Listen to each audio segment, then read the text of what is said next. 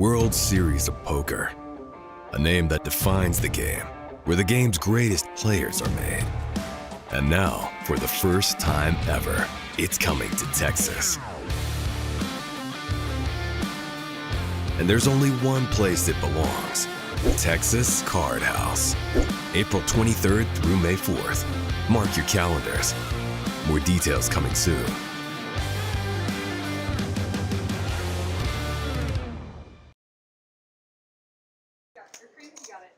All right, hello everybody. What's going on? TCH Live coming at you here out of Austin, Texas. Aaron McAvoy hanging out with you here in the booth, as well as Mr. Will Lottie. What's going on tonight, Will? Oh, just locking in for a nice, juicy final table this evening. Somebody is going to win over $100,000. I can't wait to find out who it is.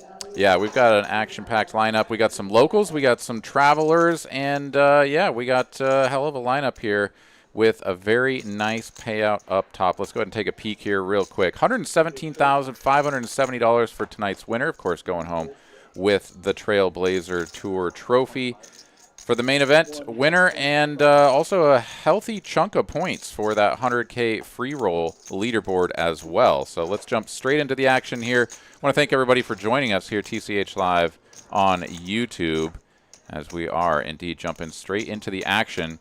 And we'll take a peek also at the chip counts here momentarily. We'll get those up there for y'all to see all in one place. They're also going to be, of course, listed next to the players' names. But we do have a couple of short stacks coming in. Not super short, Will, but they're definitely going to be feeling the pressure to make something happen and move themselves up off of the bottom of the leaderboard. And then, of course, we've got our overwhelming chip leader double the next player below him. And speaking of the player below him, we've got Shaw with ace-10 suited, calling from the small blinds. Max, one of those short stacks, waking up with pocket jacks in the big blinds. Just what the doctor ordered, and this could be an all-in right here, right now. And it is. Yeah, and Alex here opening off of the second shortest stack. You could see that he and Max were very close in the short stack department. So just trying to get something going here with the suited ace-6 from early position. Does look strong opening from that position off of such a small stack, but he is going to get put to the test straight away. And I dare say the... Probably no hard choices with the ace-6. This one I think is going to very comfortably make the fold. Yeah. And he does. And Shaw follows very quickly. Shaw, a pretty accomplished player out of Houston. Over $1 million in live tournament cashes. We have some accomplished players here, and we got one player who's got like $600 on Hands and Knobs, so a very wide variety of tournament resumes. Like, you've got a few players in the low six-figure range. And you know what? We all had to start somewhere. You could have $600 on Hands and Mob and stick 3 additional figures in front of that 6 tonight, and it can happen. Absolutely right. Well, $600 is certainly going up a substantial amount. By at given least 11 and change. Yeah, the lowest payout. I mean, if we take a peek at that here, $11,760 for sure going home. Ash cash with ace king. At a minimum. Our chip leader waking up with a premium. Sorry to step on you there. Goes with the chunkier 225 on what is probably the last hands of 30, 60, 60. Yeah, so I was in this tournament, had the pleasure of playing a little bit on day 2 with Ash Cash, and this is not unusual. Definitely the larger sizes coming in. And yeah, he came into day 2 with the overall chip lead, comes into the final table with a dominating chip lead, and so those large sizes have seemingly treated him quite well as he has accumulated many chips. And he's already won big by bagging that overall chip lead. He's one of our golden stacks. We had a promo going on where if you bag the biggest stack on the first flight or overall, you get free membership for the rest of the year and free time for the rest of the year, which is a really awesome package if you're here a lot. Yeah, imagine being a traveler from out of town, winning free time I guess, is it at every TCH or is it just here in Austin? I'm not sure about that detail. I know the membership's good at all the locations. I don't know how the time works. I've only played cash here. Sure. Ash Cash with another big ace. And another large open at that. And it is really uncomfortable, not just when you're here at the final table, they have an overwhelming chip lead, there's a lot of ICM, considerations, but just like pounding it with these 4x. I saw the man open to 10x on day 2. Like, what are we doing, right? Like, how do you respond to that? No one is prepared for this sort of situation. The little heads up here, the players had 3 minutes and change left in that last level, with the schedule calling for a color up at the break that was supposed to occur. So literally they bagged chips last night, 3 minutes left on the clock before a color up break. So we are indeed going to do that color up break. I think the players were already prepared. Of course, we've got the dealer and the floor staff already prepared. They're going to rip through this pretty quick, and we'll get cards back in the air. But if anyone's wondering what on earth are we doing, that is what's on the menu. All done with the 5K chips. We're going to color up. The smallest chip in play will be 25K. That's like, what's that, half a starting stack? More than half a starting stack? And that's Right, the smallest chip now. Yeah, so the burnt orange going to be 100Ks. The sort of tan or light beige, whatever that is the 25Ks. And indeed, until we sort of get some even bigger chips on the table, we are going to be just playing with two chip denominations, which is always an interesting portion of the tournament. Like we're playing limit. Just a couple of colors. That's all you need, man. All right, well, let's do a little bit of accounting here as we look at the chip counts. Ash Cash, of course, double the chip count of Shaw and Charlie at that.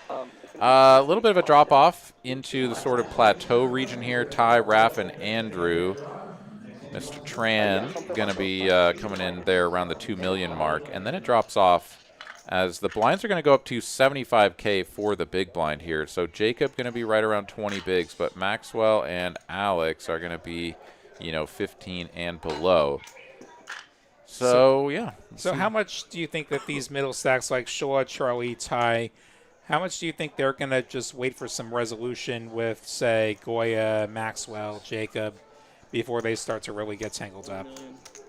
Well, we can answer this question by looking at the payouts, right? So if you go out right now, you get the 11,760. If you manage to outlast one of these shorter stacks, you're going to get an immediate pay jump of not quite $4,000. We'll call it 3,500, right?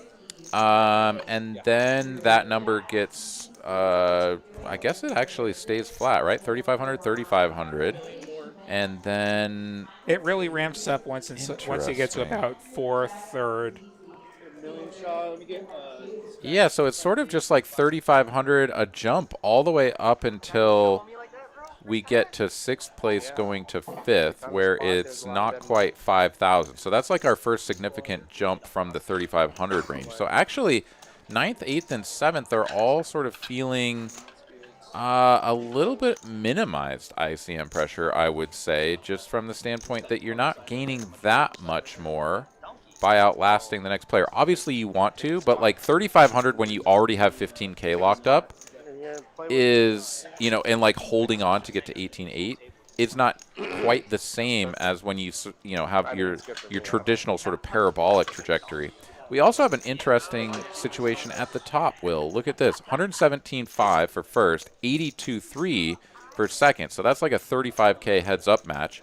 What's the difference between second and third? About 30 grand.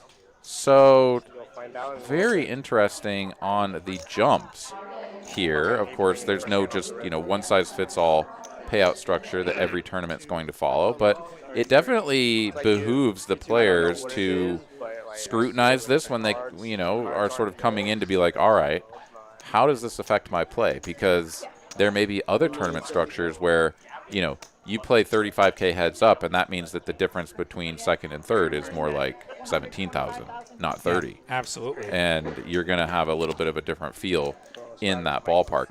All right, players are coming back to the table. We are getting some of those 500K purple chips on the table, so we are not going to have to worry about the 2 chip denominations. Well, we're going straight back to 3. Awesome. We'll have to see it. Yeah, so in addition to over $100,000, first place, I believe, does also get a seat to the WSOP Circuit main coming up end of April, beginning of May, $1,700 main, as circuit mains tend to be. Also, I believe main events here pay 60 points on the Trailblazer, which that would take you a lot of way, excuse me, a lot of the way into the top 100. Yeah, all main events are double, so 60 points if you win, plus your point for entering. Maybe you have on-time points. You have your in-the-money points. So, yeah, this could easily propel you into that free roll next weekend, which that should be a fun one. $25,000 up top on that free roll.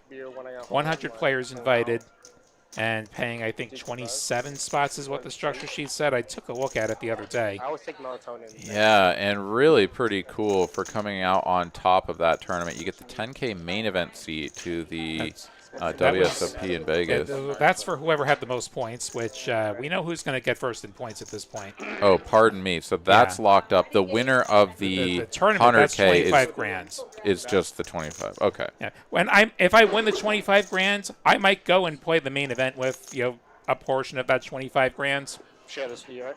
I just have to take a couple more steps. Yeah, so I am going to be in that tournament. I had a really great Trailblazer season. Ran good at the right moments. So hopefully I get to run good one more time next weekend, and you're seeing me on that final table next Monday, as opposed to hearing me on this final table next Monday. Very good. Well, we're all rooting for you. Thank you. And here we go.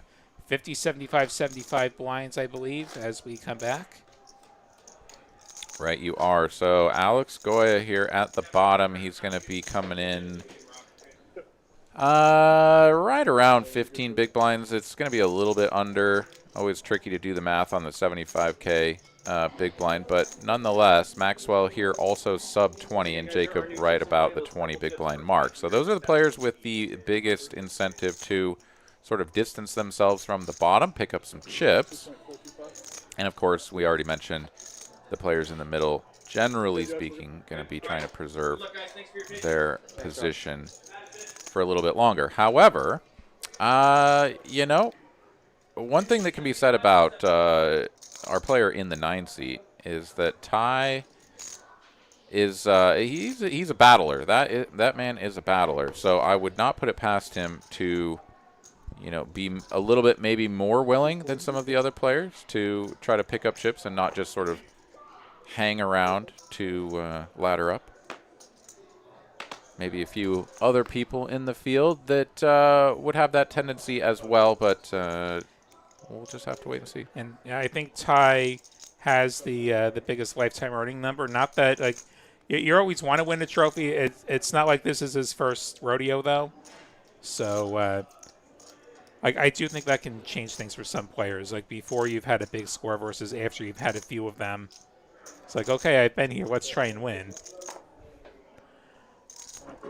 And Charlie gonna min open on the button with one of those sort of middling upper tier stacks.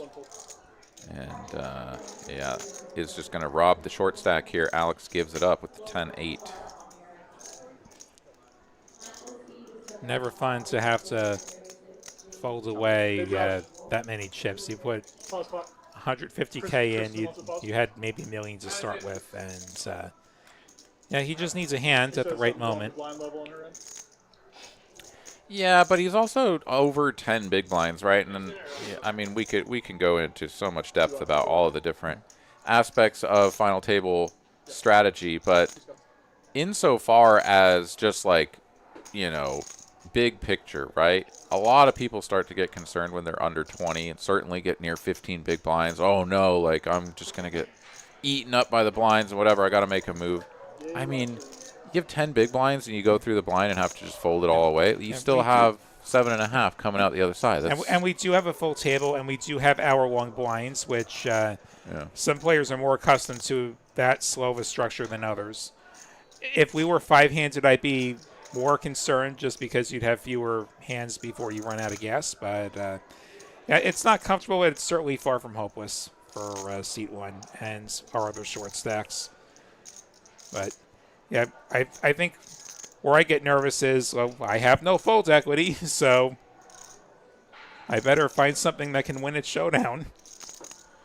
Yeah, well, that's perhaps the other side of things, though, too, is that, you know, in particular, if you're facing, let's just say, an open from one of the more middling stacks, like, you do actually have quite a bit of fold equity with, you know, 10 big blinds or thereabouts, because, I mean, hell, you start the hand with 25 and someone's all in for 12. Like, you're talking about just flipping spots with them, right? And you don't want to be that guy, so you can still generate some pretty significant fold equity, especially if you have an image of someone who's like not just going to launch it in there with an air ball.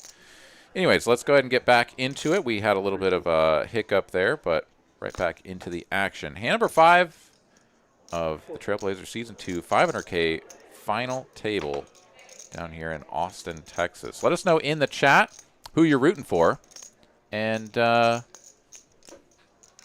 we'll see if your prognostications and your support can bring it home. Yeah, I see a few familiar faces in there. Hey there, Poker Monkey. I think I saw Brit Bowler up there as well. Austin Reg. And yeah, hello, everybody. I see a question, can a deal be made? Yeah, they can make a deal.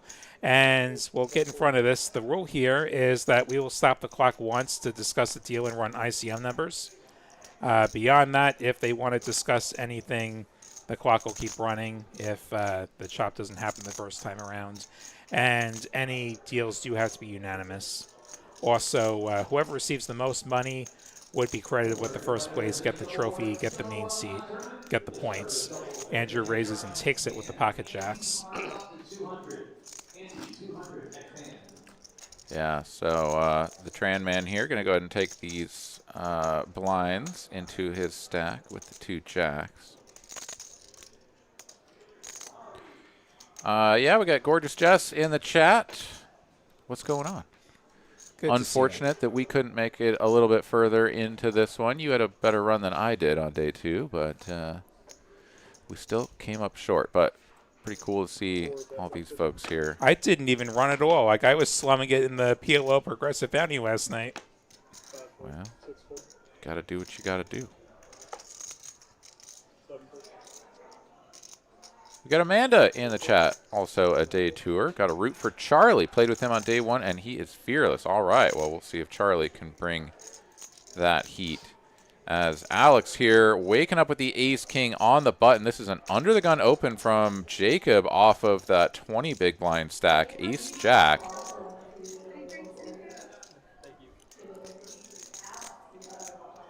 See how he decides to play this. I suspect it'll be all in, and there it is, the all-in. What do you do here with ace-jack offsuit? I'm wondering if, like, maybe this is not quite enough hands to go with. We have somebody willing to re-raise over an under-the-gun open. That's usually going to be strong. Yeah. Back to our Razor Jacob.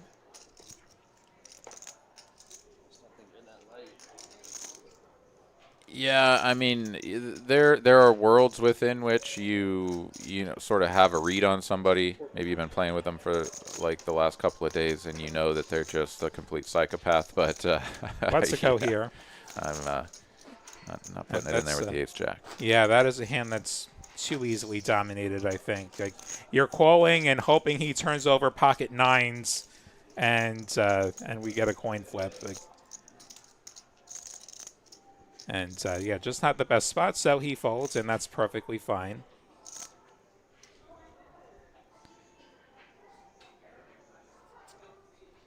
Adrian, of course, in the chat saying doesn't think a deal will be made until 3 players left or maybe heads up.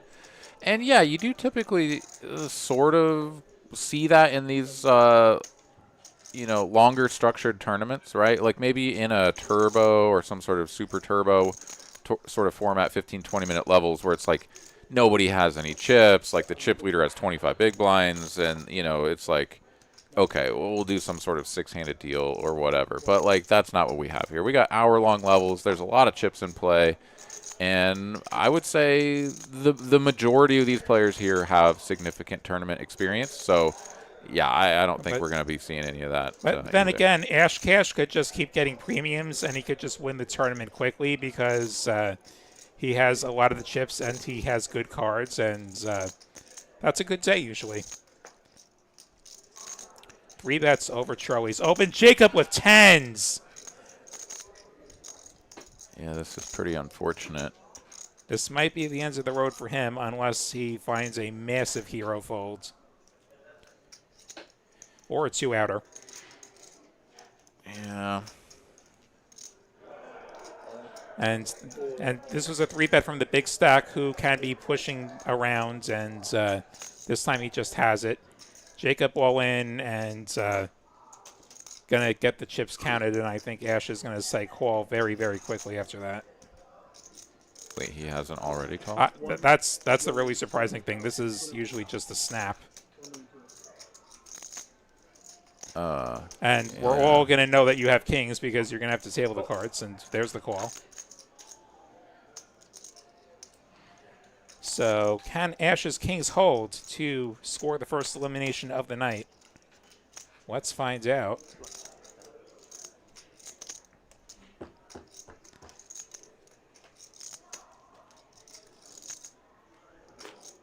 Wow. There's the 10 for Jacob.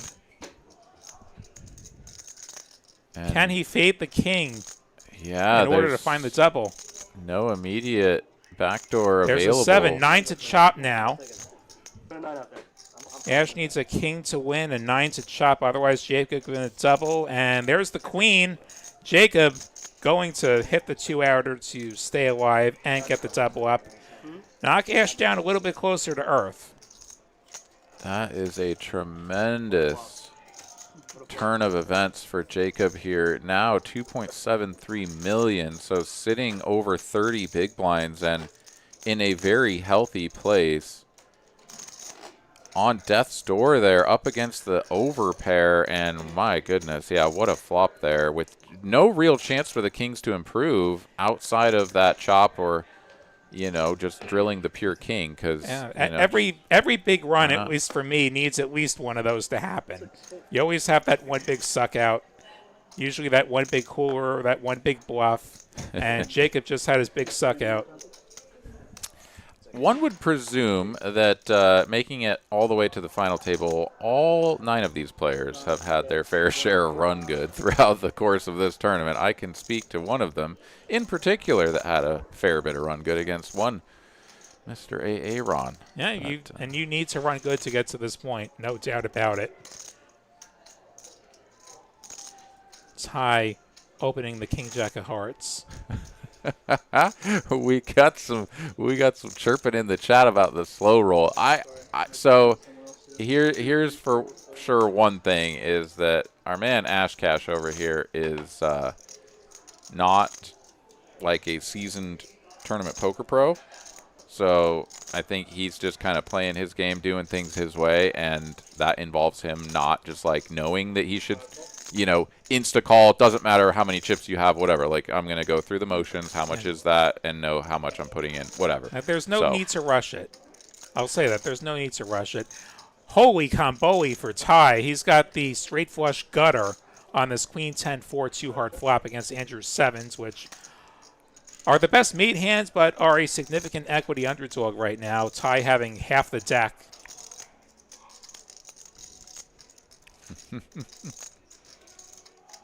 No, everyone's right. It's kings. You're never folding. It should be a call instantly. I'm just letting you guys know he's not a pro. He's going to take the moment and breathe, and I get it. I'm sure this is his first time on TCH Live as well, so that adds a dimension for some players as well, just as far as, okay, let's pace ourselves, let's think it through. So, yeah, this is actually a really pretty favorable flop here for Andrew to get away from this. He doesn't have a heart. You know, if the 4 was something more like a 6 or an 8, or sorry, 6 or a 5, like No, 6 or an 8. Yeah, and then the 8 would just be 3 over cards. No, he's just got a safe getaway here, as Ty has just all of the options across all streets. Yeah, yeah. Like you defended big blinds, and you got a terrible flop, and you fold, and that happens. At least there's no hard choices on that flop. I have 7s and no heart, and I have that board. Like, my hand is garbage. I fold. Yeah.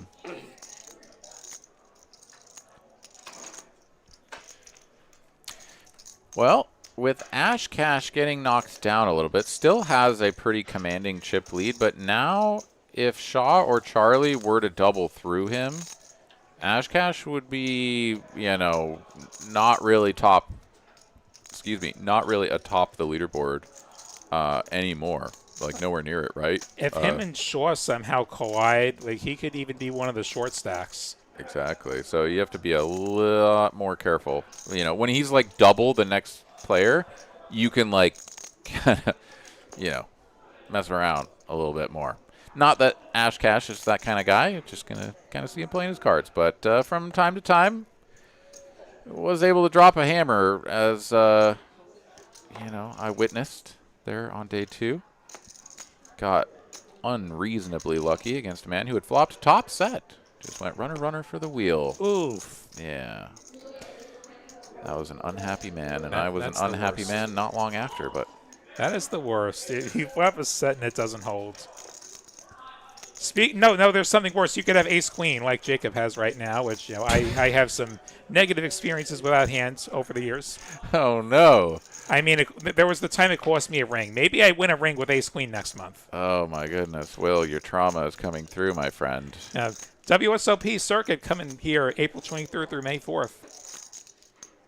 People are going to win rings.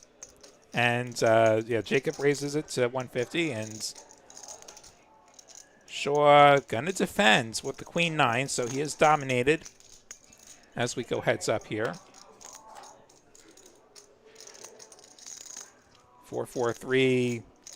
This is not the flop Shaw was hoping to see. Don't do anything yet. Yeah, and just a very pure spot for Jacob to continue small and take this one away. All right, last chance tournament leaders and players with the start of the shuffle completely and later on. You are now on a 15-minute break. 15-minute break for the tournament. Players, we will be racing off on our moving. And that's exactly what happens. Jacob goes less than 2 bigs and gets the quick fold from Shaw. He took a shot and missed, and it happens a lot.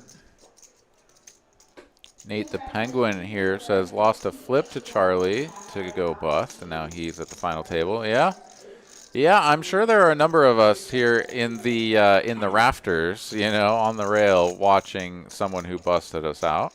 I am one of them. I've called so many final tables like that over the years. Yeah, it does feel like oftentimes, right? Like you see someone just like sun running, they bust you with some nasty 2 or 3 outer or whatever it is, right? It doesn't matter if it was a bad beat or not, but like they bust you, they have all the chips, they're running good, and then you sit there and just like watch them take it all the way to the end and like win, and you're like, yeah, well, could have been me, Yeah, but it wasn't me.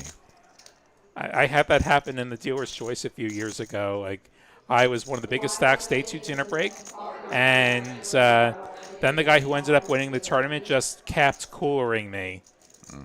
And I got like 20th, and he got the bracelet. And Raph's sitting here with ace-king, one of our shorter stacks, goes for a 3-bet, not all in, goes 425 over Charlie's 2x open.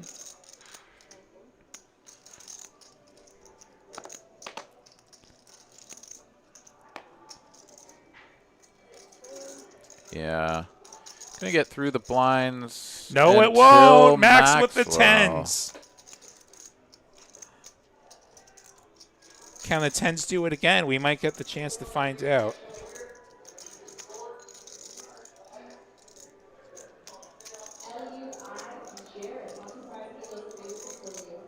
He's thinking this over. He lets him go. Maxwell folding the pocket 10s. And Charlie also folding. Yeah, so, you know, you can kind of look at that with the cards that we see on the table, or on the screen, rather, and say, oh, what is he doing? You know, he should be in there. But, you know, this isn't just like middle of day one, 60, 70% of the field still remaining, everyone out there playing chip EV sort of, you know, spots. Like, this is an open from under the gun, 3-bet from the low jack off of a relatively short stack. Right? Like 2 10s do not feel like the nuts at all. It's entirely possible you're going to run into it. It's like the angel on my shoulder is saying fold and preserve your tournament life against 2 strong ranges. The devil on my shoulder says I'm the short stack. Maybe I just go with this and pray, which he is the short stack at the moment. But the tens are a closer spot. I would love to run that through a calculator sometime, but I think that's a closer spot than it seems like. Oh, no, it's definitely close. Because, I mean, you take it a pip up with jacks, and I think we can all sort of recognize, like, just on its face, like, that's too much hand. Like, you just can't fold jacks there. Yeah. But 10s, right? Like, 9 starts to feel very clearly a fold. Yeah. So, yeah, 10s is just like the border, and you're not really sure what to do. And you do have, and you've got Goya about to take the blinds as well, so you're going to be trading that short stack title with him, and maybe he gets something like you. He's open now, and maybe you get a few $1,000s just by chilling for a few more hands. Yeah, and it could have gone, you know, 4-bet all in from the under the gun opener, and they get all the chips in, and you just like, cool, my 10s are in the muck, and you guys are duking it out with whatever you have, right? Like, yeah, like if Charlie goes all in behind you, your 10s are toast. At a high frequency, yes. I also I've not looked up anybody's point situation. I don't know if anybody's borderline for top 100 and thinking about that at all. Like 7th place gets me through, 9th place doesn't. I honestly don't know. Yeah, Because, it's always like there is some equity with that seat. Like there's like at least hundreds of dollars of equity with that seat. Yeah, but when the ladder ups are 3,500, even at True, this stage, yeah. I don't think anyone is sweating their points in the It's like a free bigger roll. ladder. It makes the ladder slightly bigger. I'll put it that way. Slightly bigger. All right, you get the 100K invitational free roll points, really influencing the decisions here around the edges. You know, it could be. It could be. I mean, it would be actually pretty funny. You know, it's like an unusual event, but it would be pretty funny if someone went into it being like, oh, let me just look at my points. And they're like, oh, if I ladder up, right, it's possible, and it could weigh on their decisions. It would be actually quite interesting to, you know, have someone in that spot. All right, Shaw here going to fold the ace-jack against the big open from Ash Cash, and this is exactly what these sort of big opens can do to people. It freezes you a little bit when you're in that in-between range where you're like, I would 3-bet this all the time, and now I'm like, what? Especially when it's against the one guy who can bust you. Yeah. Like I think like second stack against chip leader. We really don't need to be messing around with marginal stuff in that particular spot because if things go really sideways, you can end up 9th. Like you could be second in chips and you can end up 9th, which would be a disaster. Yeah. So I got to witness these big opens firsthand, and so it's very uncomfortable to play against. I will also say, though, that it takes a little bit of the advantage that the big stack has in leaning on players across all 3 streets out of the equation and puts it all up front. So it says, like, you have to have a lot of hand to get involved at all, or I'm just going to take these 2.5 big blinds, right? Like right now, he's just 4.5x'd it again with the king queen suited, and yeah, it's a lot of pressure. And if he gets pushback, it's probably going to be something that dominates him. As we get to Goya in the big blinds, who's actually dominated by Ash Cash. King 10 suited for Goya. And if you've played with him over the course of the last few days, which certainly some of these players have, I mean, it's always possible that you like never saw them on day one because they were in a different flight. Then on day two, you were always at a different table all the way up until, you guys, sort of combine from 2 tables down to 1. It is possible that some of these players have no experience with Ash Cash, but anyone who has, and for enough time to see these large opens, will know that there is a very wide range of opening sizes from like the 2x size all the way up to like 10x. And you can start to get an idea of what those hands actually are when someone has that wide of an opening range size. So it's very possible that some of these players actually have a pretty good line on what kinds of hands are in there. And we'll see if anyone can exploit that. As Ash picks up that pot, and we get on to the next hands. Ash will be under the gun this time around. Just the queen deuce this time. So we'll have a different winner this hand.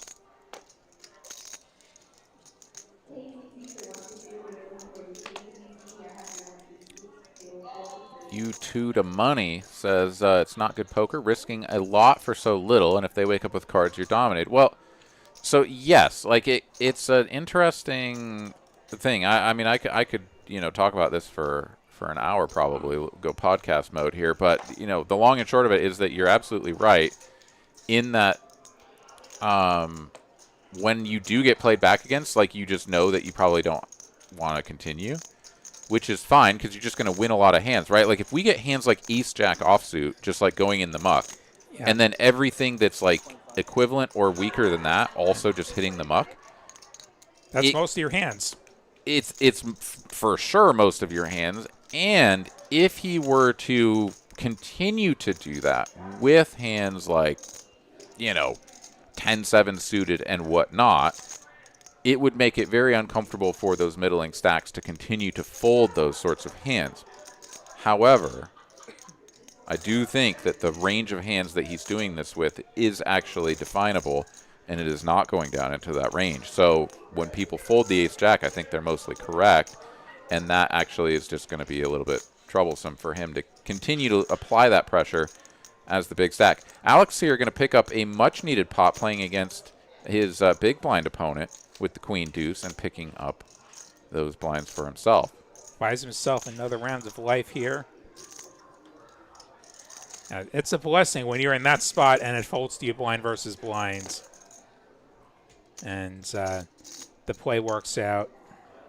Defending a lot of blinds, but not that one. No? 8-7 suited in the chat wants to know, is that Ty from Champions? It almost certainly is, because that is Mr. Ty Haw, I was ahead. a Texas legend. You had outs, though. Gorgeous Jess lost queen to his ace-4. Yeah, I watched his ace-4 take down a man with 2 kings on a king-high board. Yikes. Runner for the wheel. Pretty gross. 9s for Maxwell. Goes for all of the chips.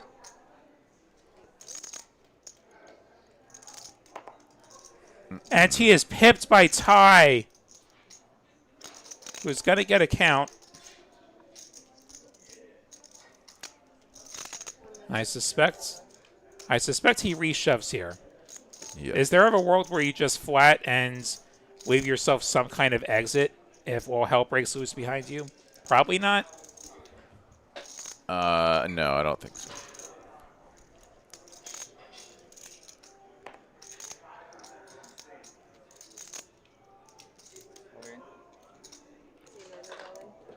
All in from Ty. Jay McGrath in the chat. Where would you suggest someone go to learn the basics of tournament poker? I'll come back to that here in just a second after the hand, but we'll see if anybody wakes up with anything in the blinds. As we do have the chip leader in the big blind here. Raph is going to get a count on Ty's all in. 2, 4, 5.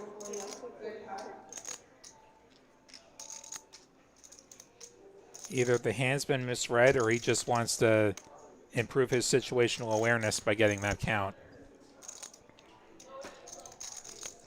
Yeah.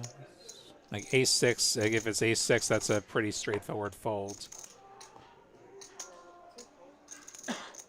And Ash with king-8. So Ty can potentially score our first elimination of the night if his 10s can hold up against Max's 9s.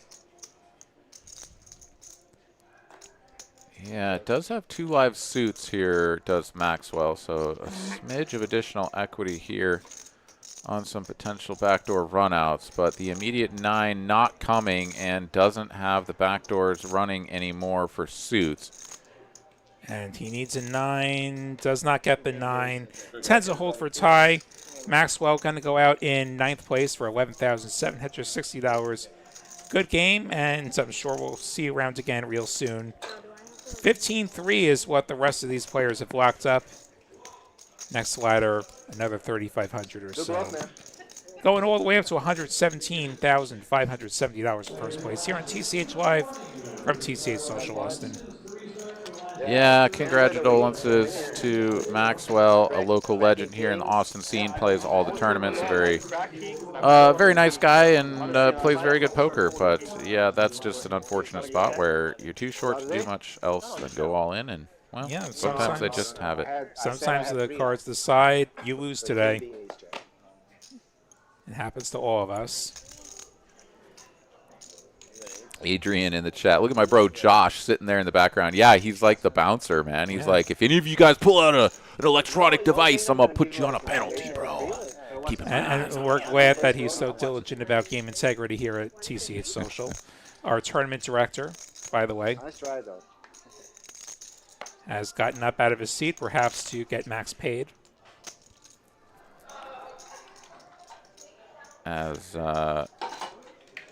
Ty here going to open the hijack with the ace-7 of diamonds. Let me get back to that question here from Jay McGrath. So there's a ton of different training sites out there. You can check out any number of different ones, but I think there's enough good free content out there that you can really get going on some tournament basics and stuff. I just always say that Jonathan Little is just such a great starting point. So much good free content out there for you. You can look at stuff from like middling stakes tournaments all the way up to the high stakes stuff. Obviously, you'll get a little bit more like relevant information on the smaller stakes stuff. But he just goes into so much detail, gives you a really good breakdown, has a fantastic way of putting the different concepts. So I just, check out Jonathan Little and his free content. I would second that recommendation. Really good guy, too. I've gotten to meet him a few times. Yeah. Anyways, 350,000 here is the bet from Ash Cash, flopping the 2 pair. And this is another thing, right? Like Ash Cash just leading straight out, right? He's sort of a straightforward player. Makes a pair, bets his hand. Ty gonna Block size here from Ash Cash.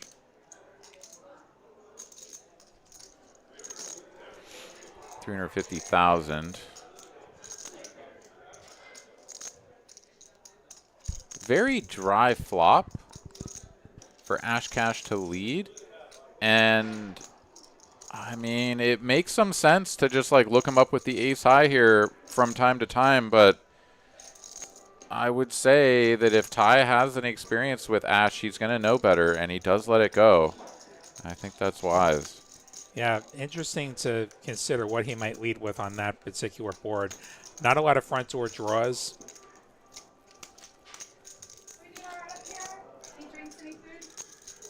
I'll take a black coffee, please. So we get a look at these chip counts. Boy, the short stack right now, just under 20 bigs, though far from panic territory.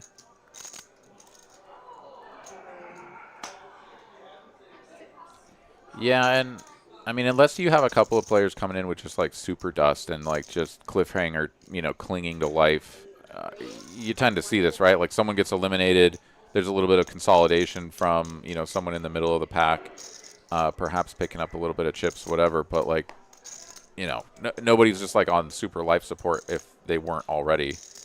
And indeed, that's where we're at. So a lot of play here. Everybody grab some beverages, grab some snacks, buckle up. It's 7:20 here in the Central Time market, and we could be here for a while. My plan is to be here until at least midnight, if not later. We'll see. There could be... yeah, I'm taking the over. I think we go past midnight, especially if this plays out. Okay. Remember, we get some breaks in there, too. We do get 15-minute breaks every 2 hours if we're counting clock time. Bogus. hour-long levels. So it's not like we're going to be sitting here and nobody has chips in 2 hours. It's going to take some time. But you know what? For these stakes, if we're talking like 6 figures difference from first to ninth, basically. And we got to let this play out. We got to let the skill percolate to the top as much as possible. Nah, dude. 40-minute levels on day 2 and day 1, and just chop it down to 15-minute levels at the final table, man. Just get the shit over with. Come on. Wouldn't that be funny if it was the reverse? Yeah, it just becomes like a kill screen on an arcade game. Yeah, like you. Okay, come on, we got to get the next guy to stick his coin in the machine.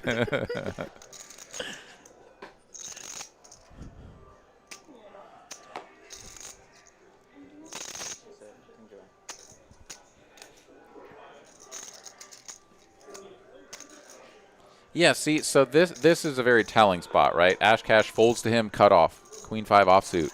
He's got the overwhelming chip lead. Yeah, he could take the Doesn't open. opportunity to attack, especially with some shorter stacks behind him.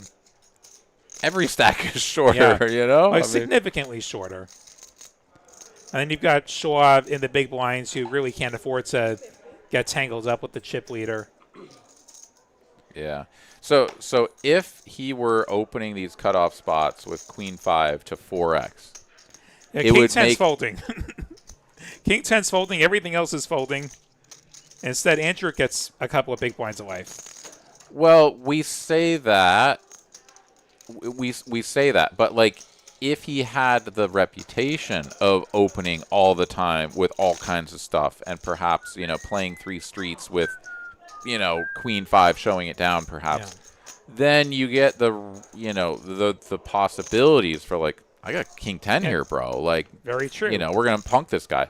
But he hasn't shown a tendency to be out of line. And so, he's just going to get folds from that sort of stuff. But that dynamic is very interesting, especially with him holding that chip lead, right? Like, it's his final table to abuse and perhaps not really taking that on to its fullest extent. Anyways, Ty here will exert a little bit of pressure from under the gun with the 2 7s.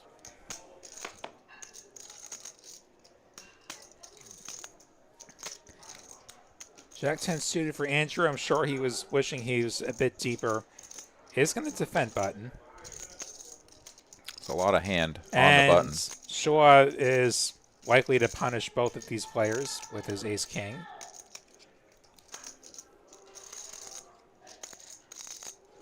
So you don't have the same trauma with the ace-king as you do the ace-queen? Not yet. Ace-king has not cost me a ring yet. At least not so close to a ring. Oh, man, that's a lot of weight. A lot of weight on that hand. Almost feel bad for it. It's already considered the parking lot hand, and Will's hating on it. Yeah. I've had very few good experiences with that hand. But ace-king, I have some really good ace-king experiences.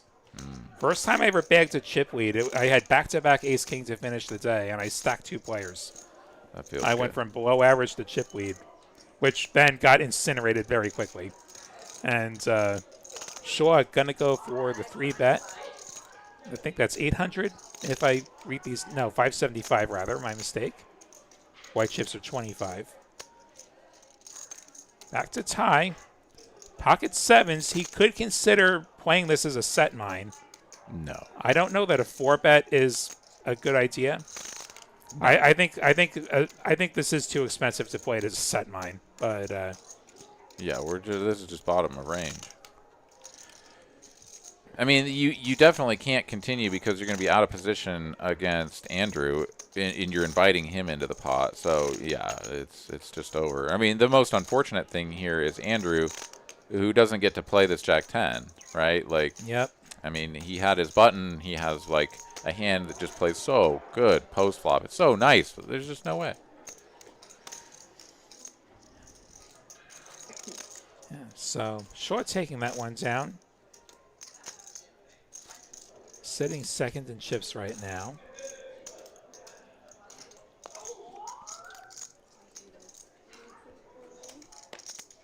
And man, we had that like plateau in the middle. We still kind of have it, but it's got this little bit of a drop off. And I mean, Yeah, with Alex there, just a smidge under the 20 big blind mark with a nice little spot to try to pick up some chips with an under the gun open off of the short stack. Yeah, we got a lot of play. Nobody is in like this sort of immediate danger zone. And I mean, a player with 300K, knowing that there's a player with 200K or, you know, this 104 or 1.4 million, whatever. Excuse me, my numbers were all wrong there. The 3 million, 2 million, whatever, right? Like there's just there's no like little guy that you can just wait out. Yeah. So you got to get in there and you got to make your own things happen. So I suspect we will not see anyone just, you know, mucking monsters to try to ladder up. And our short stack is likely to steal some blinds right in time to be in the blinds. That is exactly what happens. So short stack staying afloat. T in the chat here says that was epic. The ace-4 shove against king-king top set. Yeah, I guess you were at my table for that. It was, however, a blind, or excuse me, a dark check from the player that had called the 3-bet with the 2 kings.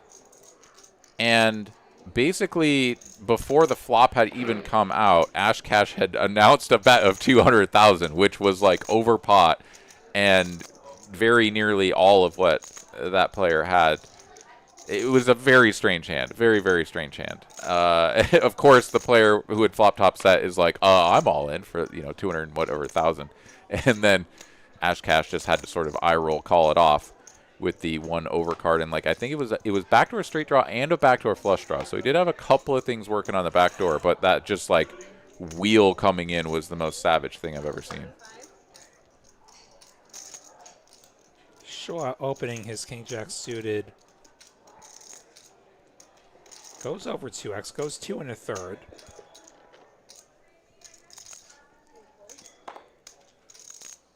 See if he gets any resistance.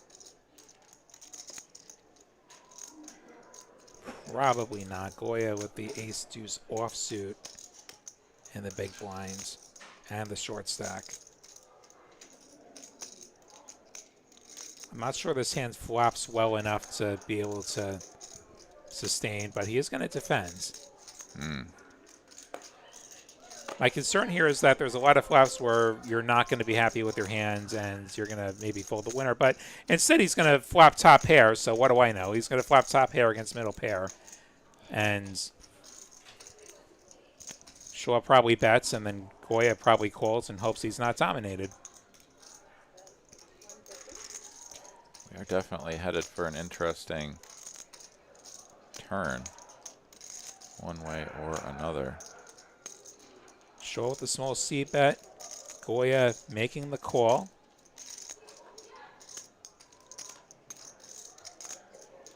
Offsuit 5 on the turn. Shouldn't change anything. He's going to check. Yeah, Amanda, it was pretty savage. She was at the table, I know that. And the way that Russell just like rips the cards off the top of the deck so fast, like you just, the river's there and you're still trying to process like what's happened. You're just like, that's a wheel. This man has lost. Check, check. 10 on the end, completes the front door clubs. Ace deuce will be good for Goya if we get to showdown. There's the man himself, the man who took the beat in the chat. Oh my goodness. Welcome in, sir. Check, check. Goya going to take this one. Pair of aces good. Yeah, and a much needed chip infusion there for Alex. Going to get him up off of the bottom of the chip counts. Andrew now the short stack. It's still relatively healthy, but is the shortest of the players. We're going to go ahead and get a dealer change.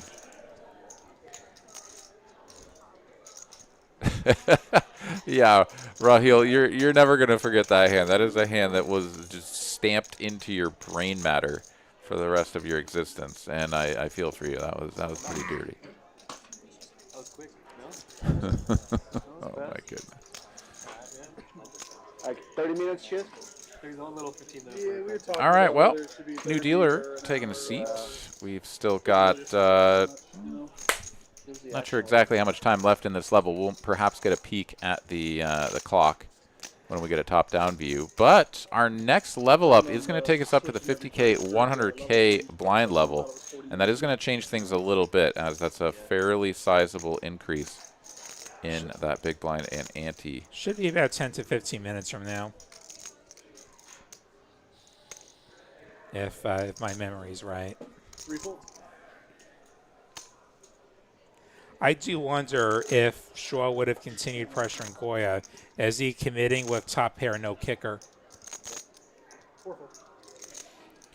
Yeah, if he didn't have a king, for example, right? If he just has like 8 high, Yeah. like does he just Yeah, like with middle pair, he doesn't have to push the issue necessarily. But yeah, if he had missed, I wonder if he withstands the pressure. Yeah, I mean, I think it's probably a situation where you like double barrel, and when they call you the second time, you're like, oh, this isn't a flush draw. This is a top pair.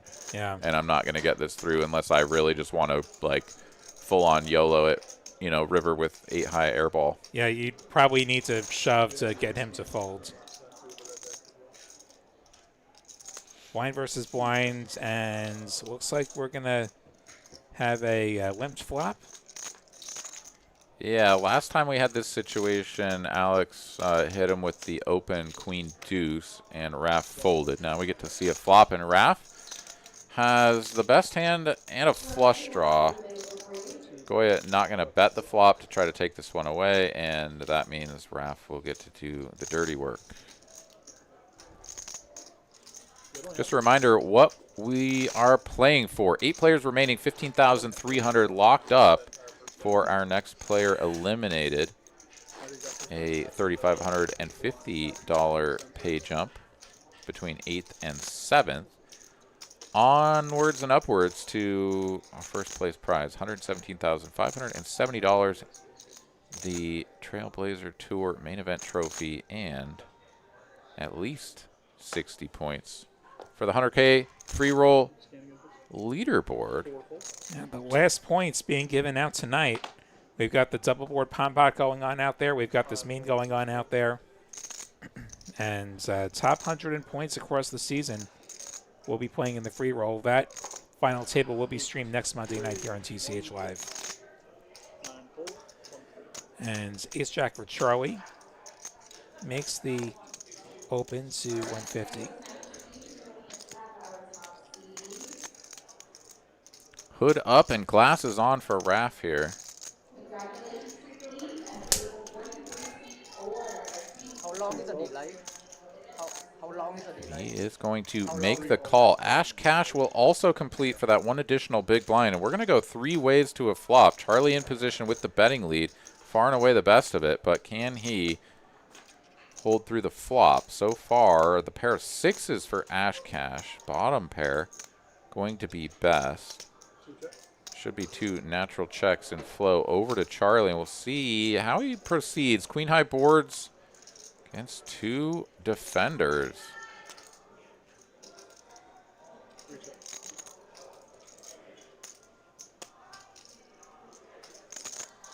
Showing right over there. Graphics say we check through. Looking at this board, I wouldn't feel great about Ace-Jack against both blinds defending. No, he did not check. He's going to c-bet. I don't think so. I can't see. 175. 175. Goes for a small c-bet, makes it 175. And Raf with the ace-4. Going to think it over. Probably not enough to continue. Does fold. Ash with a pair is going to continue. Has that backdoor equity with the 10, perhaps? He sure does. Harmless 4 of spades on the turn. If the 6 was good, it's probably still good.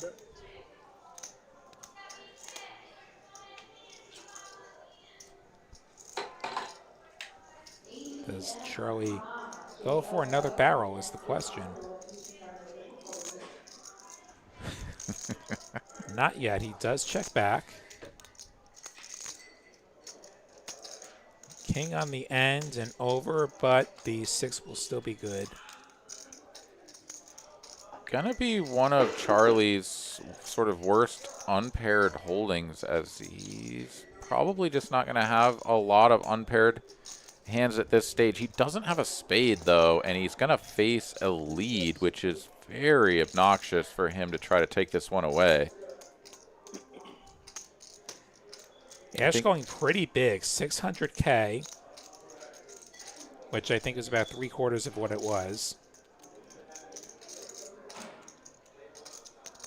Yeah, I think if Charlie has the jack of spades, like, he can just sort of talk himself into something, but yeah, I mean, Ash Cash just had sort of the best hand. Not really sure he could have withstood a bet, but would have been, in my mind, the most exciting, most interesting spot if we'd had a check and Charlie sort of put in the position to try to take this one away. But we are just going to get the fold.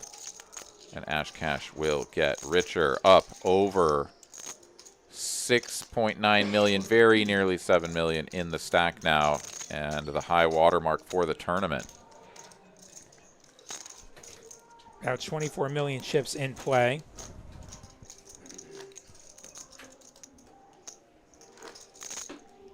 So not quite a third of the chips yet.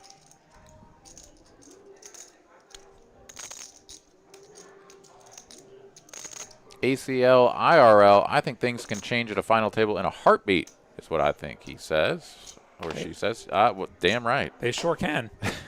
I mean, yeah, all we need is one big cooler between the top stack and one of those other middling stacks to sort of flip the script on who's in charge, and we might see a little bit of a different play style from somebody that had that stack, but Ash Cash here continues to hold on at the top, and now with just about 7 million up there, he is not going to be losing that spot anytime real quick. Folds over and around to Goya in the cutoff. King 10 offsuit on the short stack.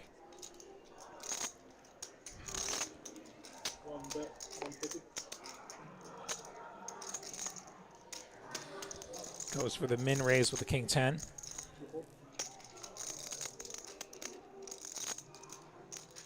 See what resistance he faces. Ash Cash with the Queen 8 and the chip lead. Wants to stick around, makes the call. Man, so many interesting spots. Okay, Jacob now in the big blind, also invited along for the low price of 1 big blind with the Queen Jack. And here we go, 3 ways to a flop. Ash Cash with the chip lead is playing out of position against 2 players. Ace Jack Deuce. Only pair goes to Jacob. Goya does have the gutter.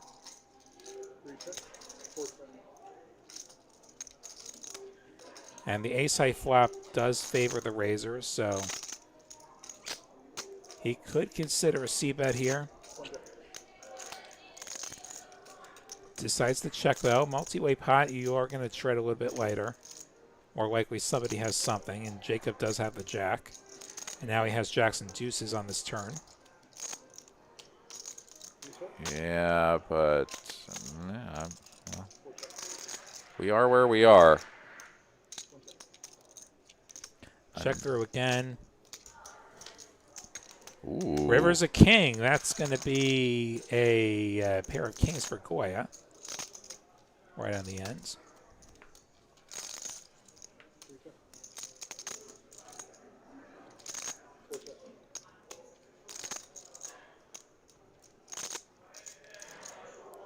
Should be a spot to get a little bit of value from a jack.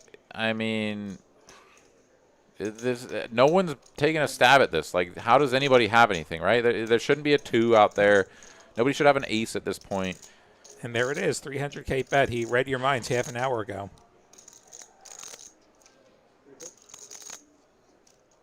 It's just a really gross river card here if you're Jacob, which is perhaps like maybe a rationale for never checking this turn, right? Like, the pre-flop aggressor has checked back the flop 3 ways. the deuce comes off, you're in the big blind. Like, put a bet out there. Bet one big blind and just like, wow, he's going to fold the jack. Gets off the hook. My goodness. Alion, I don't know if I'm saying your name right. Is there a chance that Ash Cash loses with that big of a chip lead? Absolutely. This is anybody's game. So the interesting thing about these tournaments, like he's chip leader now. One hand goes the wrong way, he could be one of the shorter stacks. Like let's say he gets tangled up with Shaw, and they swap stacks. Now if Shaw's the chip leader, maybe Goya finds himself a couple of doubles and he's right up there. This is anybody's game. Like the chip lead 8-handed is far from a done deal.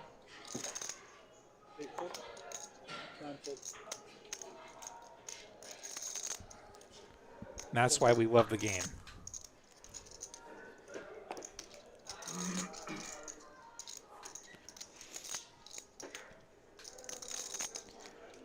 Ash Cash on the button. Shaw going to open from under the gun with Queen 10 suited. 9 triz. Suited. That's your hand. That's your hand. It's even the right suit, and he folds it. Ay. Party foul. Yeah, somebody should have told him before we got started. You can't fold the 9-3 of hearts. Over and around to the Tran man, our shortest stack. He's going to defend the King 5 here.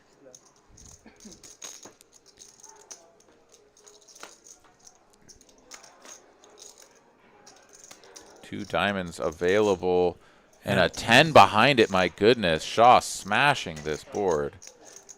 I don't see that third card. I saw a 6 of diamonds. I saw a 4 of diamonds.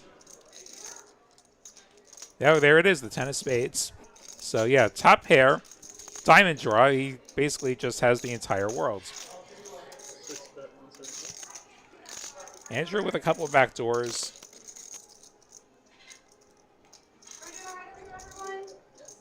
Facing the 175C bet from Shaw. This feels like not quite enough to continue. Definitely not. It's like you're going to turn a draw, and then Shaw could just shove on you, and what do you do then? 475. Or he could check raise into top pair on a diamond draw, and good luck, Andrew. Yeah, you're never playing this as a call. If you are going to play this, you're going to do it in this manner. At least that's what I would sort of recommend. And he does have that sort of double backdoor, which is a nice little piece. And also, let's remember that this is an under the gun open from Shaw. He is going to have just a lot of 2 overcard type stuff.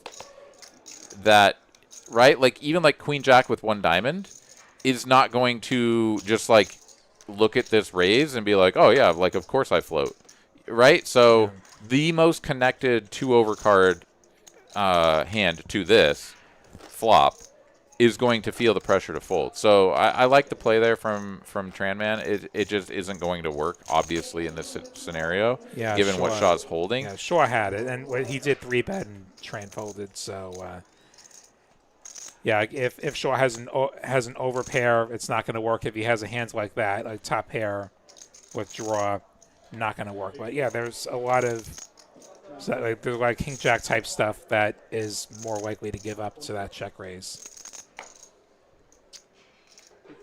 A good attempt, Andrew. A good attempt. For sure. We see so many of these final tables where people tend to play more passively. There's a lot of edges to be had by actually playing back at your opponents. Yeah, I mean, I wouldn't have faulted him if he just folded that, though, either, right? Like, let's be fair. There's enough there from a big blind defense range that you're going to be able to check raise with some other stuff that's going to have a lot more equity. But the nice thing about check raising there with that hand is that he's just, like, snap folds to the raise, like, right? There's no question. Whereas if he had something like I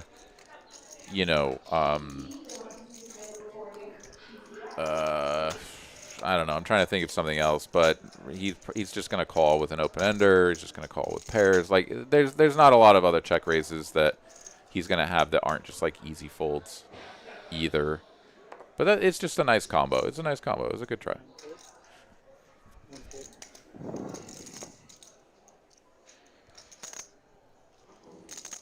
right, we got Roger that in the chat, rooting for Andrew, Raph, and Shaw. We got Sassy Pants joining us as well. Hello to you. Welcome in. And yeah, I know there were some questions back there. Is there a chance that he loses? Yeah, Will already talked about that, and yeah, no, feel free to ask any questions in the chat. Of course, we'll do our best to interact as much as we can without getting too distracted from the game. As it's going to fold over to Andrew on the button. He's got 1 million in chips, and we are moments away from the blind level going up to 50 and 100K. So he's going to be down to 10 big blinds here momentarily. David going to limp from the small blind with a blackjack holding over to Charlie now, 9-5. Off suit. Let's take a flop.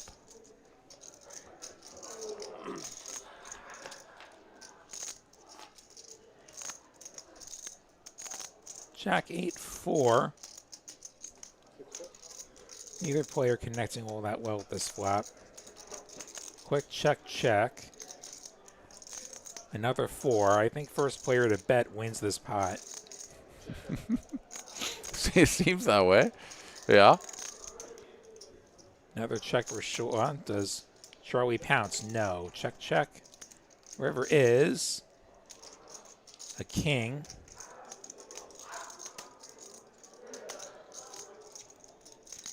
Nine high will be best if it gets the showdown. Yeah, I'm surprised that we haven't gotten a wager from either of these two players, honestly. I think when it goes check, check on flop, like, both players have a massive incentive to just bet a blind. And there we go. Shaw overbets it. He makes it 325 and gets the fold. So Shaw getting Charlie off the best hands, even if it was just 9 high. The Cowboys swagger. Who's the most famous player on the table? Well, famous is always a little bit ambiguous because, like, some people are known around Austin, some people are known around Houston, whatever. But the most accomplished player at the table, the player with the most, like, tournament pedigree is going to be the man in the 9 seat, Mr. Ty Haw.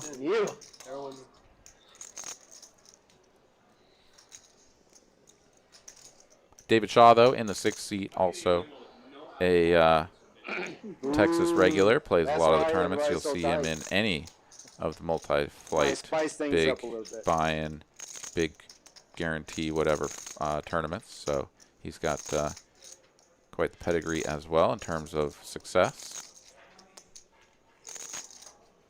Alex, Andy, Jacob, right? Sort of local Austin players.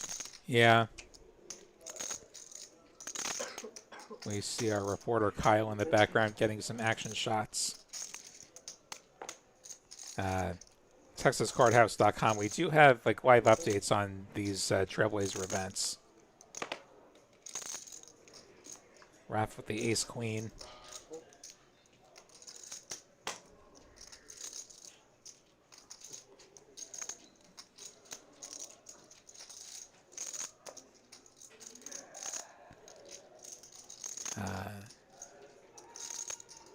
Charlie Jack 3 likely to fold.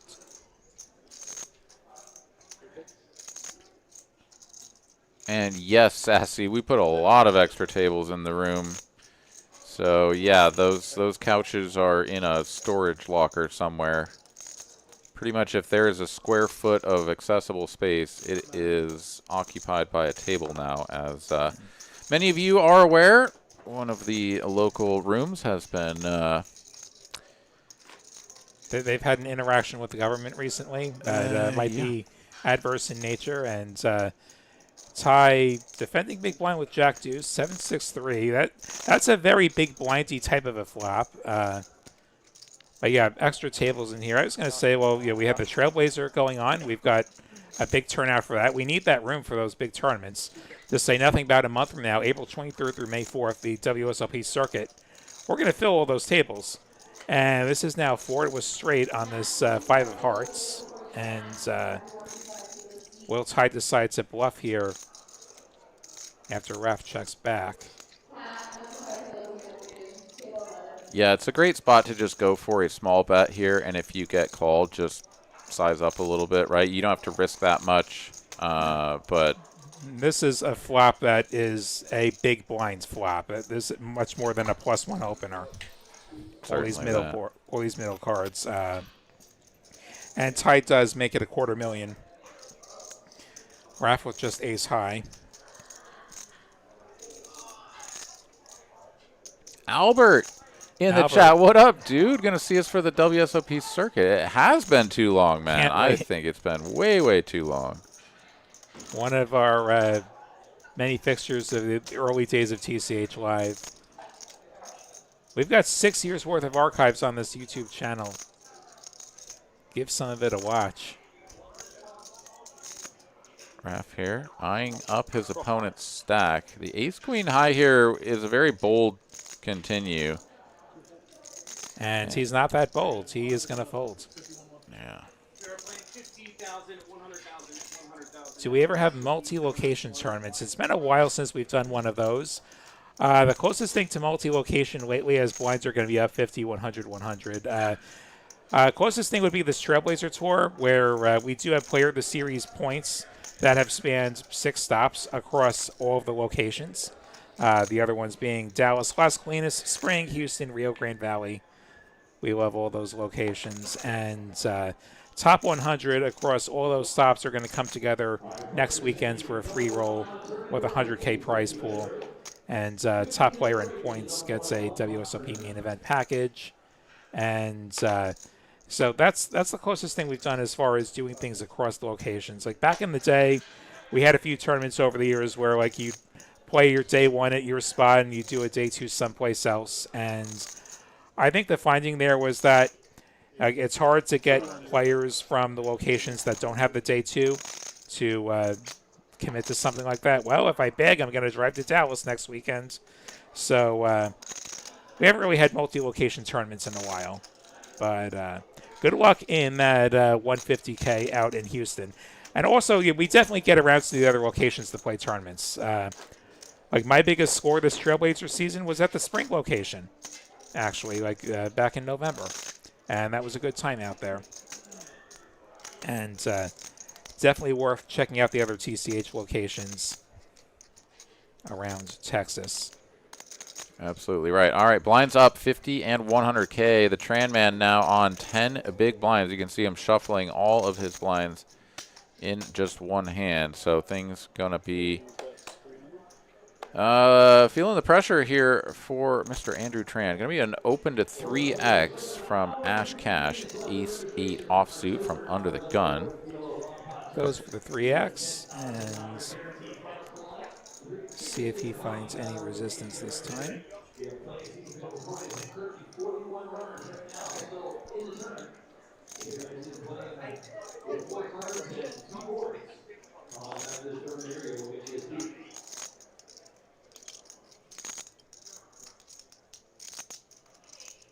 King 10 offsuit here for Raph in the big blind. Starting the hand with 1.6 million. He's got 100K already invested, so 200K to see a flop.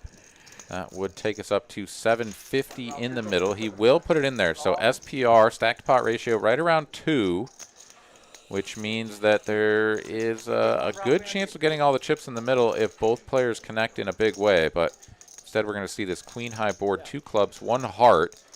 Neither player connecting immediately. Raph with the gut shot. Ash Cash, the overcard, and the betting lead.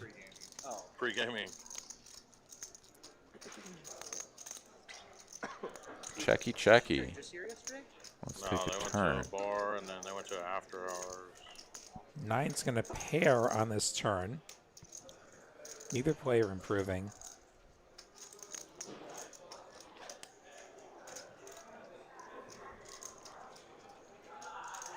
Oh yeah, you're locked in. Both players going to have some 9s. Raph going to check it after thinking it over. Ash checking it back with the best hands. Raph needs a king jack or 10 Gets none of the above. Queens and nines with an ace for Ash will be the best hands. Yeah, sort of just like the most pure run out here for Ash Cash to just like check into a hand that's never folding. And a really unfortunate spot here for Raph. Like, you know, you just always checking, right? Like King High is pretty good here if your opponent ever just has like Jack High, give up, and 8 High, give up. You're just going to win at Showdown if they check back. He's going to think it over, sort of take some time, though, to make it seem like maybe he's not checking. Yeah, but I mean, I'm the shortest stack on the table. And then it'll be very curious to see if Ash ever bets this for value. I don't think he's going to, but I mean, I would Workable. kind of like to see him just like open it up a little bit. Yeah, some thin value to be had, and so I think he's gonna go big. Actually, he's gonna polarize here. 700K into what was 750. Half of Raph's stack. Raph with a king, which is a bluff catcher. I mean, Kind of a bummer that he has a 10. He's blocking the busted straight draw. well, but we didn't see any bets. Yeah, that's true. We didn't see any bets.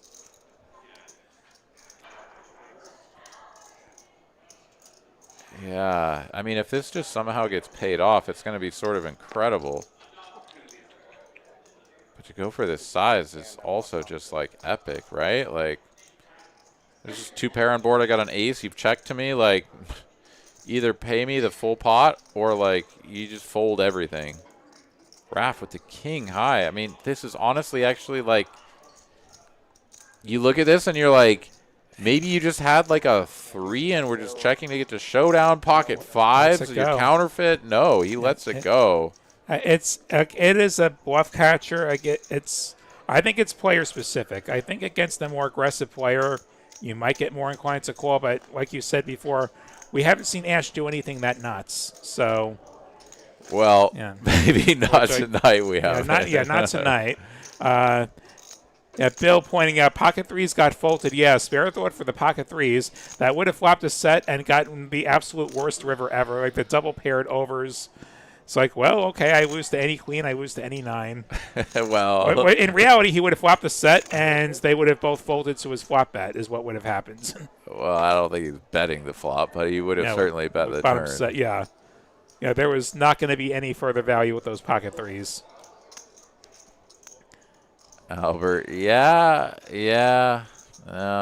It's weird out there. It's definitely weird out there. I think we're all sort of feeling the weirdness. And obviously,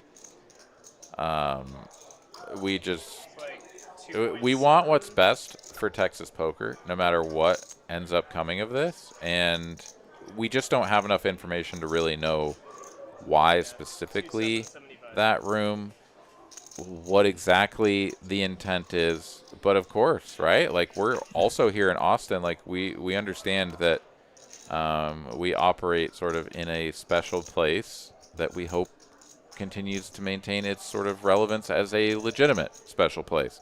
And, yeah, I mean, our thoughts, of course, go out to all the other people out there that are affected by this, not just the Austin, TCH Social venue and, the success that may or may not come into this establishment.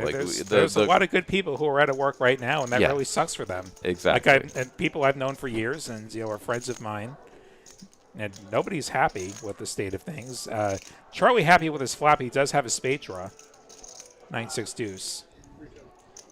Yeah, it's very strange how we keep getting to these boards. Like multi-way, Ash Cash just not sort of wielding the stack. And here we go. Check through on the flop. 3 of clubs, super brick now on the turn. King, queen high is the best hand with like no piece of this whatsoever. We need a wager for someone to sort of snatch this away.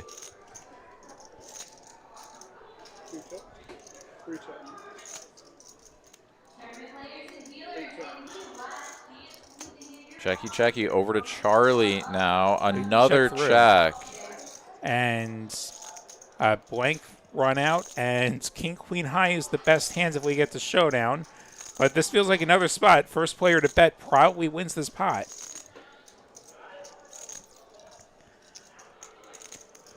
And Raph has most of his chips in his hands. Yeah. Now he has all of his chips in his hands.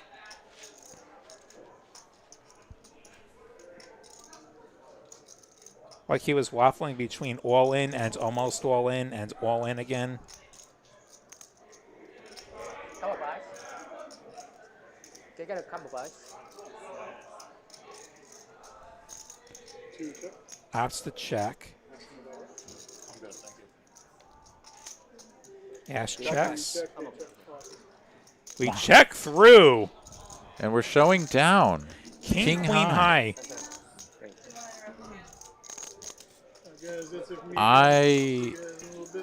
Yeah. We're definitely going to be here past midnight. Everyone Will. missed a bet. Everyone missed a bet that hands. Especially our spade draw of Charlie where you can bet and you have plenty of equity. Or how about our player with 7 million That's in it. Yeah, chips? our chip leader could just say, I'm the chip leader, get wrecked.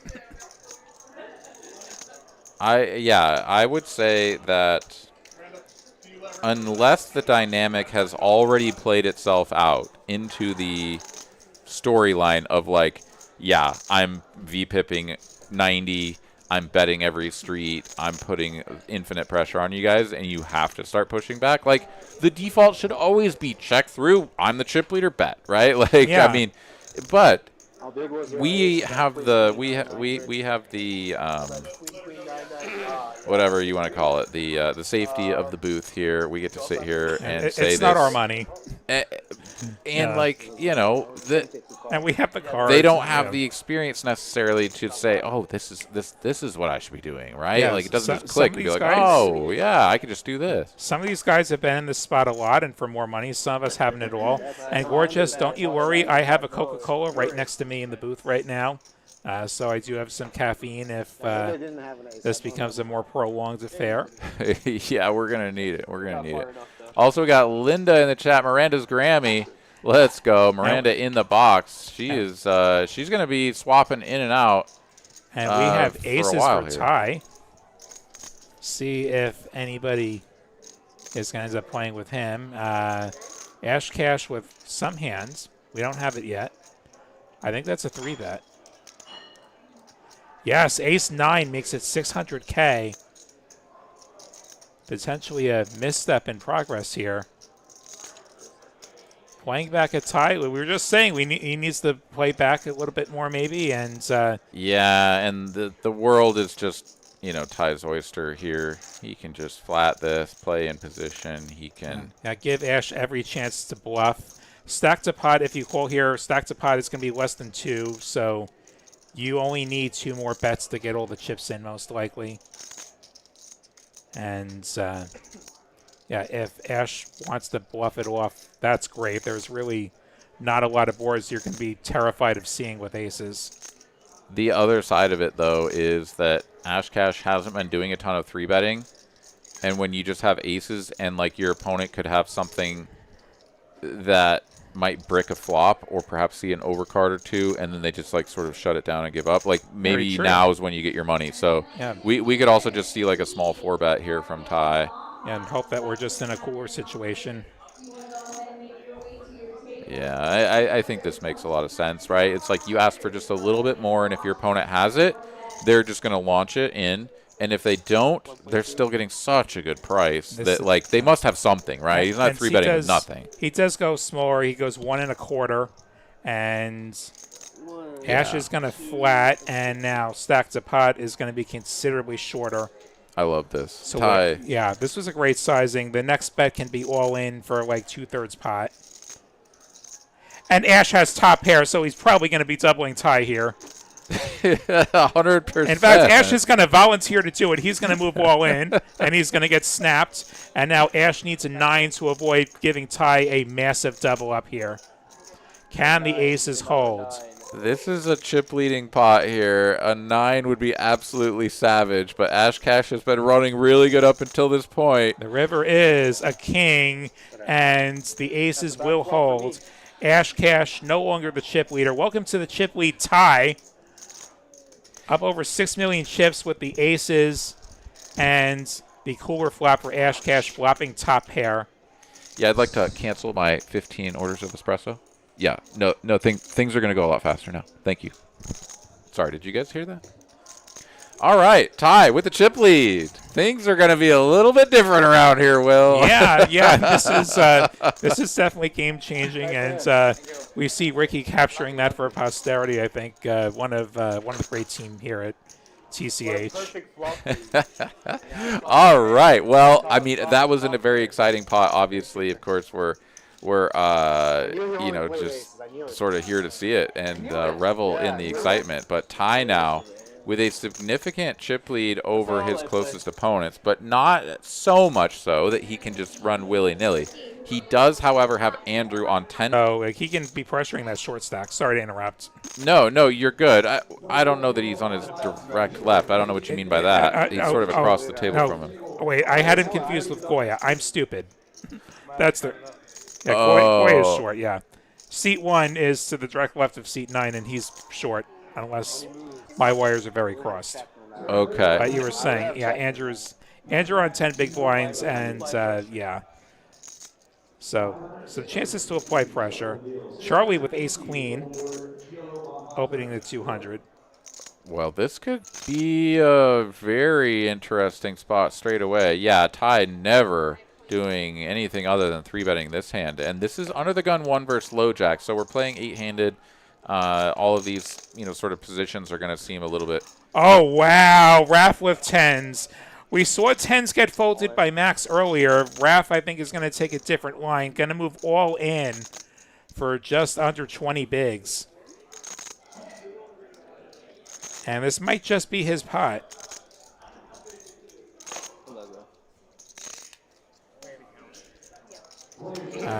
Andrew folds. Back over to Charlie with the ace-queen offsuit. I think he's got a choice to make here. This feels somewhat borderline. How much trauma does Charlie have surrounding the ace-queen is really the the question that Will Lottie might ask. Yeah. I'm definitely more worried about Raph's range than Ty's, assuming we think Ty is going to play the big blinds the chip lead appropriately and be more aggressive. Raph shoving here is concerning, and Charlie is going to make the call, so we are going to have a flip. Raph's 10s at risk here. Charlie looking for an ace or a queen to score an elimination. And we've seen 2 aces folded, so 1 ace remaining in the deck as well as the 3 queens. Going to be pretty thin here for Charlie to find it, and does brick the flop. Was a jack high board. And now picks up a gut shot. And misses it all. The 10's going to hold. Raph getting a big double up, and Charlie now down to crumbs. And is about to be under the gun. So, unfortunate, but you live by the flip and you die by the flip sometimes, and this one didn't go Charlie's way. Yeah, absolutely right, and a massive turn of events here for Raph. Now moving up into second position. Ty would have won the hand, as he announced there, would have eliminated the player, and would have eliminated the position of shortest stack. Has 1 hand to go until he's in the blind with 6 big blinds. And Andrew now goes from, super dust to, wait, there's someone shorter than me now. And I just went through the big blind, so ladder up incoming? Question mark? Charlie going to shove the queen 7 suited under the gun.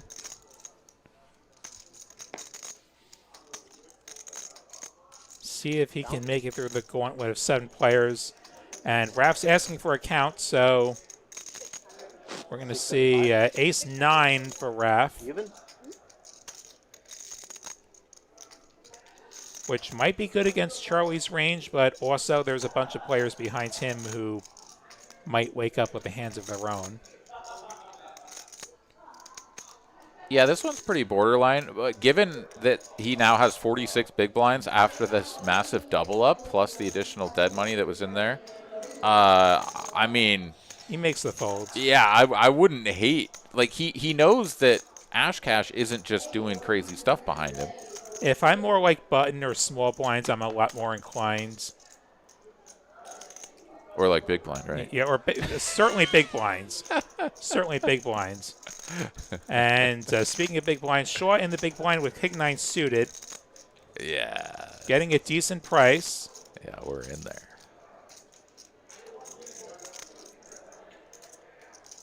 And he does make the call, and he is ahead. Charlie going to need a queen, a 7, or some diamonds to stay alive. Can the King 9 hold for Shaw to score the elimination? Here comes the run out. 8-8-7. That is a 7 for Charlie.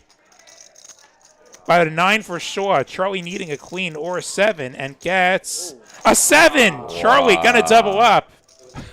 Oh, what a run out. Flop, turn, and river all changing the lead. And as you say, Charlie here gonna survive. Doubling up, and Tranman is like, oh, come on, man. Are you serious? Look at that. Look at that turn card. How do you survive this? As he will now have not quite double what Andrew has, but close enough to it. 13.5 big blinds.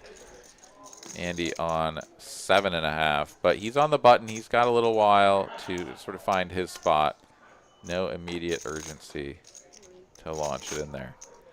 All right, well, we've had some excitement. This has been fun. It is never boring here on TCH Live, is it? It's usually not boring. It's usually It's not almost boring. never boring. I've been doing we did this. check to the river, King high versus Queen high. They can't, and not every hand's going to be insanity, but if it was all insanity, none of it would be insanity. Oh, I guess you're right. Mad Skick saying, that's my fiance. I'm not sure who your fiance is. It's the little potted plant in the back there. Never would have thought. Charlie with the 4s. His shove getting the job done.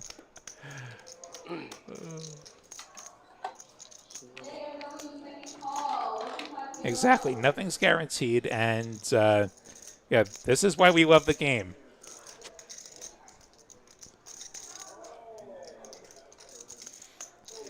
Well, things have evened out a little bit at the top of the pecking order here. Ty's still with a chip lead, but not that much. And pretty incredible that Raph there, doubling up, and the additional chips that were in the middle, just goes from like, you know, like 6th position or something, all the way up to 2nd like that in one go. And now in a spot to, you know, definitely hold on. A lot of the chips, right, are in the 2 and the 3 seat here. And neither player has shown a particularly aggressive stance tonight. So we'll see how that factors into things. Ty does have those players to his left, but, like, may not just suffer at all for it. Gonna look down at 2 4s of his own this time from the big blind. Facing a moderate open here. Yeah, only Ash 2.5 has it down a bit. And we are going to go to a heads-up flop. And 10-8-5. Not the flop for either player.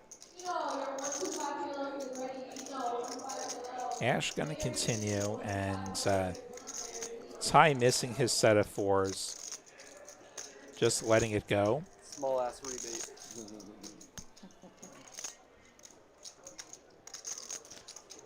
So Ash with a little pickup to hopefully right the ship.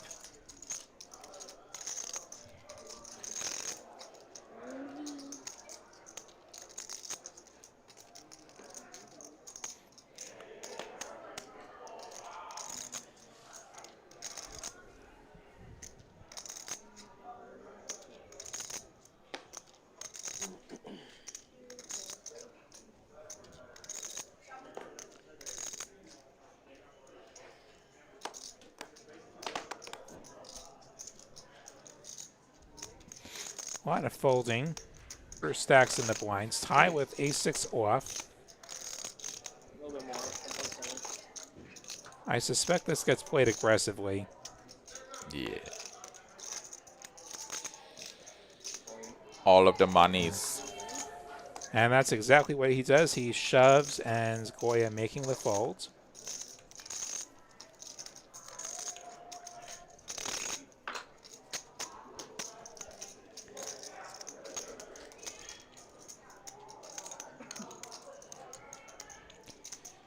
Yeah, Andrew is just sort of the weak link, so to speak, out there, right? Everybody in the middle is just like, yeah, well, Yeah, he's see got to what figure it happens. out.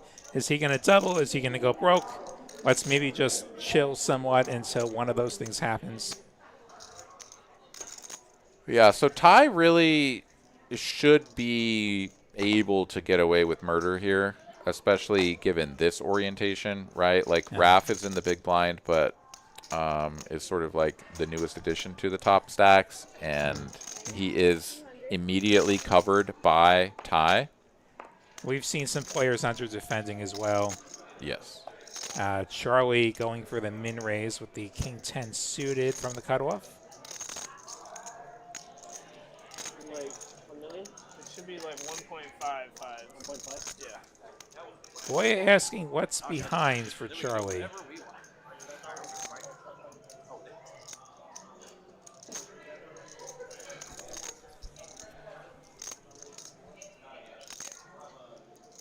Spicy, spicy, spicy. The 3-bet from the small blinds goes up to 525, which Raph gets out of there with his rags. Charlie with a couple of suited broadways. I know. Card dead. Card dead? Has some call chips in his hand. He needs the call. 7 Gonna have a bit less than pot behind. Wow. Ace 9-6, so that's a 9 for Goya. That is a diamond draw for Charlie. So still about 50-50 equity here. Alex goes for the check.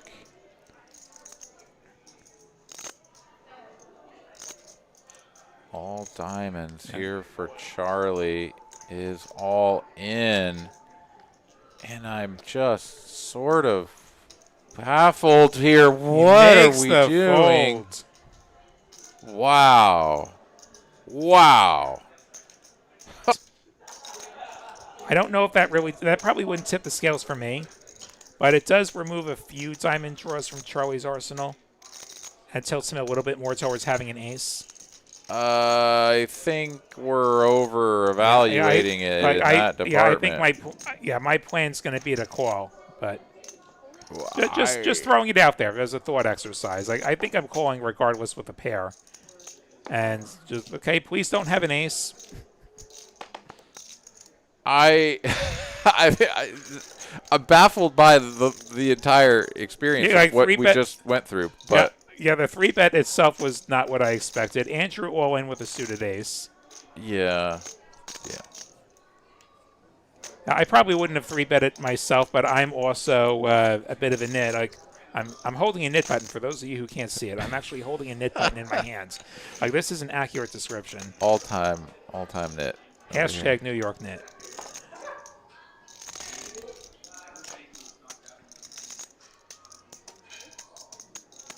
Just 2 more players to get through for Andrew.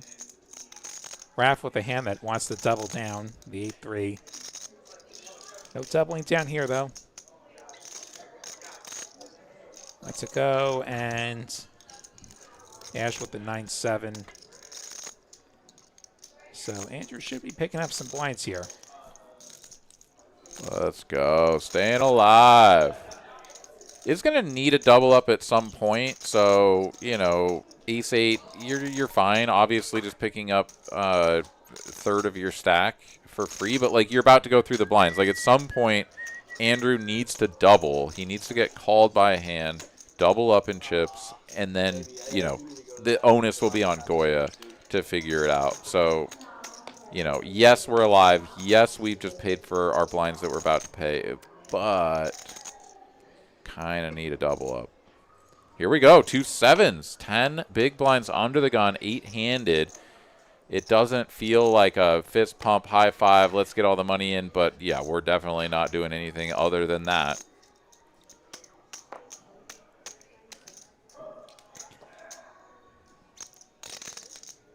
Gorgeous signing off so you can sweat it live. All right, let's go. Thanks for hitting that like on the way out. Raph once again asking for a count with a very subpar holding. He's usually been asking for a count. Wants to go through the usual steps, even if it's not necessarily a close choice. Just one more player to get through. The big blinds. Jacob with the 10-5. No sweat. Andrew stealing some more blinds. He's increased his stack by 2/3 without seeing a flop over the last two hands. Right in time to go and put that right back in the middle of the blinds. That's one big circle, the circle of life. 50, 100, 100 blinds. About another 20 minutes or so. Mackenzie Packer, that's my fiance, talking about the other potted plant, the other side of the room. Well, congratulations.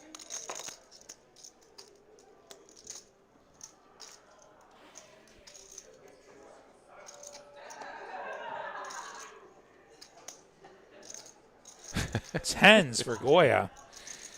Nice little spot here. Hijack with the 2 10s. 13 of the biggest blinds, going to rip it all in. And the Tran man in the big blind is going to come down to him if Jacob gets out of the way. He's going to Jacob with see sevens. 2 red 7s. He might consider a call here.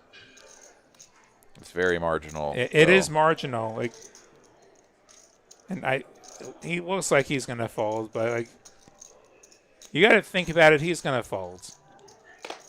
Like, if we didn't have ICM, if we're not at a final table, then I think he's a lot more inclined to make the call. But yeah, that's the fold. And Goya going to pick those chips up. Now, here's a question. So we see a lot of open ripping happening, and I'm certainly not opposed to open shoving the 10s. Do we ever consider min raising to try to induce something? With 10s? Well, 10s. Do we ever consider min raising, or do we always just open shove and maximize our fold equity? Well, I don't know if maximizing our fold equity is like the right way of thinking about it, right? Like when we have a sort of made hand, we're kind of we're trying to accomplish 2 goals, right? Like we don't want everybody in, and we don't want I don't know. I'm getting distracted here. So if you're going to min raise a hand, what are the qualities that it needs to have is really the best way to answer that question, right? It needs to be so strong that when it gets called, it's just going to like always maintain its dodgier for sure. There. Yes. As we get a 3-way flop and a 9 in the window, pair of 9s for Ty, and for Shaw. They both have 9-8. So in terms of balancing, right? Like if you're only going to min open aces and then like you start going down the line, it starts to become a little bit dodgier, as you say. Well, those are the hands that are going to want to jam because you're going to have other stuff that's going to want to jam. Queen Jack suited, right? Like that's a quote unquote bluff. So you mix that with your 10s, right? Because 10s is like happy if everyone folds. So yeah, it's not that you're like trying to fixate on just the 10s. You're thinking about your range of hands that you're jamming. Bet a 250 here from Ty. Ash Cash out of the way. Back over to Shaw with second pair. Out of position against the chip leader. 3 to a straight as well. Doesn't control a heart. All things going in favor of a continue. Does make the call.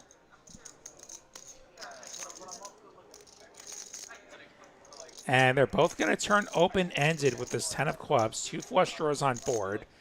So both players open-ended, but also those outs not feeling so clean necessarily, with half of them completing a flush of some kinds.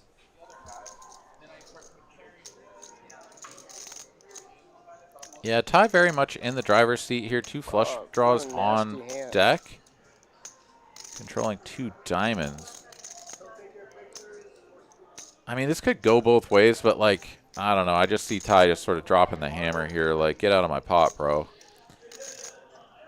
Agreed. I think he is more likely to try and take it now. Joker dropping a like for us. Thank you so much. Appreciate that. Bad timing. Kyle wants to know if there's going to be a Mrs. AA Ron. That's right, dude. I got one of the other plants locked up. And Ty is going for the bet. That looks like 875, about 2/3 pot. Dude, I thought Miranda was Putting gonna short to the knock test him with his the 8-seed out. third pair, open ender. Back to life. I thought I was gonna get Half the ladder. open enders potentially not clean. Yeah, extraordinarily uncomfortable. This is exactly the kind of pressure that can be applied with a covering stack. Yeah, and the next, yeah, he's going to There you fold. The river bet might be for your entire tournament life, and there's not a lot of rivers where you're going to be thrilled to call off your tournament. Up to 6.3 million and distancing himself ever so slightly that much higher over Shaw, who is still, Raf, who is still in second. Shaw dropping down just a little bit there, and Ash Cash in third position.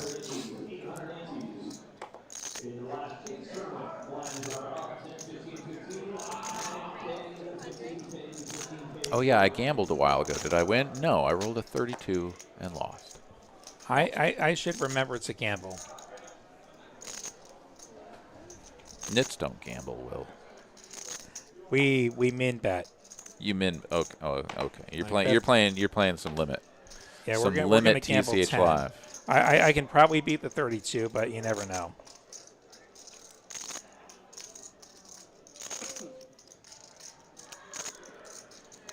Ty here takes this one down, easy peasy from under the gun, and indeed you can. Look at you. I was half expecting that to be a 2.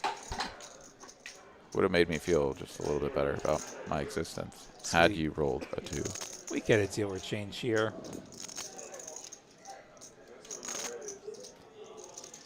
And take this opportunity to remind you all we're on the air at least 5 days a week across Austin, Dallas, Houston, and Rio Grande Valley. Be sure and join us tomorrow for a big cash game from Dallas. Do you know what kind of game they're playing tomorrow, Aaron? 10 and a quarter with the 50 coming on pretty soon in the mix. So, yeah, the usual 10 and a quarter out of Dallas, the big game. And then Wednesday, we've got a 5-5-10 PLO that's going to be happening. Sam Perryman in the booth for that one. Saturday, we've got the End of the Trail final table from here in Austin, if you like tournament action. And then Monday night, the Trailblazer leaderboard final table, wrapping up Season 2 of the Trailblazer Tour. It's been a fun one. And, yeah, subscribe, get notifications on. Find out every single time we're on the air. I don't know the Houston or RGV schedules, but I'm sure they'll be giving us some great stuff later this week as well. Open from Raf, Ash Cash, King Queen. Give them the business.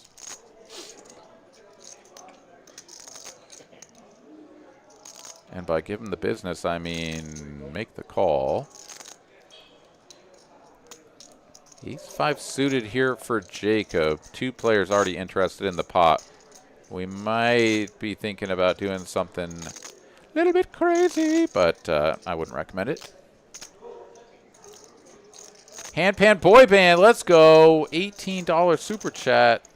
What up to you, man? Thank you so much for that. We appreciate it. And thank you for supporting the show. Yeah, welcome in, man. Yeah, Ace-5 hits the muck. It's one of those ones where you want to give them the business, but yeah, that says squeezable hands, but not in this exact spot. Will, do you squeeze the Ace-5 suited? Do you do it? I have done it. You have done it. I have. Wow. And I did my best to bluff off, actually, on later streets, and I ended up winning the pot, so that was good. Nice. And it was good. And this is a decent flop for Ty, actually. He does have a hard draw. King 6 deuce, Ash Cash with the top pair. And one of those hearts, he's got the queen of hearts for a backdoor that wouldn't beat Raph's backdoor, but he doesn't know that.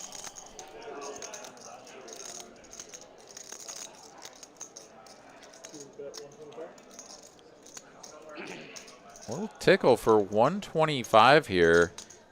Is going to be sort of like you either have something here or you're just like complete airball like me with the ace-10, so probably going to hit the muck. Also does just make it sort of uncomfortable for like 4s, 5s, right? You're like, I was set mining, but now you bet 125 into 750. Like, can I possibly fold? Ash cash here, that looks though. like a raise. Yeah, absolutely. Top pair. He is going to put in the raise. A small bet and a small raise. Interesting. And now the 8 high hearts have to find the muck. A hand that could easily be pretty dead against 2 players that have shown interest.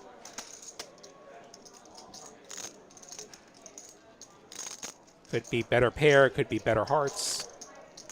And over to Raph, who's going to think it over. He's got an over and he's got backdoors, which is not nothing, but it's also probably not enough. But we see Raph being a very deliberate player in his actions tonight. Yeah, there's a breed of player that sees this as an opportunity to sort of float with the ace of hearts and just not give your opponent an opportunity to just take the pot down right away. And apparently he's one of those players. He has made the call. Let's freaking go. Now we need a heart on the turn and let Raph actually execute. A king of hearts. How about that? Chaos card. We have trips for Ash Cash, and we have the ace high heart draw for Raph. So if we're going to make this play, we should be leading small sometimes here, I think. It's awkward, but... Is the top card pairing one of those cards we want to lead on? Yeah. When the heart comes in, I mean, now it's even that much harder for him to actually have something. 4 of hearts. We have flush over flush. Ace high hearts for Raph. Queen high hearts for Ash Cash. What the hell is this hand? Raph just suddenly goes from way behind to, oh yeah, I just have like basically the nuts. Obviously, there's some other stuff out there that beats the flush, but when we go check on the turn, this feels pretty good. How about seat 9 dodging a massive bullet with the 8-7 of hearts? Well, I mean, we say that. Yeah. Results oriented. He's probably dodged a bullet. Sure.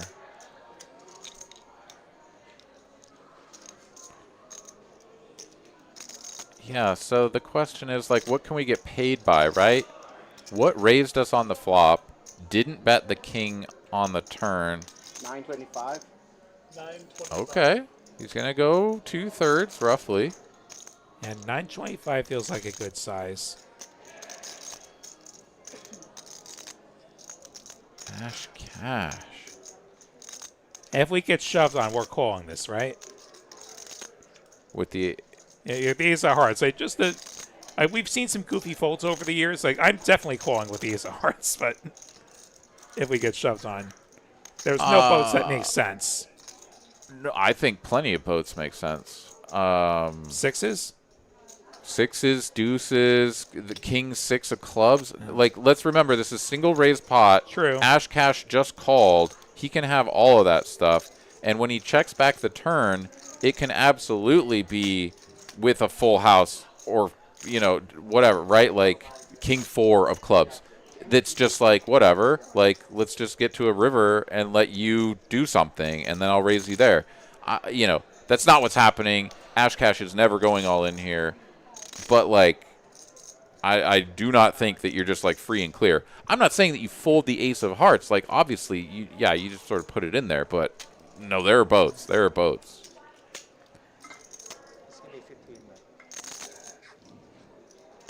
Which, the interesting thing for Ash Cash is he blocks some of those boats holding a king. He certainly does not block the ace of hearts, though. I'm baffled that we haven't called yet. I mean, Yeah. yeah. Yeah, I would have expected at least a call. Maybe he's considering call versus shove, which I wouldn't shove here. No, I would he's definitely not shove not. here, but that doesn't mean he's not considering it. Body language at all, Will? We think this is shove or this is call versus fold then. Of course. The man like put his head in his hands. I mean, he's miserable. Yeah, but he's not folding. He's just psyching himself up to put the chips in there. Okay, so yeah, that is a call, and sees that Ref has a better heart, and now Ref up over 6 million, and Ash down under 2.5 now.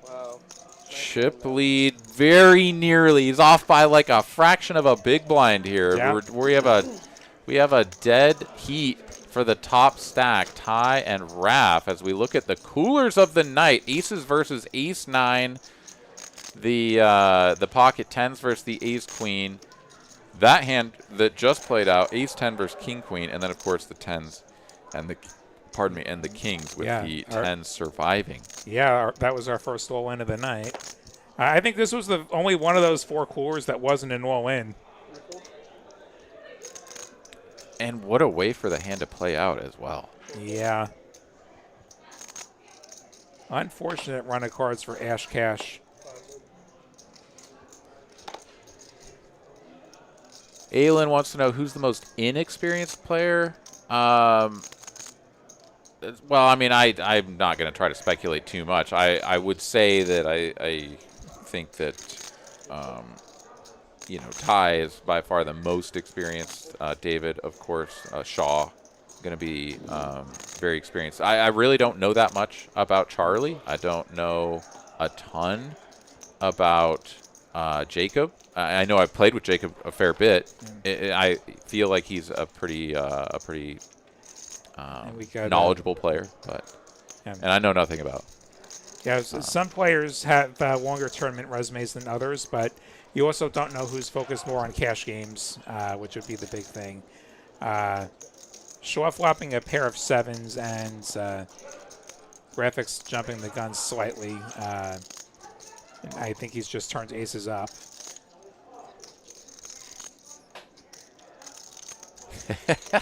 We got a couple of Charlie, you know, fanatics in the chat. Hey, I'm not saying that like the guy's a nobody. I'm saying I just haven't played that much with him, so yeah. I don't know, and I didn't look him up. So you know, maybe he's got $1 million on Hendon Mob. Did you look up Charlie? I've already forgotten what he had on Hendon Mob. Okay, all right. Well, apologies to anybody in the chat who knows that Charlie whips ass at poker.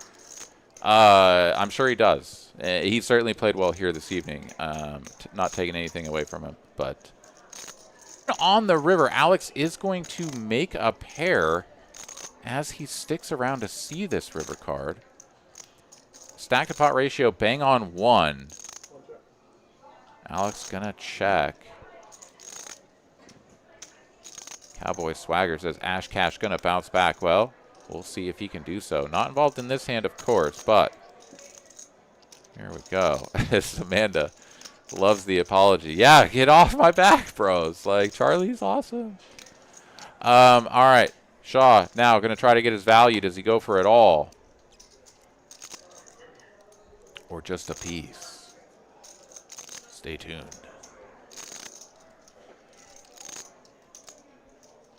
Charlie, total live earnings $459. He whips ass at poker for that $459. Hey, well, maybe he's got a lot more than that in the cash streets. You know, that's what I'm saying. Well, and online as well, right? Okay, we're going for not all of it. We're going for half of it. And why did Alex hang around if not to find himself a queen on the river? Had no front door draw. Had no draw, I should say, at all.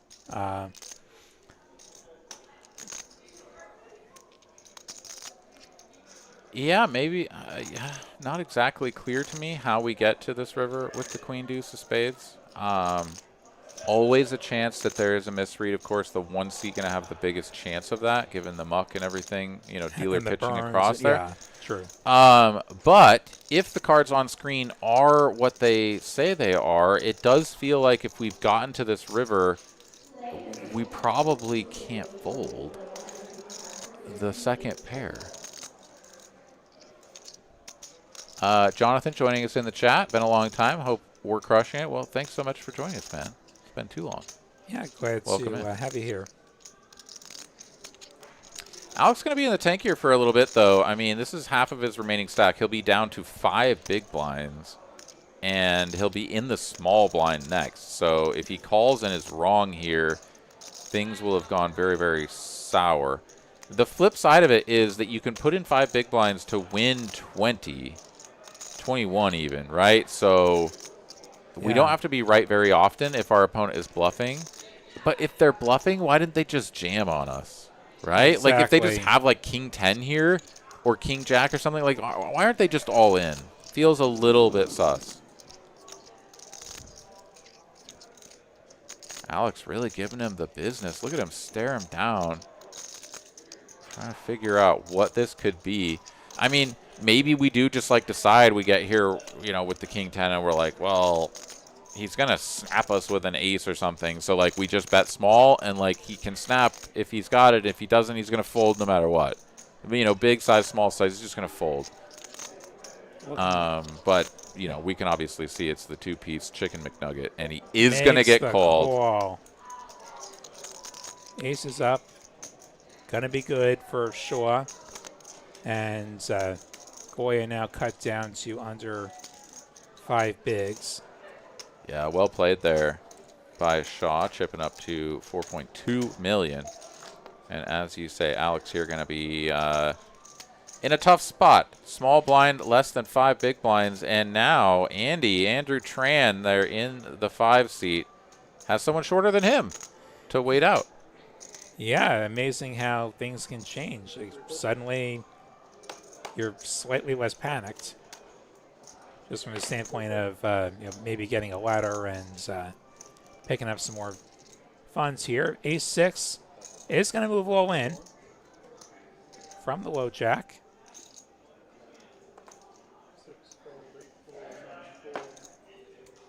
He does cover one of the players behind him and folds to the big blinds. He's going to get this through. That is bold, though. Yeah, this is the worst ace. It can't make a straight. It's not suited. It can't make it straight? Well, not with both cards working together. Oh. Ideally, in this game, you want 2 cards that work together. You're right. That's what I hear, at least. But I'm the fish. You're the one with the accomplishments. I have a trophy from an 8 game that paid like less than $3,000. That's my one trophy. Your one trophy? Hey, but you got a trophy. That's I got good. a trophy. One of the highlights of Trailblazer Season 2 for me, winning the 8 game mix out in Houston. Oh, you won that this year? I won that this season, yeah. Oh, nice. And then the very next event I fired was a Taurus up in Dallas. I got second in that. Ballin'. Got to heads up with like almost no chips and, you know, just couldn't spin it up. Yeah, what are you going to do? Yeah. And I was lucky. I could have just as easily gotten 7th, so, you know. And we have a potential collision of hands here. Raph with the ace-queen. And the small blinds high opening his ace-jack. Yeah, a little bit more than potential. Raph is definitely getting involved here. See how he plays this, right? I mean, we should just be 3-betting this at 100%, but... Does he want to escalate with 2 short stacks at the table? I think he does, but he, I think, would also hate to get 8th with these shorties sitting here. He does make it $500,000. That's a small 3-bet. That is very small. We see players walking away. They are going to have a break after this hand, I believe.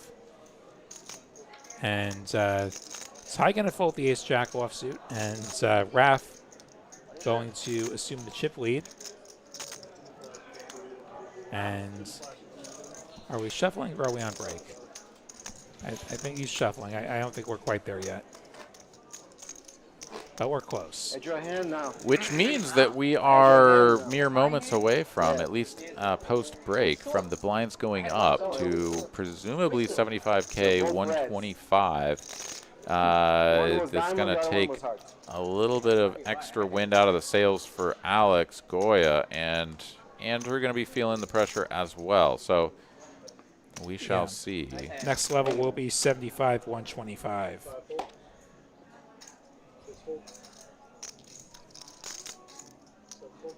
8:47 here Central Time. If the players do go on a 15-minute break and it's not truncated for us here on the YouTubes and in the booth, then that'll give you guys an opportunity to stand up, stretch your legs, grab a beverage, a snack, perhaps, you know, throw the frisbee for the dog for a little bit, and then we'll come on back into the action. But still got poker coming at you for another 2 minutes and 15 seconds I can see on the board there. So King Jack for Raph coming in on the button for an open.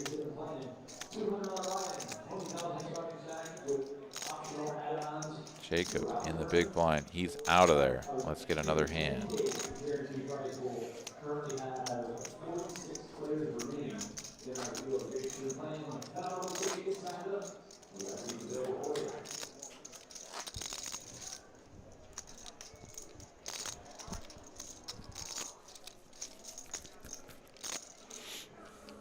Just a reminder for everybody what we're playing for. 117.5 up top. The next player eliminated 15-3. What were you going to say, Will?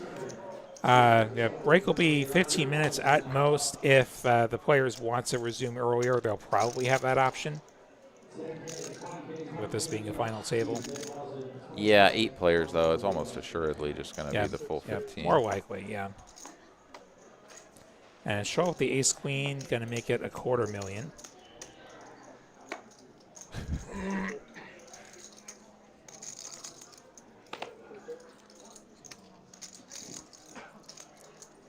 Jacob with the ace-jack. The offsuit variety. Under the gun open from Shaw. Ace-jack, though, a lot of hand. However, he's got Alex over there with less than 5 big blinds. We just have to, like, makes the fold. Right. And Andrew with the ace-10 in the big blinds, and he's the second shortest stack here.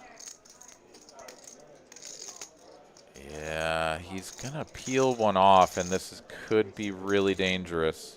One ace left in the deck. If that hits, it might be curtains for Andrew. It does not. Both players are going to flop a gut shot on King Jack Deuce. Blonde Uncle T. Don't throw the frisbee. It makes Kyle dizzy. Absolutely. You're right. You're right. Yeah. All right. David here. King high 2 spades. He doesn't have much of that other than the gut shot, the betting lead, and pretty much every incentive in the world to put a small bet out here and just put Andrew to the test.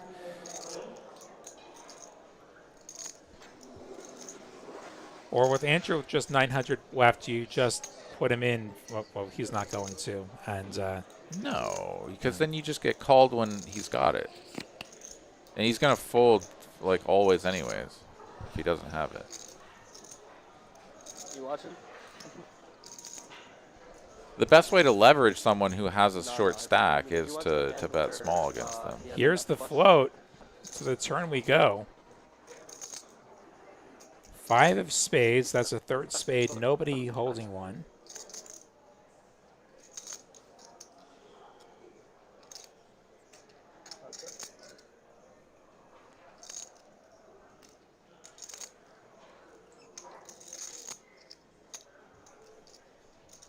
Now with stacked pot under 1. Not one of the turns he wanted to see with an obvious draw coming in, I don't think. Yeah, but what spades does Andy have, right? Like, I mean, he certainly can have some, but checky. Free river card. Brick. Not no pair. Going to be good for sure.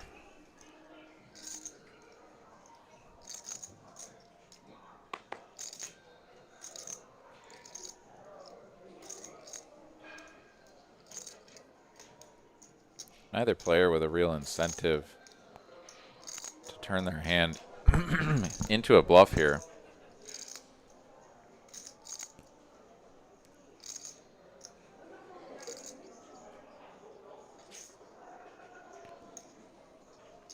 Andrew checking over. I mean, if Shaw thinks that he could get Andrew to fold a jack with an all-in bet, maybe, but okay. Yeah. He seems to think so. Makes a bet that's going to cover Andrew, who does make the folds. Yeah. Yeah, it's like if he'll fold a jack and everything worse, then it's just plus EV. Like a king played this way is just like eye roll calling it off. But yeah, I mean, well played by both players. I think Andrew, of course, taking some pretty significant damage there, losing almost half of his stack, but is going to go into the break not as the shortest stack, and he will be small blind next, so, you know, sort of paid his dues going into the next orbit. And players are on a break. And I'll step out for a moment. I'll be back in like 2 minutes. All right, well, let me go ahead and hold down the fort here as Mr. Will Lottie goes ahead and freshens up a little bit. 8:53 Central Time. Going to have the 15-minute break a little bit underway already, so I presume that we'll be back in about 12 minutes. So call it 9:10 Central Time. Grab a beverage, grab a snack, stretch it out. We're going to be here for a little while, as we are still 8-handed. Raf, 6.675 million as our chip leader ties 6 million in a little bit. Then Shaw at 4.75. Those going to be the three biggest stacks. Ash, Cash, Charlie on 2 million, right around there. And with the level up, they're going to be under 20 big blinds for the first time at this final table. Going to be down there. Slumming it up with Jacob, Andrew, and Goya at 125,000 on the big blind. Goya here under 4 big blinds. He's got a few hands to figure it out before he's forced to put 2 of them in, 2 big blinds that is, from the big blind position. So basically we're going to have what? 1, 2, 3 hands. 3 hands to find something to get it in there with, or else he's going to have to commit a little bit more than feels comfortable in the big blind. Of course, if you just look at 7 deuce, 3 hands in a row, like you just sort of leave it up to the poker gods and you go into the big blind. But yeah, we'll see how things transpire. What do you guys think? Let me know in the chat. Who's going to take this thing down? Who's going to win? Who's going to take home $117,570, the Trailblazer main event trophy, and those sweet, sweet points? Wow, I can put both of these up at the same time. Look at that. The sweet, sweet points for the 100K Invitational free roll. Top 100 players will be invited to that tournament. Top prize is going to be $25,000, and whoever locked that one up, I believe it was Chris, got the $10,000 main event seat, $2,000 in travel money, a specially made trophy, some premium merch, and, of course, the bragging rights about being the top points earner. So I think it was Chris Birchfield. Let me know in the chat if you guys know for sure if that's the case. As it stands, yeah. Let's take a look here at the chat. We got Tom Gardner joining us. What's up, Tom? You guys are killing it. Thank you. Appreciate it, man. Well, I personally, I don't have a horse in this race. No pieces of any of these players or anything. But the pedigree of Ty, the experience at these final tables, the recognition, and the ability to just pull the trigger in big spots, I think Ty is definitely the hands-on favorite here at this point. I know there's going to be a lot of people out there that are angry with me because Charlie is God, and his $459 of Hendon Mob do not do his skills justice. And I think that's probably true. I'm poking fun, of course, at the Charlie fans out there. But I imagine he is destined for greatness, and that number will be pumped up here before you know. Especially given what's going on here, right? I mean, he can't do worse than 15,300, even if that's his his fate for the evening. That's light years ahead of $459. So let's go. Charlie is the god. How often do you 40x your Henson mob or 30x or whatever it is? It's Not not often. very often, yeah. Amanda in the chat says he's definitely got more than that since he made a final table last week. Oh, well, they haven't updated Yeah, it his takes earning. a bit. It takes a bit for these things to hit the Henson mob. Wow, so he's going from Duster to, like, Super Jesus in, like, no time at all. Like, two 2 final weeks. tables? That's a good run, especially if one of them's this one. Yeah, I'd have to win the main to 40x my Henson mob at this point. I think most of us can say that. No, probably not. Me and you can say that. I don't think most of And us. most of us who have been around, you know. Ah, yeah, okay. Well, Ty needs to win a lot of money to do anything close to doubling or tripling his Hendon mob. But at the end of the day, it don't really matter how much you've won in the past. It matters what you do here on the felt tonight, and I'm here for it. All right, Mr. Will is back in the booth. He's going to go ahead and talk your ears off, as I've been doing, until I return and we get back with cards in the action. Cards in the action? Cards in the air? Cards in the air, back to action. Cards in the action. You heard it here first. All right, words are hards. I'll be back.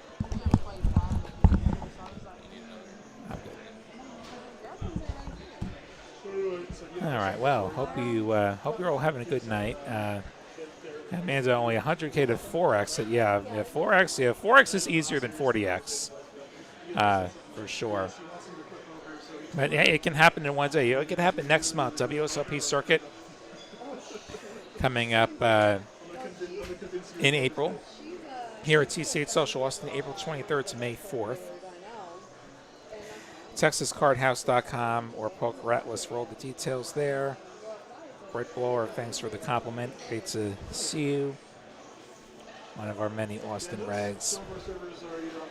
So, yeah, a lot of interesting hands tonight. Some interesting decisions made. Some pretty big coolers.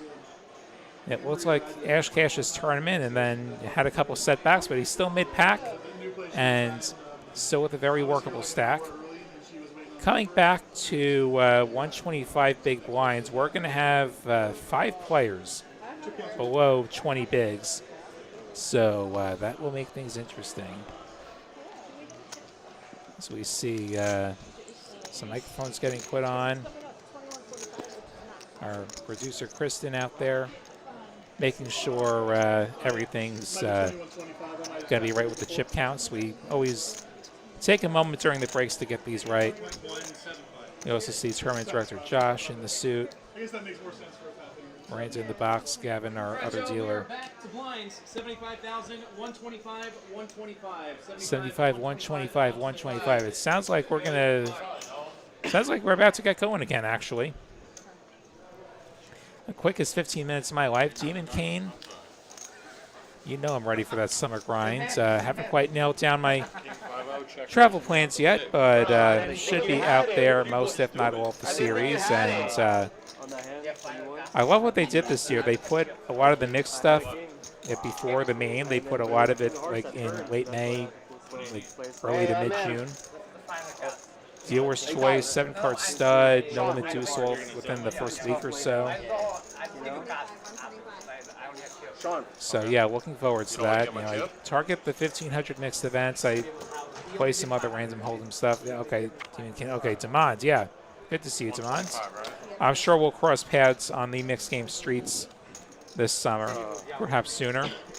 We have some mixed stuff with the circuit coming up here in April. Hopefully I see you for some of that.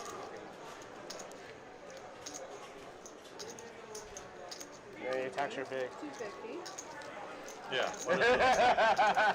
Come on. And we see Ty with the min raise with his ace-10. With friends like these. I know, man. Crazy.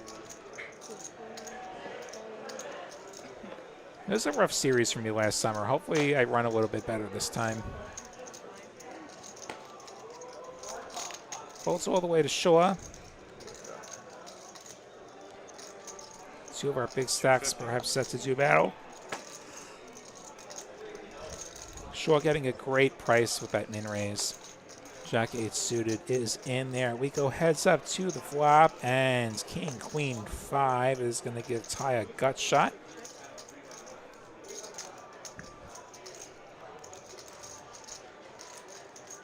Board that's going to favor his range. Goes for a small C bet, 175. And Shaw, with nothing to speak of, is going to have to make the fold.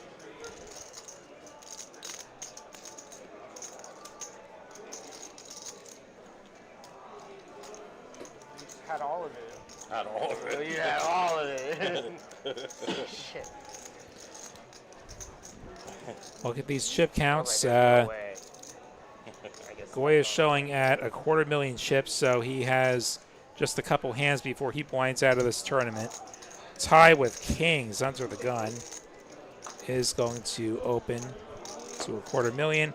Goya is all in. He has Queen 10 suited, facing a min raise. Not a clue that he's crushed. And Charlie's got Queen Jack in the big blinds. As far as he knows, this is a min raise and a call.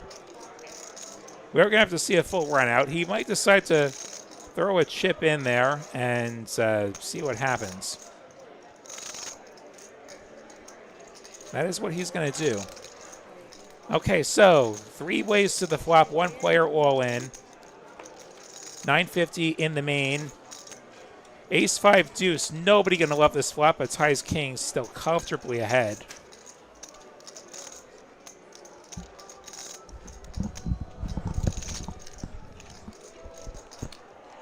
And Ty going to check back. There's a jack. Charlie turning second pair, still well behind the kings of Ty. Real sweaty card, though, for Alex. Goya picking up the combo draw. Needs a club or king. Gets none of the above. 5 of spades is going to have Ty taking this one at showdown. And we're going to see Goya go out in 8th place. Charlie is going to make a bet with his second pair.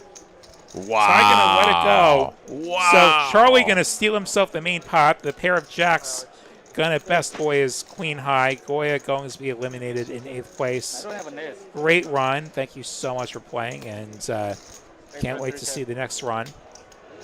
Wow, that's a savage bet from Charlie. $459 be damned. This guy knows what he's doing. He got a better pair to fold. And yeah, Alex going out in 8th place, as you say, $15,300 with a nice little juicy ladder up for the remaining players. 7 remain, $18,850 for our next elimination. Came in at just the right time. Will, that was a spicy one. Yeah, we're going to get right back into it. What a bet by Charlie. I think he figured once it checks twice, there's probably not an ace sitting in Ty's hands. And yeah, that worked out. He stole himself about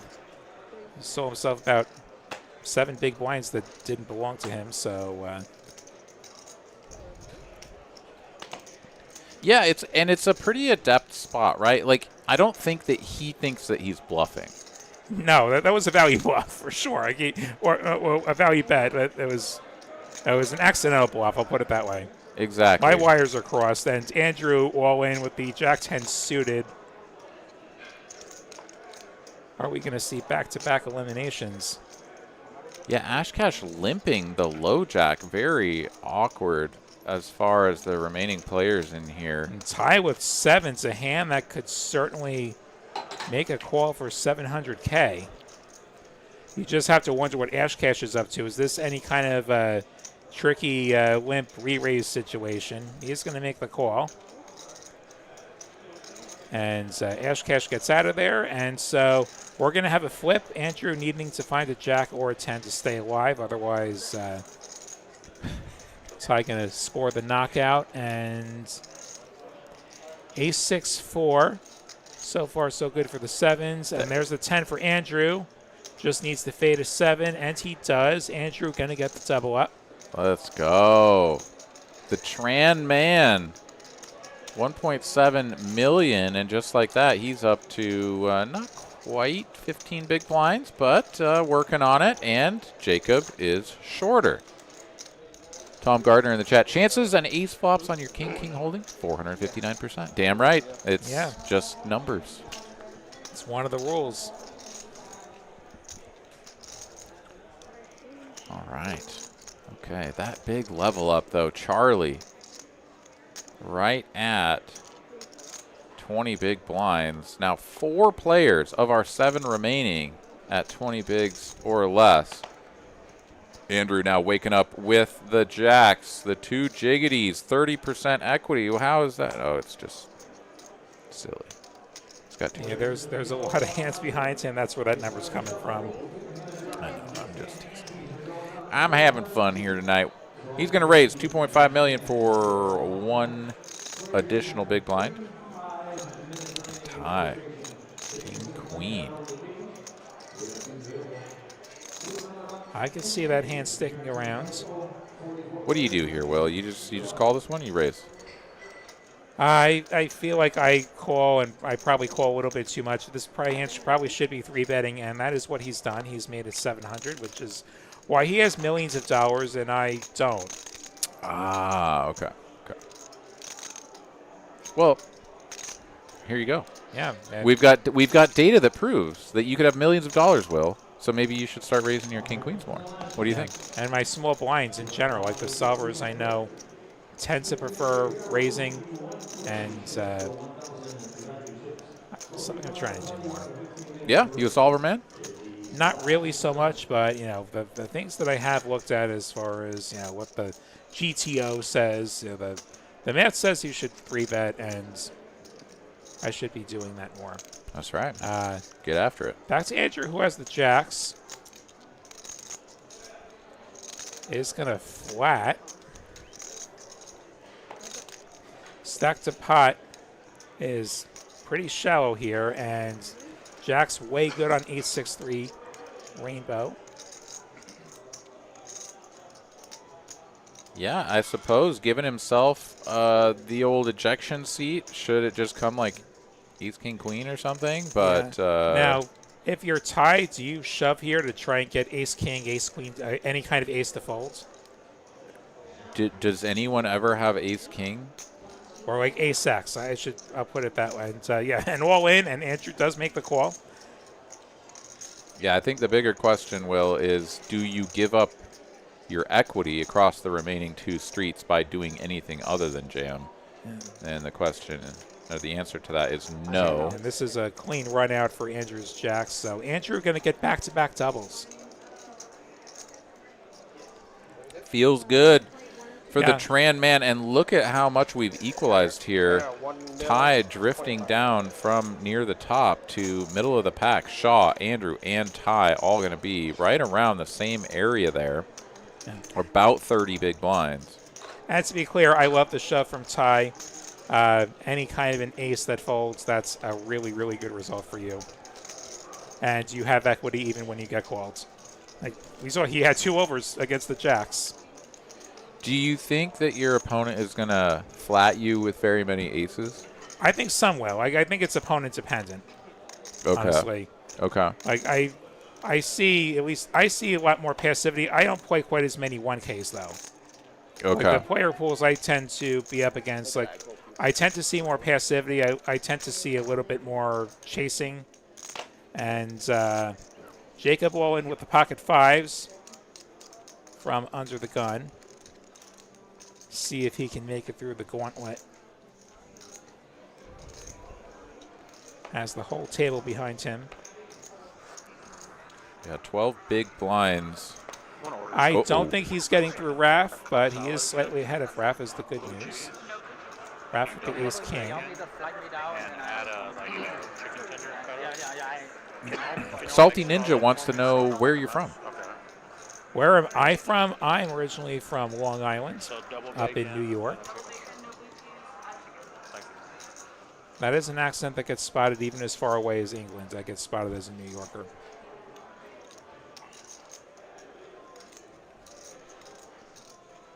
Raph here. Doing what he has done previously, however, this time he will not be folding. Yeah, so Raph always asks for a count just to clear up any questions in the chat. Like he's asked for, even when he's had garbage that's always folding, he has been confirming the chip count.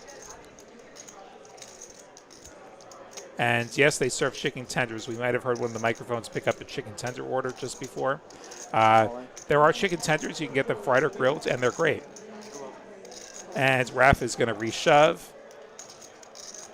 And we're going to have ourselves a flip. The equities suggest that there's some dead cards among the aces and kings. All right. Can Jacob hold with the 2 5s up against the 2 big overcards? So far, so good through the flop. There's a gutter for the ace-king. A few more outs to fade. And Jacob does fade everything. The 5s are going to hold for a double-up. So 3 hands in a row, we've seen the short stacks win the all-in. Yeah, and the consolidation that we saw happen just a moment ago between the Tran Man and Ty has now occurred between Raph and Jacob, right? Look at this. Now we've got another player in the 3 million club, and Raph drifting down just below 5 million in chips. So Ash Cash, the shortest stack, he's got 15 bigs. He's fine. Yep, we got plenty of playability in all 7 seats. And yeah, we got a whole bar and restaurant here at TCH Social Austin. Chicken tenders on the menu, among other things. I had a chicken quesadilla before the show. I've got some meatloaf coming in just a little bit, so yeah, I'm gonna chew it really loudly right into the microphone for everybody. I kid, of course. Will is gonna do most of the talking while I sustain myself. Like, I'm feeling in a dessert mood tonight. Like, after the show, I'm probably gonna get a brownie sundae. Another solid selection. I'm so glad they added the chicken quesadilla to the menu. That's a real winning move there by our chef. Not much on the menu that isn't fantastic. I haven't tried the brownie sundae, Brownie whatever. sundae, we've been here for over a year now in this location, a year and a half. You haven't had the brownie sundae yet? You're missing out. Nice little pre-roll, though. Yeah, I mean. Does it come with gravy? I assume you're asking about the meatloaf. I don't know. I haven't gotten the meatloaf. not the brownie sundae. The gravy on the brownie sundae. No, you get the syrup though.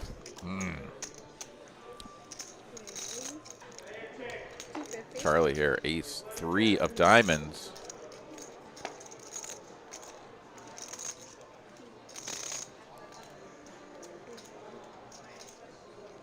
Into the blinds we go. Jacob small blind. Hot, steaming pile into the muck. Tran Man, queen 6, pretty bad, but 1 big blind. It's 1 big blind. I'm probably just folding this anyway. I might be a net, but that's a yeah. He's going to actually defend. Like, it's one of those hands where I don't really enjoy playing a lot of flops. Certainly not one where there's an ace in the window. Charlie massively out-flopping Andrew here. Ace 7 deuce rainbow.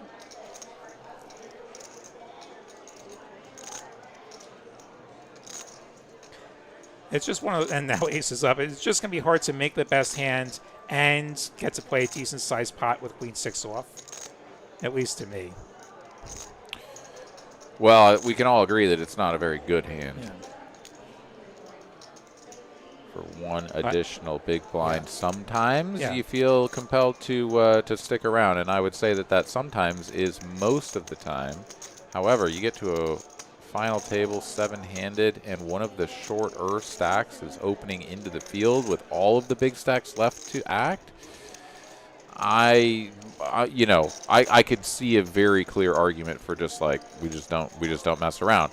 If a big stack wants to open and we're like just not going to get pushed around, okay, like maybe get in there. But you can go both ways with it. But you're obviously correct. Like queen 6 sucks. It's not a good hand, but it does have decent high card equity with the queen, right? Yeah, you can make top pair. Like you can You can't do that for sure. Thank You're you. damn right you I- can. Maybe I just tend to bias myself towards hands that are more likely to be able to play a big pot.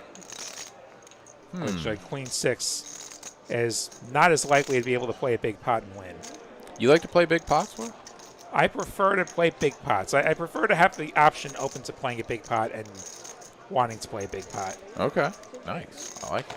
That's a good attitude to have. I think a lot of people are sort of like squeamish about playing big pots, but it's nice when you have the big pot appetite. And I think Shaw is going to want to play a big pot right now. He has kings. Usually you want to play a big pot with kings. At least pre-flop you do. At least until the ace comes on the flop.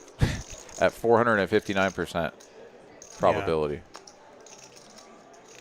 It says button open.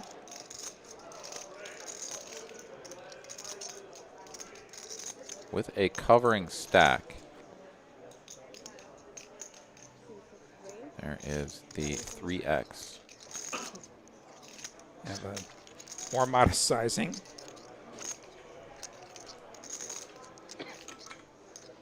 Makes it 725.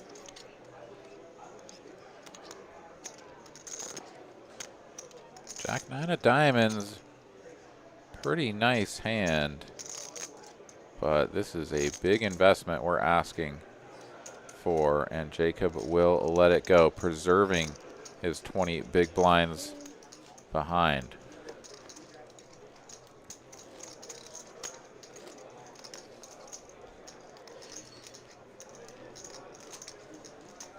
Yeah, Salty, if you're wondering about the gamble thing, you have to have 10 points, exclamation points, to find out how many you've got. Yeah, maybe that's why it's not letting you. And there's a limit on how often you can play it.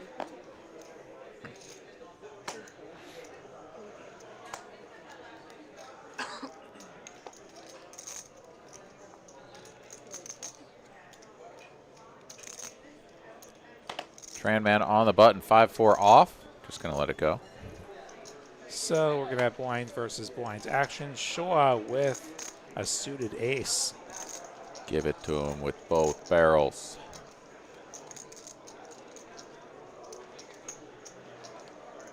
Ooh, the little tickle. A little tickle. Let's go. 3.2. Charlie, not a believer in the 9 triz. Understandable. It's pretty bad. Doubles. Yeah, it is.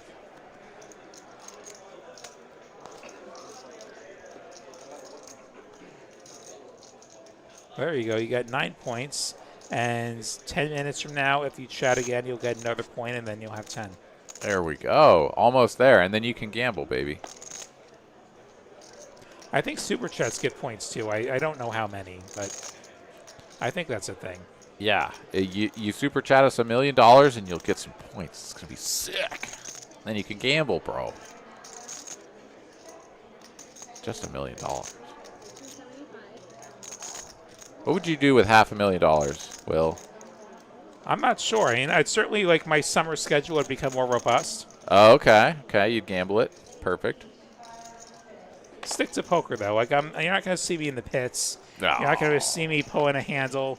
You get $500,000 from somebody super chatting on the internet. You're not going to go in the pits at all? I don't really enjoy pit games. Oh, man. Like, if you see me in there, it's because there's some promo or I'm getting extra, like, tier points or something. Milking the rake back. Okay. Like, otherwise, like, that's just not my thing. Like, those games just don't appeal to me. Okay. You've never played some Ultimate Texas Hold'em and been like, all right, I could get after this. I've played the game and gotten screwed by it repeatedly. Oh, no. It's a pit game. How did they do that to you, man? Because, you know, the math is in their favor. Otherwise, they wouldn't be offering the pit game. Oh. I've had it backwards this whole time. Damn it. But, yeah, like they have an uncanny ability to have the one hand that beats you. Yeah.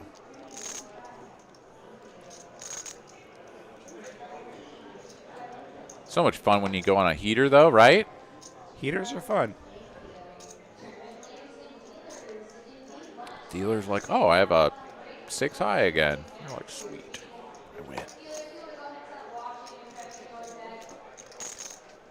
All right, folds over to Charlie on the button. Jack 4. Oh, no bueno. Ty has at least an ace in the small blinds. Going to limp. Raf with a whole lot of nothing.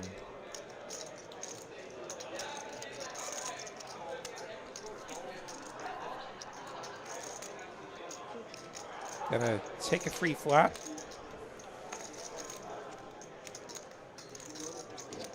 Both players with at least one pair. We don't know Ty's other card. Ace, queen, deuce.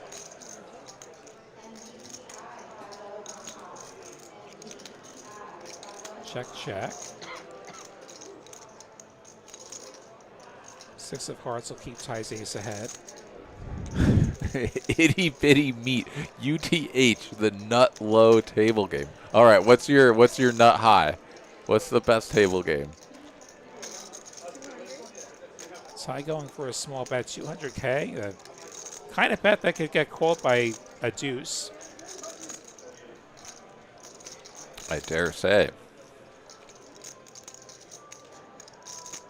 Apparently it can get raised by a deuce as well. Wow. Raf just clicking, 425.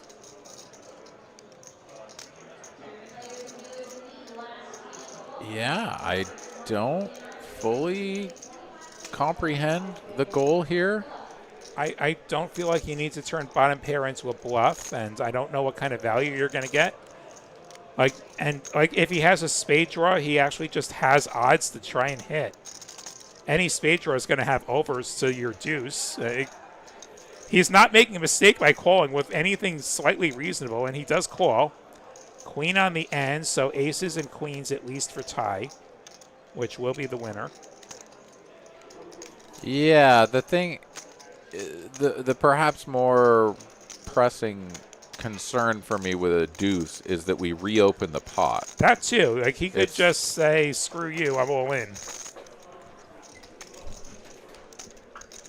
Awesome. Thank you so much. Meatloaf time. Let's go. All right. Checky showing down the aces up. Didn't quite see what the other card was. Seven is. It was a 7? Or now the graphics say he had 2 7s. I don't know what to believe anymore, but. Oh. And now it's an A7 again. Magic changing cards. A7. No, it seems right, though. Like solid like limp call candidate or even limp 3-bet. Yeah, makes perfect sense.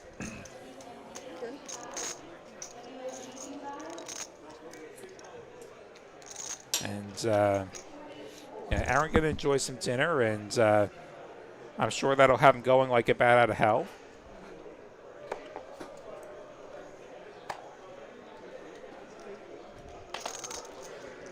And we get some more poker. Here are 60-second hands of this Trailblazer Tour main event final table here at TCH Social Austin. William Lottie, Aaron McAvoy with you. As we see the pecking order, so apparently UTH is the nut low, and then Baccarat, or 21, and then Baccarat is like the pecking order there. I've never played Baccarat. Okay, all right. Shaw with these suited. Wait, do you know the game of Baccarat though? No, Baccarat? No, I don't. Oh, you don't even know how it works? I don't. I just see people peeling cards and saying that it's a Baccarat thing. But yeah, so Shaw opens his suited Broadway from the hijack. Ty on the button, going to call it his 10-9 suited, dominated by Shaw's King-10. And hash cash in the big blinds with 2 aces, and I think all in is going to be the move here with $1.5 million behind. Unless he's going to 3-bet smaller and not go all in. I think that's basically a click. That looks like maybe 550-ish. Yeah. 550, a min raise. Click 'em, boy. And this is going to be pretty sus to these players, I think. That said, you're going to get at least, Shaw's going to fold, but Ty's maybe going to feel priced in here because After all, it is only another like 200 some, like 275, into a pot that's 1.3 million, and he is going to make that call. So Ash does have a customer, and he has 2/3 pot behind, so he could shove flop and to be reasonable. Queen 9-5 is going to give middle pair to tie, as well as backdoor spades. Ace is still well ahead for Ash, who does not go all in. He goes 275. He goes for another small bet. He's trying to really milk him here.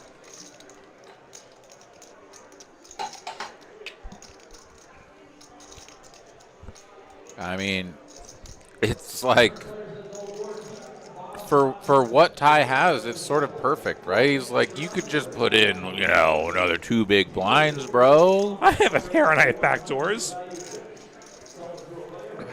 2 blinds, and the pot's going to be like 15, 17 blinds. It's very awkward.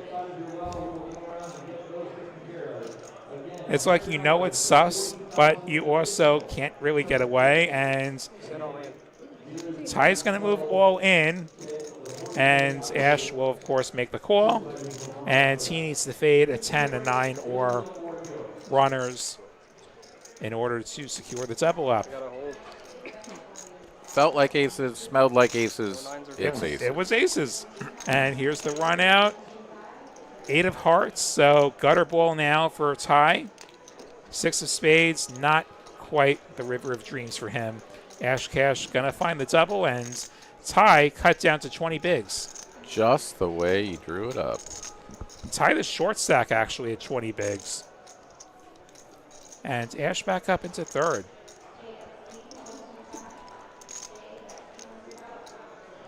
What a game we're having tonight.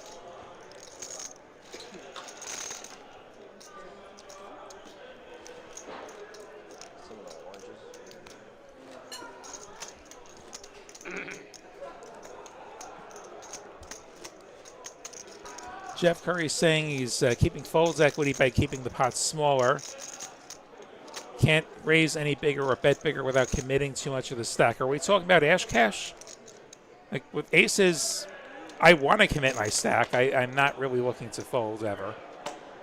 Like with starting with 10 big blinds, I'm trying to get all of my money in the middle and get calls when I have aces. I'm never trying to find a fold of any kinds with aces with 10 bigs. Perhaps he meant maintain his opponent's belief that they have fold equity? Perhaps? Maybe, yeah. That's also possible that maybe Ty, he wants Ty to think that he's folding on some planet. I mean, I'm just trying to understand those words as well. I am as well. It's like when I see a player who's been going big a lot of the night and now he's doing these small raises, like that gets me very, very worried that something's fishy. And Raf going to raise and take it with ace jack. I got me really good. You gotta do what you gotta do, man. That's right. I like it. Saying I respect that play. That's sick. And the turn I had like the straight draw. Yeah, still, like, I'm just trying to have a conversation. Like, I want to understand the conversation we're having as well. Yeah, the internet can sometimes get confusing. Yeah, a jam pre's not getting calls. I agree there. I was just surprised you're not like even icy anything. Like it's very well. Shaw was never calling a jam. There were so few chips that maybe Ty could have convinced himself to make a call, like based on pot odds and the number of chips he's still left behind. Sweaty turn as well. But at that point, like another option becomes flat and hope he continues flop, and like that's when you pull the trigger. 10 big blinds is like not a ton of like 10 big blinds has a lot of paths to being able to get in the middle.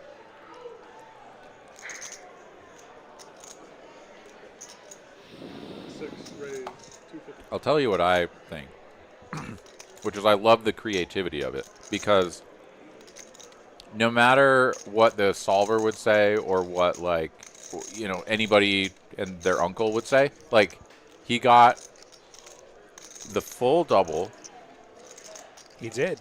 He got king 10 to fold and go heads up, right? Like, it was sort of like the perfect culmination of, like, every single thing that happened was just like, and then my odds of getting all of my chips without, like, getting potentially put into a scenario where I will lose against 2 opponents or whatever, like, it worked perfectly. Like, I don't know that anyone else could have navigated that spot exactly the way that it worked out, exactly with ties holding, right? Like, it was sort of just perfect, and that's sort of spectacular, regardless of how we got there.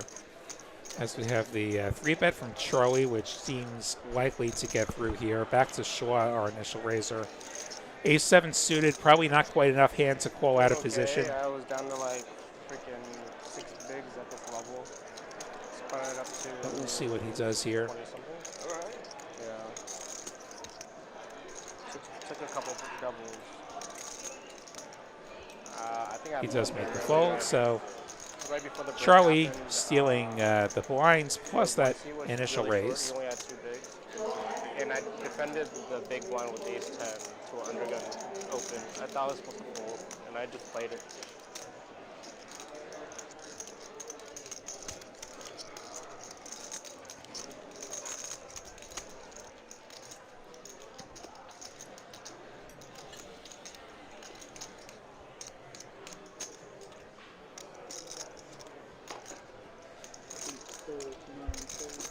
All right, on to our next hand. We'll see what kind of action ensues. Wrath with the suited ace-5.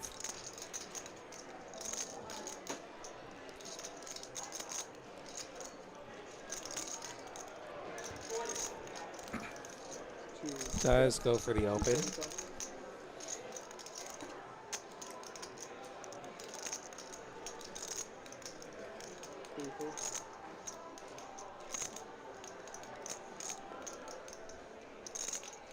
$275 was the open. Jacob has him dominated on the button. Ace-10 suited.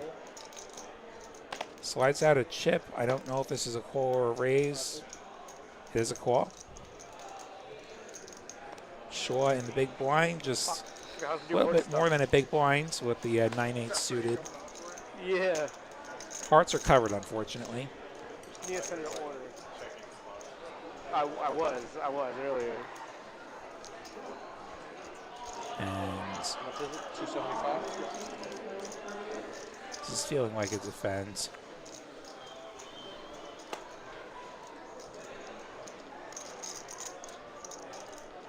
He may not be all that enthusiastic about getting tangled up with another big stack in RAF, but does have the price. He is going to make the call. When you see Jacob calling on the button with a stack that he has, what are you giving him this kind of a range? Like, are you leaning more towards like super traps? Like what is it in your gut that you're feeling? I don't think Jacob's really trying to trap so much. He's not going to have many monsters there, but and we see Jacob flopping a gutter here with what was the best hand. Shaw also with a gutter. I do think Jacob's going to have some decent hands that are going to flop well enough. Do you see that sort of scenario though as like that guy's weak? I could get that guy to fold. Jacob on the button, that is. And then Yeah. if that's like clear, like if you have that thought, then is your next pivot like, well, maybe I attack the opener, right? Because if I get the opener to fold, then Jacob's going to fold. Very much a possibility. We see a 9 of clubs. That's a third club. Shaw pulling ahead with a pair of 9s. Nobody has a club, and Jacob still with plenty of outs, but probably not feeling so great about this exact board in a 3-way pot. Tripendo Days, thanks for the compliment. Glad you're enjoying the show. Glad I got to do this show with Aaron. Dude, hell yeah. I'm learning some things. The local legend, Trebendo. Days in the house. What's up, dude? We check through. We get a deuce of spades. Oh, man. As harmless as it gets. Pair of nines would be best at showdown. Can somebody get Shaw off of that 9? Will somebody try to get him off of that 9?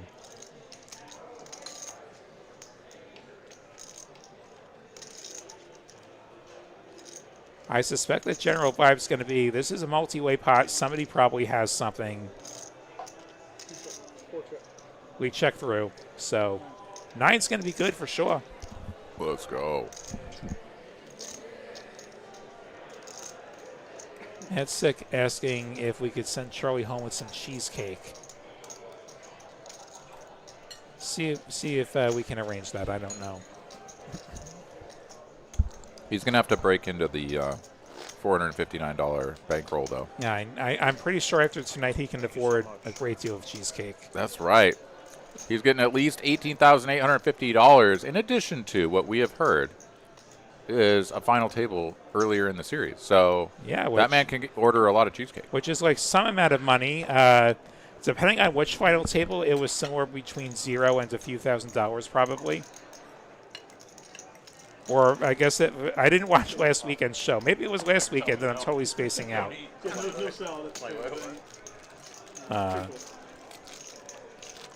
But yeah, like some of the smaller fields, like you'll hit final table before you're in the money, like some of the mixed events. Jacob with queens.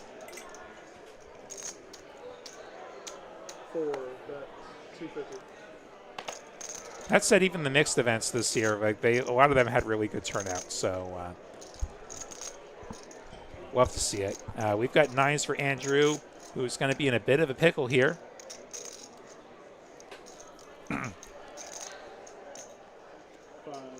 Going to go for the small 3-bet, makes it 625.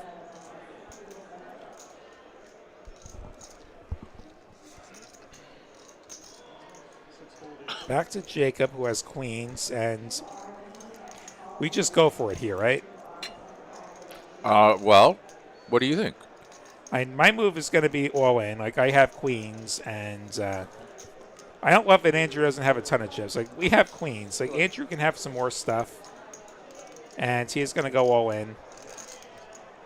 What else are you going all in there with? Jacks. I'd say jacks, ace, king. Maybe ace, queen, depending on my opponent. Maybe ace, queen. Okay. Yeah. And Andrew going to call. Andrew going to need a 9. Jacob looking for his queens to hold to find the double up.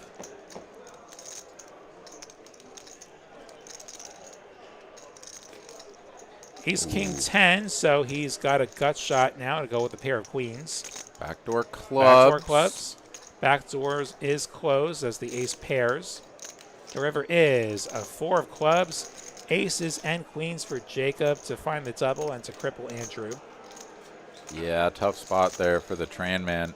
Was on the button, so he's going to get a few hands to find something to work with, but I was going to take him well below the 10 big blind mark. What is that going to be down to, 7 bigs? About that many. Yeah. Unfortunate. The 9s, I think, are the more interesting spot there. Like, how do we play the 9s against that open from a short stack? Yeah. Well, certainly once we 3-bet the 9s. Yeah, you're basically committing at that point, unless I at least I think you're committing. I mean, if you have some sort of read, you know, like we can always go back to the well of like, yeah. I've played exactly like 2 hands against this guy in the entire tournament, and every time he's shown aces or something, and right, like you can definitely have some people pegged. I just don't think that there's any way that you can 3-bet Jacob here and be like, Jacob just has the goods. Like, you just, no, 9s. Yeah. 9s are very strong. Yeah, 9s are strong. That said, at final table, again, I haven't played a lot of 1Ks. Certainly not finals 1Ks, but at least at the smaller stakes, the 4-bets tend to be very, very honest in my experience, which is maybe where I come from, where it's like, well, he 4-bet, he probably does have something. At least at least at the stakes I tend to have run deep in. Jacob hoping to get some action here. Upgrades from queens to aces. And Charlie with suited broadways may indulge him. Does he ever? He goes for the 3-bet. Yeah, Makes it 650. It's a nice little combo. You can get the king-jack offsuits of the world to fold. Potentially.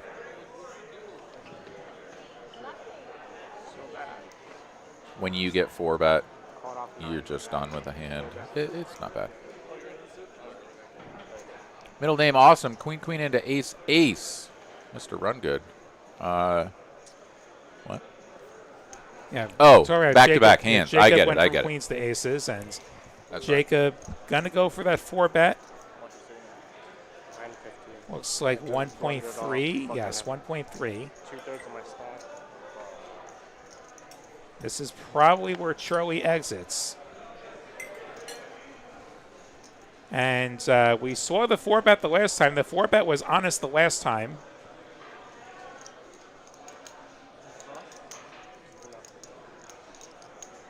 Do we ever go from an honest 4-bet immediately to a dishonest 4-bet here? Keeping in mind, we've seen almost no 4-bets at this final table tonight. Well, also just from an ICM standpoint, right? Like, yeah, we don't want to go broke before the shorties necessarily.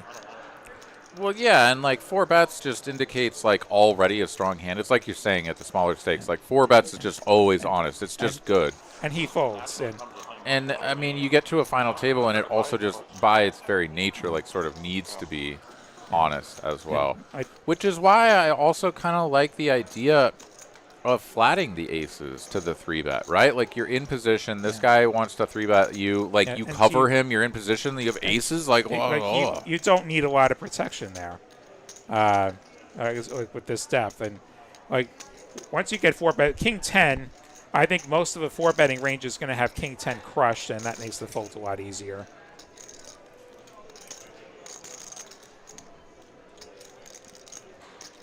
And Ash Cash under the gun. Hasn't played a hands in a little bit. He is going to play the queen-jack offsuit.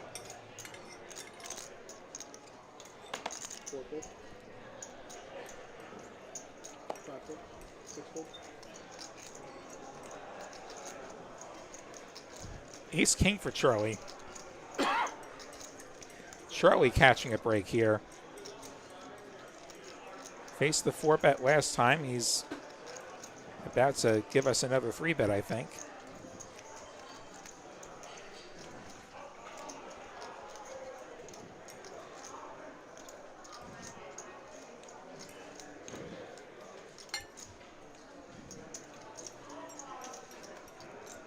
And there it is. Is that 3/4? No, it's only 650.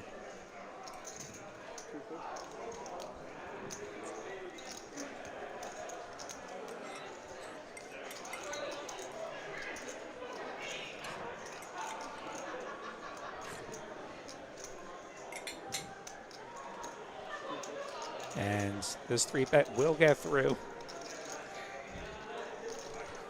That's sick. No promises about that cheesecake. And if Charlie wins this, he can afford all the cheesecake in our kitchen, though. So that would be a pretty sick flex, too. You're like, I won the tournament. Give me all the cheesecake you have. Like, I want it all, and I will take it to go. Thank you.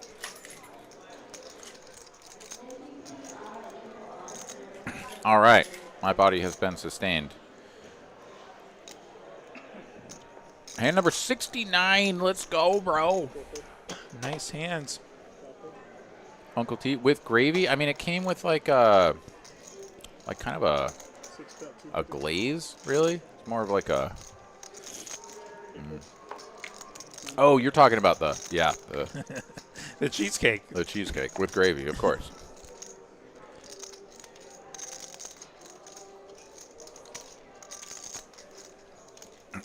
But the meatloaf was good. No gravy, just glaze. 2 out of 3 ain't bad. I mean, yeah. I mean, it would have been fine with gravy, I suppose. Open at 250 and a call. Let's go. That's a meatloaf reference. King's up for sure.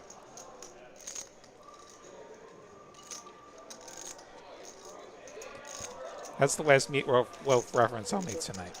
That's not true. Don't sell yourself short, man. Come on. Check over to Shaw here. A couple of gut shots available. I'm going to go small. 1/3. Oh, excuse me. 1/2, rather. 325 into 700, actually. So not going so small. Ash folds, and this is hand 69. You would think 69 would be a good hands, but not this time. By the way, my winner's photo in that 8 game, guess which hands? 6-9. Offsuit. Savage. That was the actual hands. Okay, so you almost got a ring, but you didn't because of ace-queen. So, you know, get ace-queen out of here. You did win a trophy with 9-6. Do you play 9-6 all the time now? I haven't had that many opportunities. I haven't played a ton of Hold'em lately. I've been busy. But you're gonna. You got to, right? You won a trophy with it. Blind versus blind, sure. I mean, that's how you win trophies. Well, you can't play ace-queen at all. You lost a ring with it, man. True. You can't play it at all. No 9-6. Every time no I regret ace-queen, Will. Every time I regret the ace-queen. Every time. You regret it? You regret playing it? Every time I end up regretting it. It's results-oriented, but I end up regretting it. Maybe ace-queen will redeem itself next month, WSOP circuit here at TCH Social Austin. Dude, maybe the 9-6 is like your Doyle Brunson hand. Like, you play it and you win all the time. And you just like give me bracelets and shit like 9-6, bro. Could be your hand. Figures that my first winning hand would be a meme. Damn right. Ash Cash. Not involved in the hand, actually. This is Jacob. I was like, what are we doing? Gonna make the call with the king jack. This makes a lot more sense. And he's gonna flop a jack. Props to Raph, though, for playing this hand on the button, like deciding to raise it. He's been very snug here this evening, but he's got chips. It's folded to him. He's on the button. Like, who cares what you have? Just raise. Yeah, try and steal some blinds. Okay, update from Gorgeous. So she hopped in the double board bomb pot, trying to trophy hunt. Yeah, that's running out of chances this Trailblazer season. We do have the end of the Trail 100K Guaranteed Tournament all week here at TCH Social. I think it starts tomorrow. Don't quote me on that. That's right.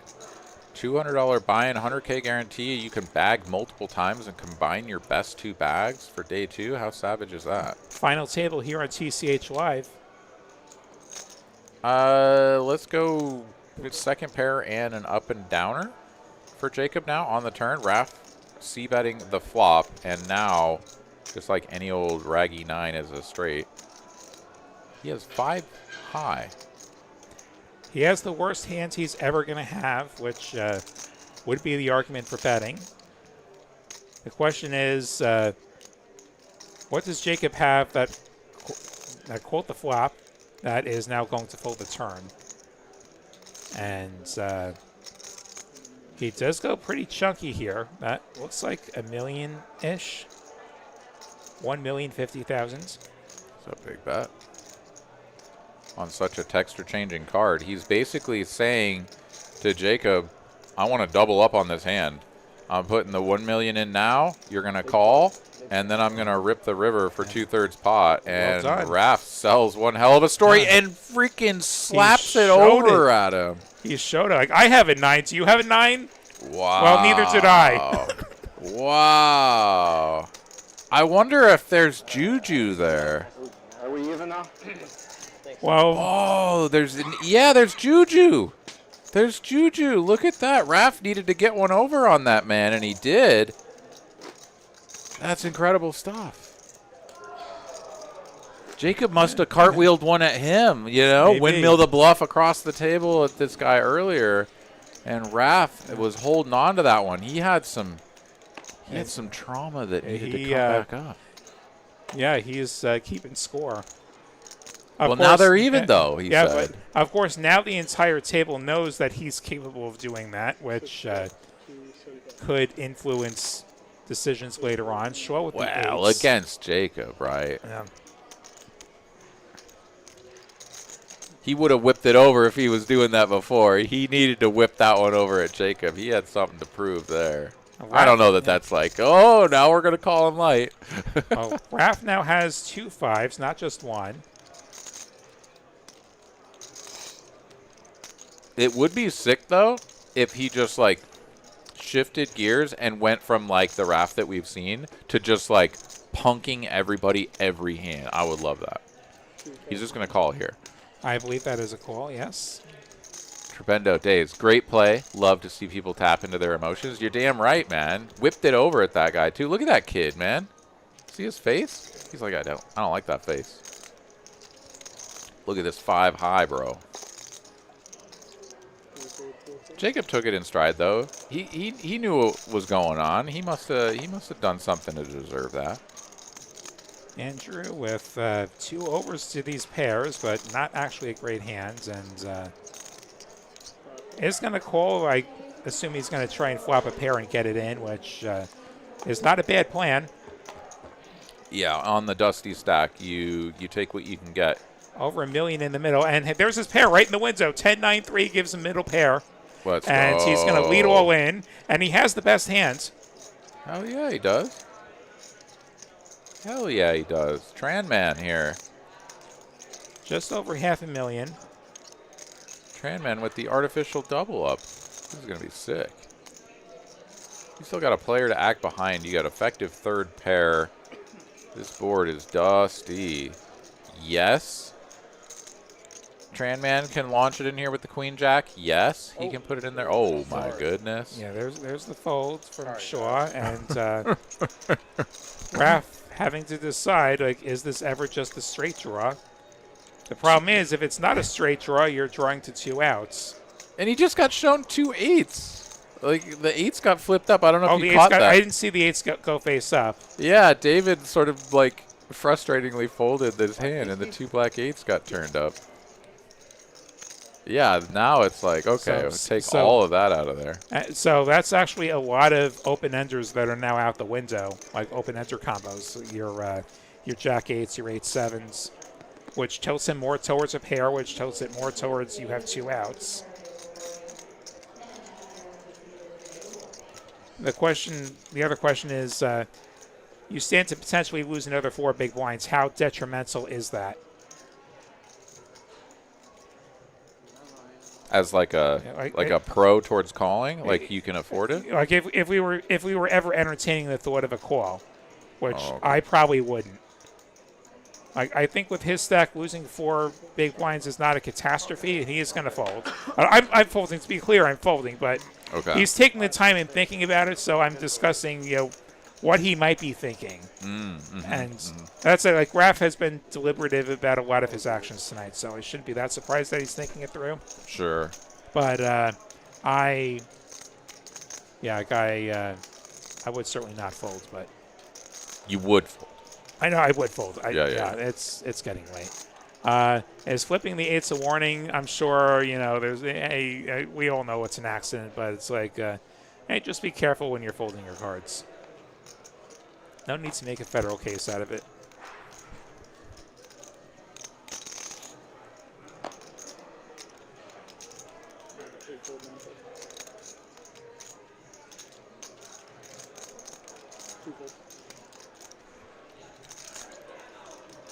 Queen Jack here. Ash cash in the cut off.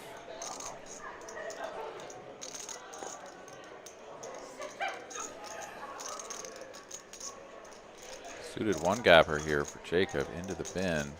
Now over to Mr. Tran. Ooh, ship it. Ship it. Let's find out what it is. Ace 8 off suit. Tran Man in there. Oh, wow. This a little loosey-goosey to you, Will? And it's a little on the loose side. That said, you are a short stack, and like the eyes are sort of on you, and you are against a player that's opening fairly loose in the cutoff. And so he's going to have a decent amount of garbage that's going to just fold, which it did. So and He opened big or small? Yeah, he opened. I've already forgotten. It's so damn late. Small. He opened small. Yeah, he opened small. Think there's a little bit of something going on. Yeah, I think Mr. they're Tran catching on. has picked up on some stuff. Love it. Catching on. And Uncle T's shouting at our dealers, Miranda and Gavin. Yes, absolutely. Miranda and Gavin in the box. We've got Kristen pressing buttons on the other side of the wall. Cooper pressing some buttons up in Dallas. It's a great team effort. And, of course, our great tournament director, Josh. I can push buttons, too. Boop. Aaron's pressing buttons. Aaron's pressing buttons to show us the payouts. 18,000 and change what these players have all secured, the 7 left, playing for over $110,000, and Raph opening it up with a suited ace-10.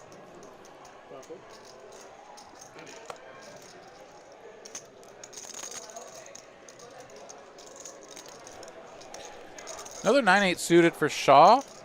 This one worked well for him previously. He's in the small blind, though. He's up against one of the bigger stacks opening. He is going to go ahead and put in the call, inviting the big blind along for the ride. And Charlie, with the queen-jack offsuit here, has some options. Does he want to take a flop and play man in the middle, or is this one good enough to get after it? He'll take a flop. Seems reasonable. He does have great pot odds, and a lot of players, when offered great pot odds, they're going to take him. And a little something for everyone here. Shaw with top pair. Charlie with overs and a gut shot. And, no, not a gut shot. I stand corrected. Raph with nut diamonds and 2 overs. Charlie does have 2 overs and backdoor straight. As we check through. Wow. 4 of clubs now gives Shaw a club draw to go with top pair. Wild. Makes sense from everybody, you know. Like, Shaw doesn't have the betting lead. He's just not going to, like, lead out into a low jack opener with the big blind still in this, right? But Raph here deciding, like, okay, this isn't my board texture. I've got the 2 overs and the diamonds. Like, we'll just keep the pot small and play in position. Shaw, of course, going to probe now on the turn. 475. And can't get called by exactly what Raph has. Overs and diamonds. Has a lot of equity. He's never drawing dead. And Raph quickly made that call. There was no He did. deliberation or anything, right? He Very just put quick. the chips in. Brick. King of spades. Nobody wanted to see that. Short downgraded to second pair. All the flush draws missing. All right, Leo, I'll answer that in a question in a second. Seems like a pretty decent spot for a block. Yeah, go for the smaller bet and head off any sort of hero bluff by Raph. He checks. And perhaps he's slightly concerned that whatever draw he might be up against just spiked a pair and check. But then it's even better for you to block. Yes. Right? Yeah, that is better, I think. Like you don't want to. Because if you check and they have king, queen of diamonds and they're like, oh, like I can just always get value with my top pair. Whereas if you block, then you're at least always like, I don't know if I really want to reopen this pot with a raise. I don't know. But it goes check, and Shaw wins the pot nonetheless. Chip leading at 6.3 million in front of that man, as the blind's now up at 75,000, 150,000. Perhaps we've been there for a little bit, perhaps not. But Miranda is in the box. Let's go. We did just go up, so okay. We now have 4 players, 4 of our 7 players below 20 big blinds. Leo Joseph here says a player is deciding what to do. They're in a tournament, and they state out loud, ship it. Is that an all-in? No, it is not. No, all-in is all-in. There's no other action that's going to be considered all-in. Like, that would be an angle, and that would probably get you at least warned if you tried to pull anything there, like trying to induce an action. Like, I wouldn't recommend trying to deceive that way, but yeah, that's not an action. Like, that's That's not a thing. If you say ship it and then like sort of string all of your chips into the middle, like very clearly like the intention was to go all in, and the dealer looks at you in the eyes and says, were you going all in? You say, yeah. Like, I think it's going to be massaged into an all in because like there was intent. Yeah. But yeah, ship it by itself is not anything. Andrew with ace king going for the min raise from the cutoff. Another.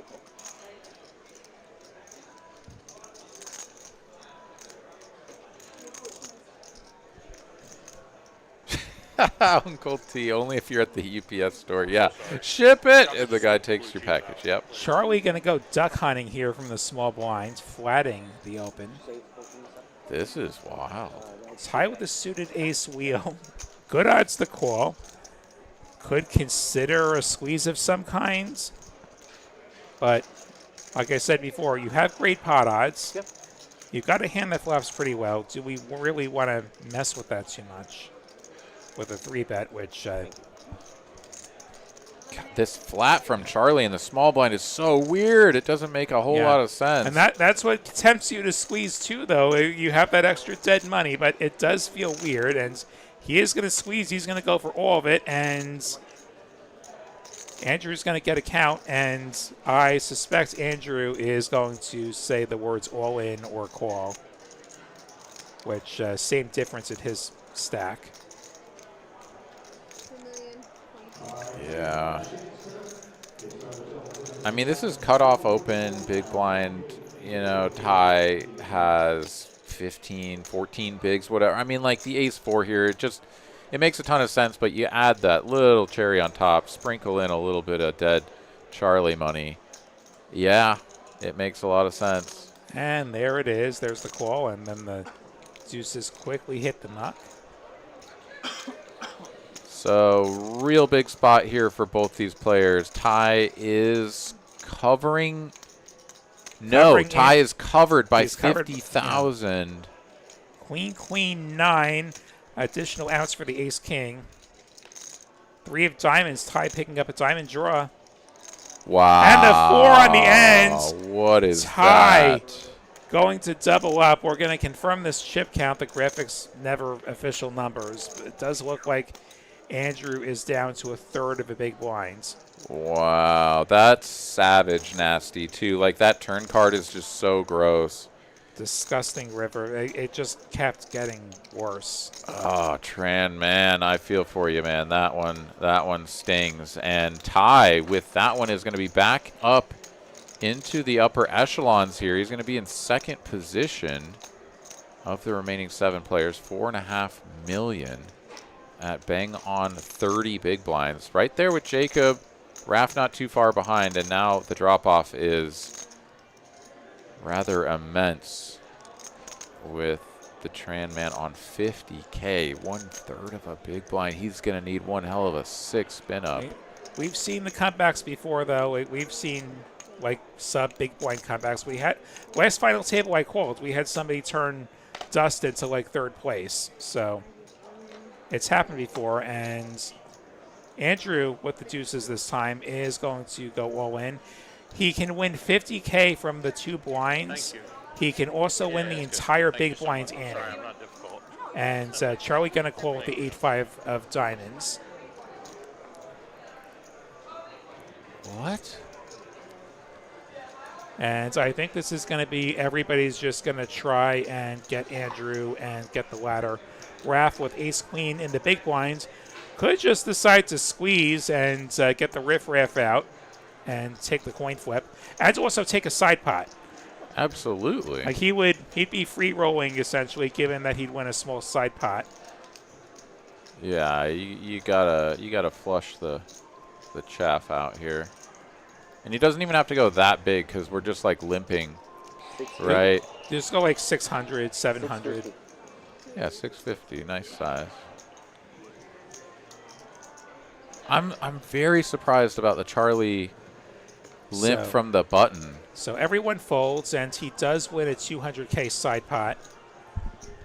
And so this is just going to be gravy if the ace-queen can down the deuces. King, king, 3, additional outs for him now. There's a third king. Full house for Andrew. Let's go. Let's go. Tran man alive, dude. He's Kings, got deuces. 4 bigs almost. He 11x's his, no, 7x's his stack, rather. He wins the, I think the graphics just had it funny with the side pot and the main pot. So Andrew wins the entirety of the main pot. It all starts there, man. It all starts there. 350K. He's got 2 hands to find another good one. Yep, and also we are big blind first here, as most of the industry is these days. If you can't satisfy the big blinds and the ante, the big blind gets posted first, and the ante would be the thing getting shorted, in case anybody's wondering.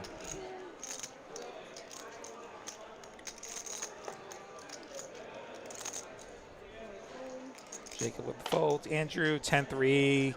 Can wait one more hand.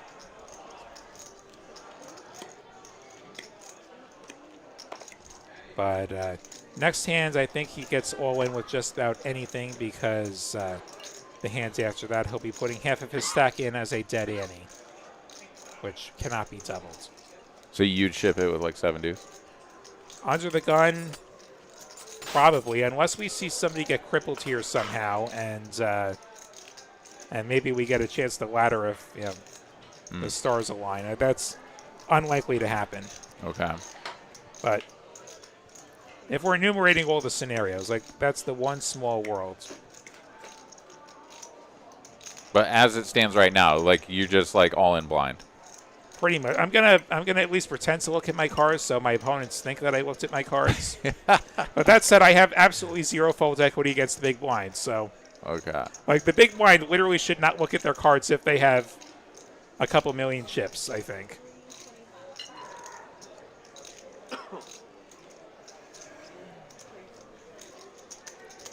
And Raph taking this one with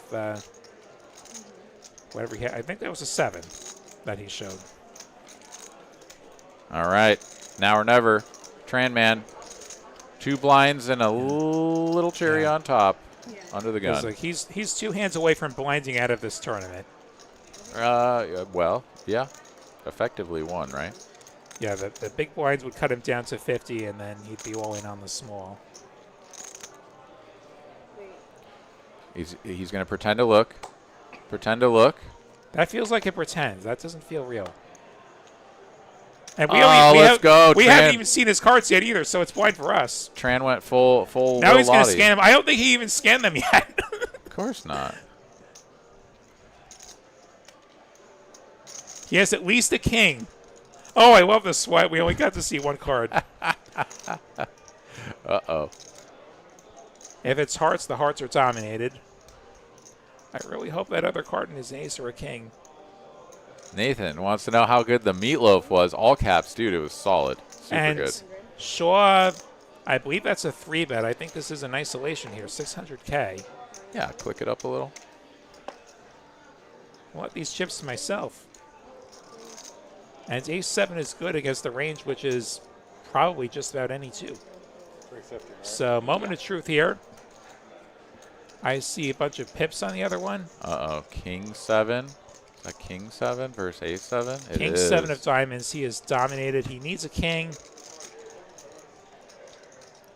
No king yet. Backdoor straight possibility. Needs a king.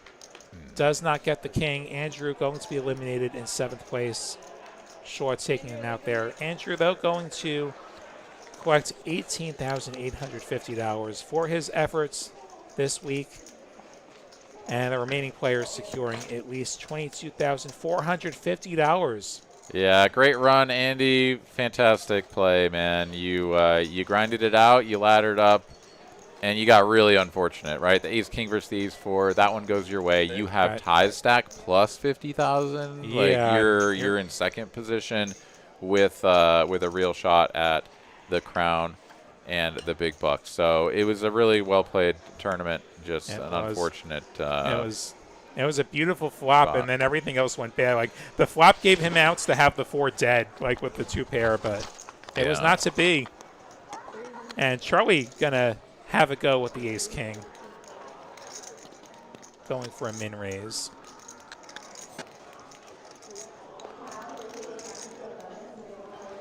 All right, and then there were 6. So here we are, a little after 10 o'clock, 10, 12 p.m. Central Time. We're down to 6 players. Started with 9, so at this rate, we'll be here till the sun comes up.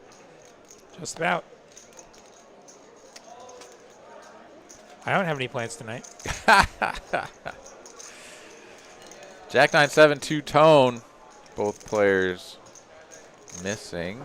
Shaw controlling the ace of clubs.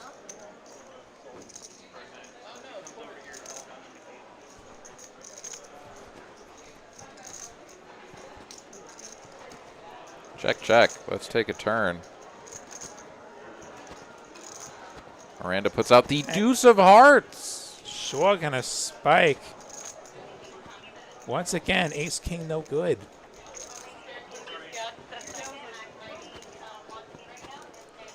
Did you bust C5? Half pot now, probing from Shaw, excuse me. And Charlie's like, well, that's not the turn card that I would have liked to see.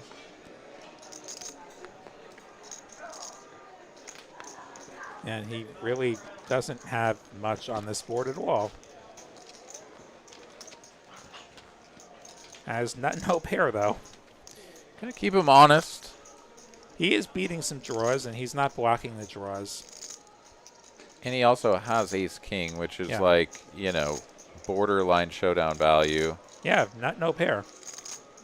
It's not nothing. Yeah, it's definitely a little bit weird, though. It's not really something, but it's not nothing. Yeah, because he commits so much of his stack, and by not just c-betting the flop, like, he puts himself in this very awkward position of, like, Shaw can just kind of, like, barrel him off if he wants. Oh, he's just going to flip the ace-king over thinking, like, you know, I got him. Yeah, not this time. I wonder if he was worried about getting check jams on the flop, and maybe that dissuaded him from c-betting. Instead, he puts it in with a turn call. But if you get check raised on the flop, then like, you have an easy fold. You do, yeah. Wayne North Jones predicting that this will end on hand 133. That's a while from now. But a fairly, like, I don't know. I mean, you could throw a dart at that. That's a plausible number. Uncle T, I have never played Fortnite in my life, so no Fortnite tonight.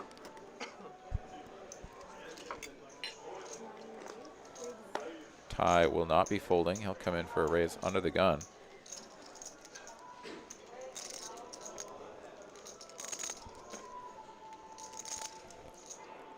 Ash cash, same hand, different suits.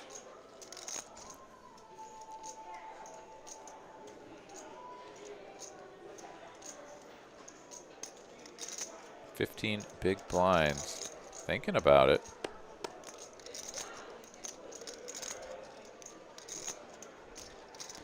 And it's shipping time. All in, says Ash Cash. UPS store.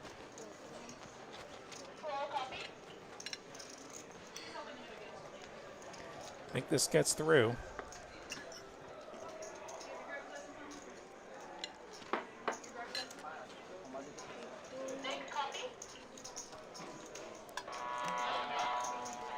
Gonna get a count here. The open was the 2 big blinds, jam for 15, and yeah, that's gonna be just a little bit too much. Just haven't seen Ash Cash put chips in at any sort of frequency that makes us think that ace-8 is good. No, Uncle T, I'm not doing that either. My plans tonight involve a brownie sundae and going home and going to bed. That's my plan for tonight. I know it's not a very interesting or adventurous plan, but that's the kind of mood I'm in right now. Monday, Sunday. It's time for a Monday, Sunday. Yes, a Monday, Sunday.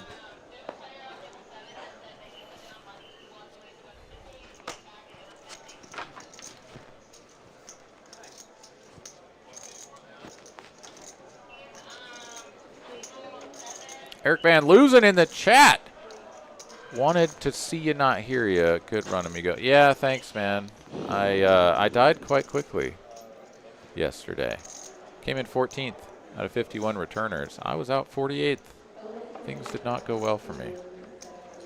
But I'm happy to be here and appreciate the thoughts.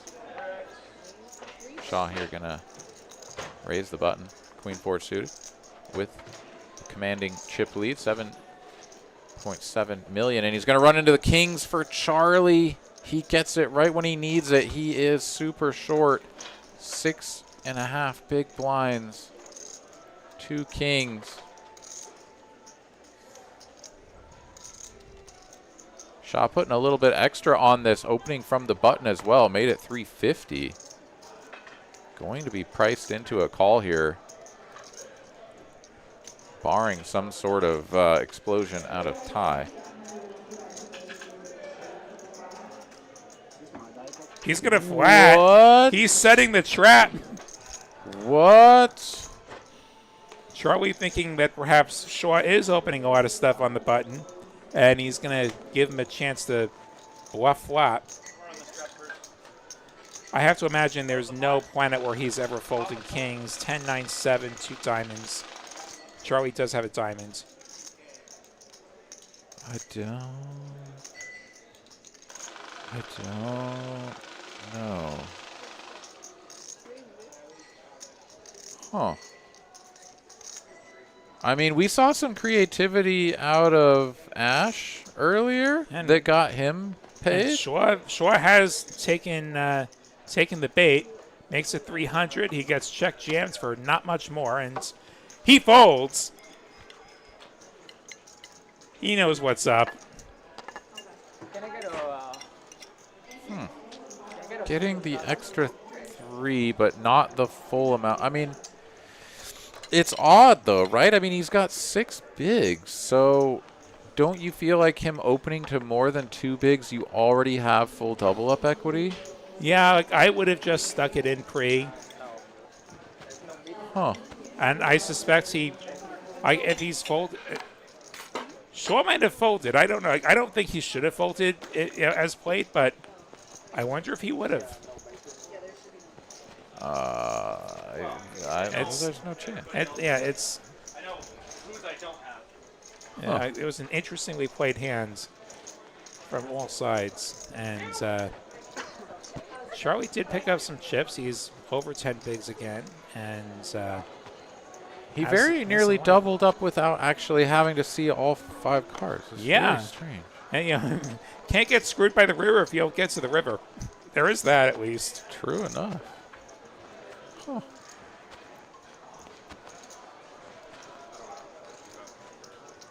Now it's Charlie on the button, 9-8 suited. And that could open. 13 big blinds. A hand that could even consider just going for it. Especially if you think you're not getting called that often. He's going to opt for the min raise. You stuff it with 9-8 there? If my opponents aren't defending very much, yeah. Well, what about these 2 guys? Yeah, I think I could fold. I think I could shove against these guys. Yeah. Sweet. And unless it's an overpair, like you're not dominated that often, even if you get called, like you're not going to be completely dead often enough. It's only got 37% against this 10 deuce. Yeah. But yeah, you're not getting called by that. Yeah. Yeah, the min raise is going to get called by that. Wow. The full shebang probably doesn't get called. Raft taking off a flop. 10 deuce flops a Hello, club. Doyle Brunson. Hello, Flush chaos. Poker is happening here. We have top 2 versus club draw. Stack to pot ratio is 2. Yeah, we'll see how This- quickly chips go in the middle. Yeah, this is heading for an explosion, I think.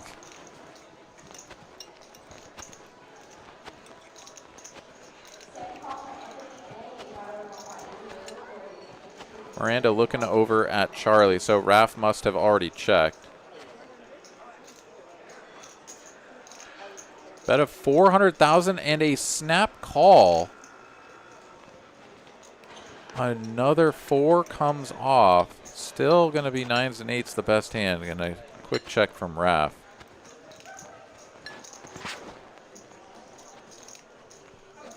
Got to be enough in the middle now for Charlie, right? Just setting up the turn jam.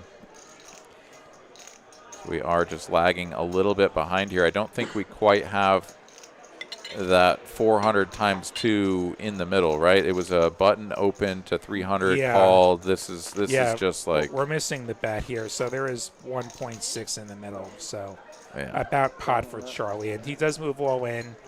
And Raph going to get a count. He's got an over and he's got a club draw. And the 4 of diamonds does help him slightly since, you know, Charlie with 3 pair opens the 10 as a possibility for Raph to get there. And, yeah, there is the explosion.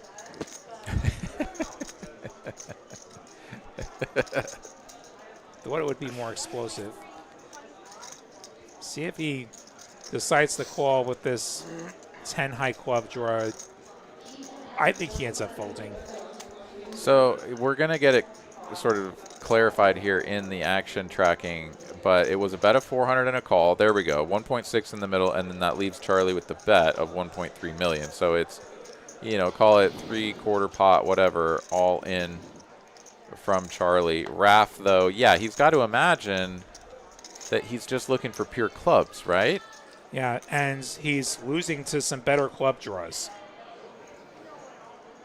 Like his club draw might not even be good. He might be counting on a 10.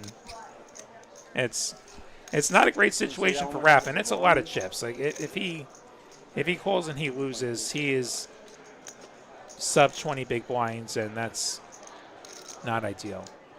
Well, don't we just like immediately wonder why we're just calling the 400 on the flop?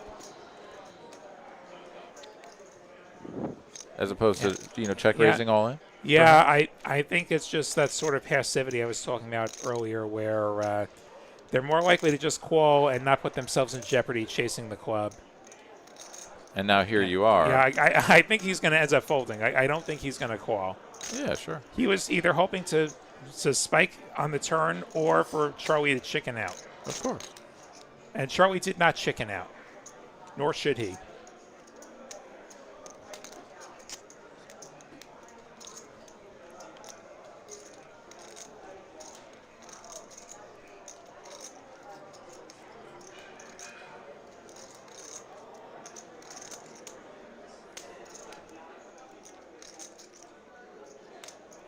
$3 million at the 1.3. We go up to 4.3. So at 1.3 to win 4.3, you're talking. You got to be a little under 1/3, so call it 30%. Like even if you gave yourself the 10s somehow, you're gonna be like borderline. And yeah, it's.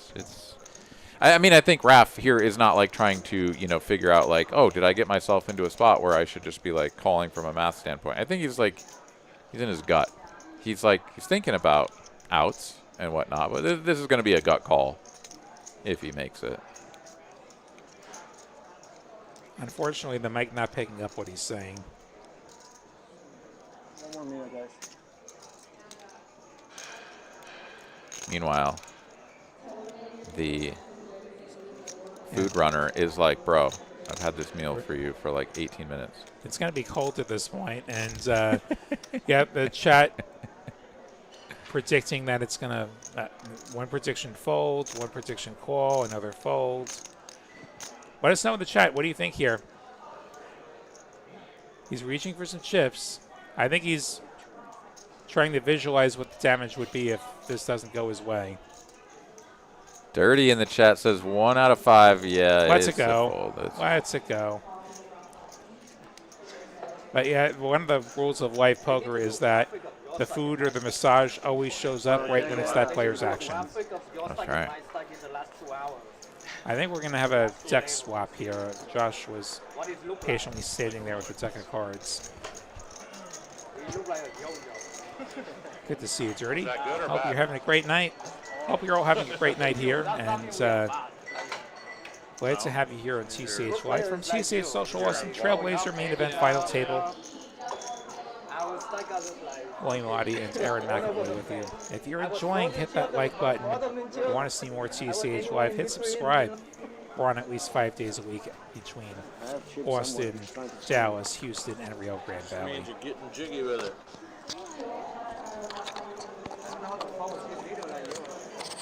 Jacob raising it up.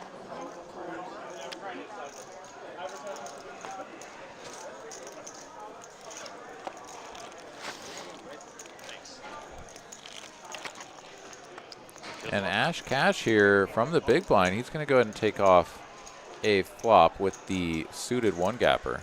I love 7-5 suited. I prefer it in clubs, though. Oh, yeah. The clubs are better, right? Yeah, and like, look at this flop. The clubs would have been better. Like we could have flopped a draw, and could have just given him our money with our club draw. That would have. Yes, Oh, you could have top hit. pair. Yeah, What, you could what, hit. we don't Sometimes you're hit? gonna- Sometimes you're going to hit. Sometimes. It doesn't sound like it's better if we give him money. The clubs are supposed to be better, Will. Yeah, top pair for Jacob. He bets and he takes it easily because Ash had nothing. He didn't have the clubs. Did not have the clubs.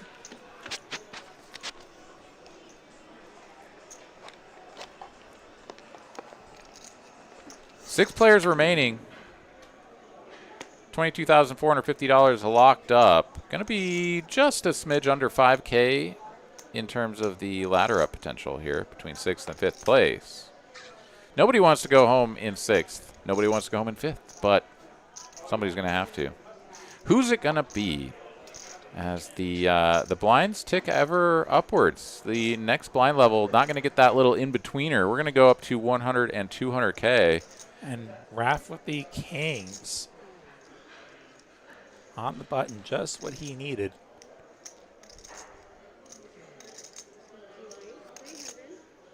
Eric Van Loozen has a question for you. He says, Lottie, is the Lottie line a real thing? I was going to get to that after this hand. And we do have a cooler in progress. Ash Cash waking up with the 10s. Okay. Raph made it 300. And Ash Cash may well make it all of his remaining 2.4 million. Or he may call, apparently. Or is this a 3-bet? I see white chips. He made it 850. He went for the in-betweener. And I think Raph's going to let him know that the 10s aren't any good. Wait a minute. But we could call, and then we could navigate some flops, man. Yeah, like we could get a terrible flop with the 10s. Like he could flat, and he's not going to flat. He's going to shove. And Ash is going to make the call, and Ash is going to need a 10 if he wishes to continue being in this tournament. Unfortunately for him, running into the kings. But hey, we've seen 10s down the kings before. This is true. This may happen very again. True. Yeah, Jacob is like, oh, I've seen this story. I know how it plays out. The hand I started the tournament with. Will the kings hold for Raph to score the knockout? Queen 3 deuce, so far so good. There's the 9. Ash needs a 10. Ash does not get a 10. Ash going to be eliminated in sixth place. That's a lot of cash for Ash Cash. Damn right. $22,450 for our man Arsh. Thank you so much for joining us, participating in the tournament. That man came into day 2 with the overall chip lead. He came into the final table with the overall chip lead, and he is going to go home with $22,450 for his efforts. So that is a damn fine showing. A little bit unfortunate he wasn't able to make it a little bit deeper into this payout structure, but still very well played. It was a pleasure having you here at TCH, so we'll see you again soon. Yeah, 27-120 for these remaining players. Ladder's starting to get a little bit steeper. Going to be an $8,000 jump at our next ladder. And going back to Eric's question, is the Lottie line a real thing? The 15% VPIP. Chat decided this many years ago. Like 6 years ago, like I was mostly appearing just as a player back then. Some people, they like to give me grief for the VPIP, and chat decided at some point 15% VPIP, that's the Lottie line. And that is canonical TCH Live. It has been for the last 6 years. That's right. And we've come quite a far way in those 6 years. It's been really something. I'm glad you're all part of that. Damn right. With an over? with a 1 over. As we get Gavin sliding into the box again, going to get the card shuffled up as we begin 5-handed play. Blinds are kind of going around. They're going to come around a lot more often now than when we started the night. Which, as players start to get shorter, that will increase the pressure a little bit, but nobody in panic mode yet by any means.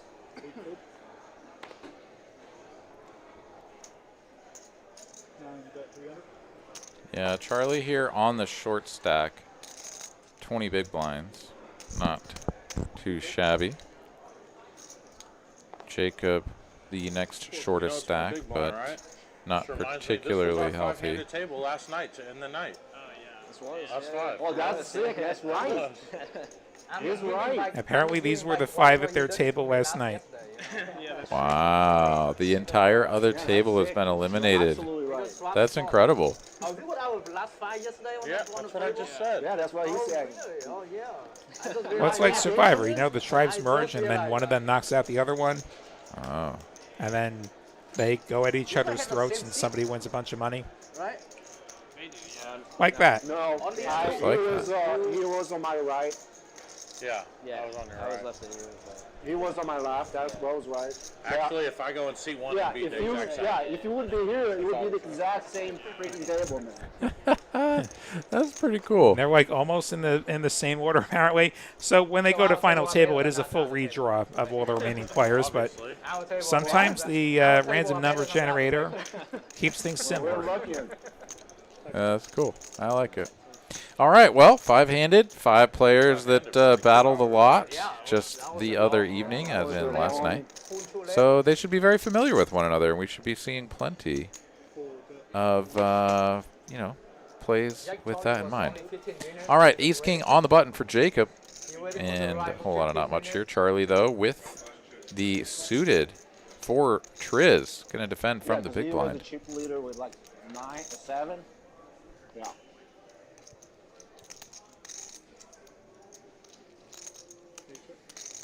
And well, actually Charlie made it 4. Never mind. Charlie connected. And now Jacob with the nut diamond draw. So something for everyone. I think Charlie just wants a cheap showdown with bottom pair, though. You're not tired? Nah. I figured. Check, check. Jacob not betting his draw. At least 5 more level. And the 4 going to be good. I'm cool with that. Ty just said at least 5 more levels. He's trying to get us into the wee hours of the morning. That's like the 400 or 500 big blinds level.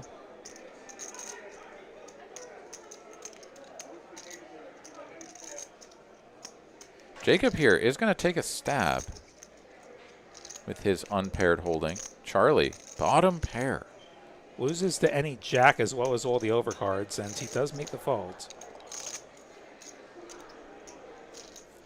So Jacob stealing a small one. Uncle T asking me who I think is going to win the F1 championship. I think Russell probably squeaks it out, but I think Antonelli makes it a pretty big fight. And then Antonelli wins next year. And I also entirely think it's possible that maybe George Russell is going to get the Damon Hill treatment. He's going to win the championship and get fired the same year if Max decides to move over to Mercedes, because they certainly are not dumping Antonelli after all the development they put in there. So, yeah, those are my F1 takes. And we got Derek Norman joining us in the chat. Says Shaw is going for back-to-back, 2-back outright tourney wins. He won the TCH one day for 24K.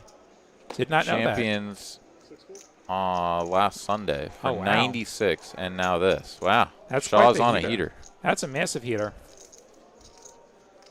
What a legend. I once had back-to-back 13th place finishes in large fields. You're also legendary. Like exactly 13th. That's an interesting number.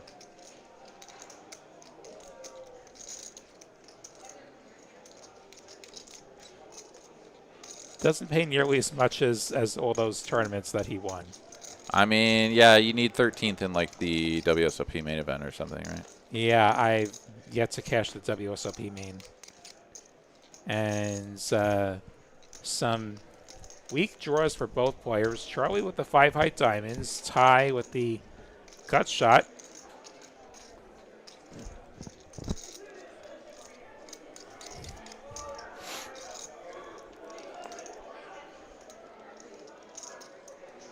Six high, no diamond. Yeah, we got to stab at this. Worst hands he'll ever have, basically.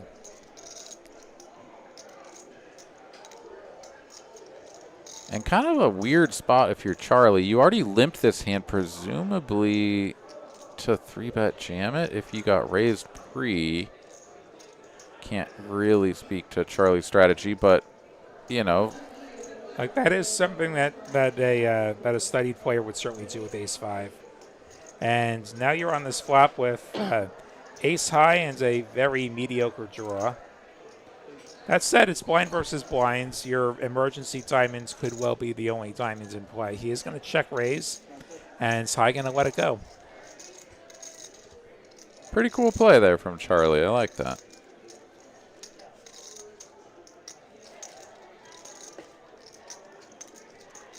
And with that, he's going to chip up to 20 big blinds, at least for the next 15 minutes or so, until we get another level up. But, yeah, chip leader Shaw here on, let's call it 44 big blinds, 45. And Charlie on 20. So things could turn around real quick for any of these players with a big collision.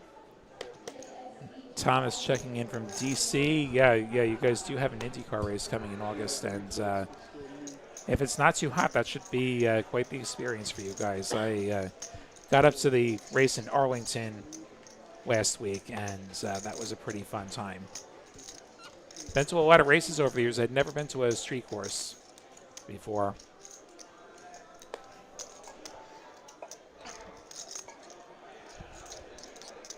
But yeah, like DC could also be disgustingly hot in the middle of August, so we'll see how that works.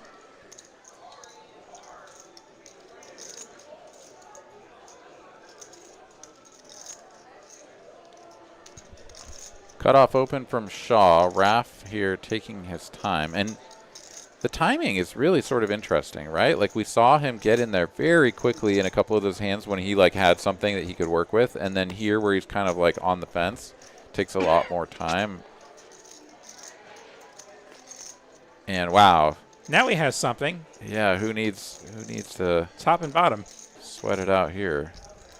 Very connected board. He does have the 9 of diamonds, which is also a significant card to have.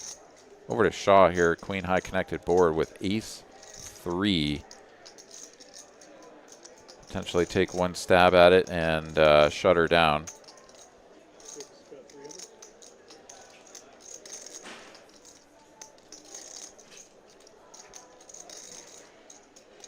How do we respond now if we're Raff?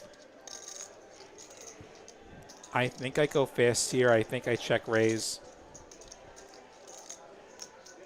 And if your opponent just wants to play for all of it, you're just good? I've got 2 pair. I'm gonna hit the call button. I'm gonna say, please don't have king 10. All right. Okay. And he is gonna check raise. He's gonna make it 800. And Shaw gonna let it go. Not gonna get further entangled with a player who can do some serious damage to his stack. Not that he really had anything to work with card-wise. So Raff going to take the chip lead. 6.9 million chips.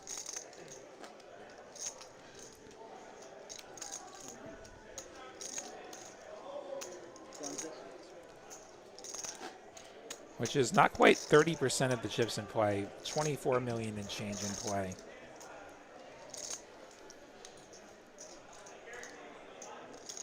So we don't have an overwhelming chip lead at this point.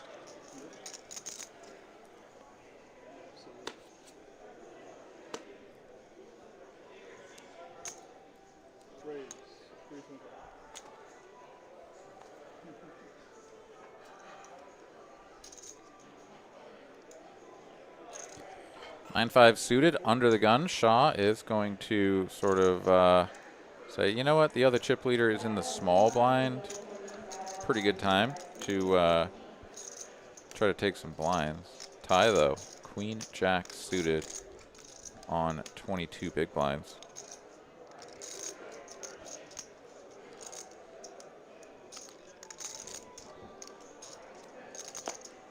Gonna click it up. Playing back at Shaw.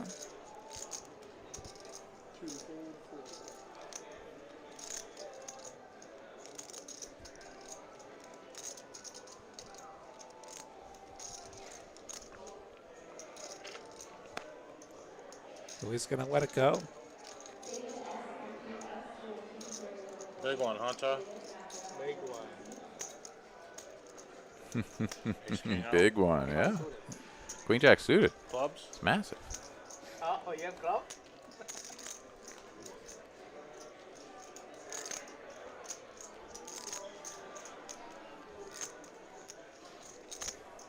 I have 20 and blackjack. You had 20? Blackjack.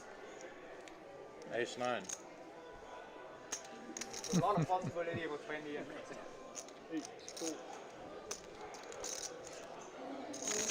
A little bit of fibbing from both of these players. I don't love the gamesmanship. All right, Raph on the button. Ace 7.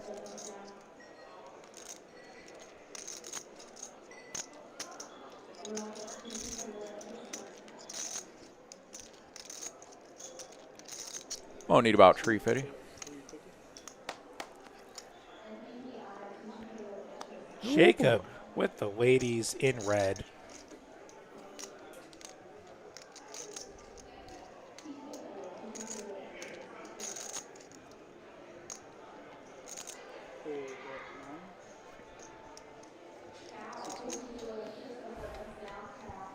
Is this real life?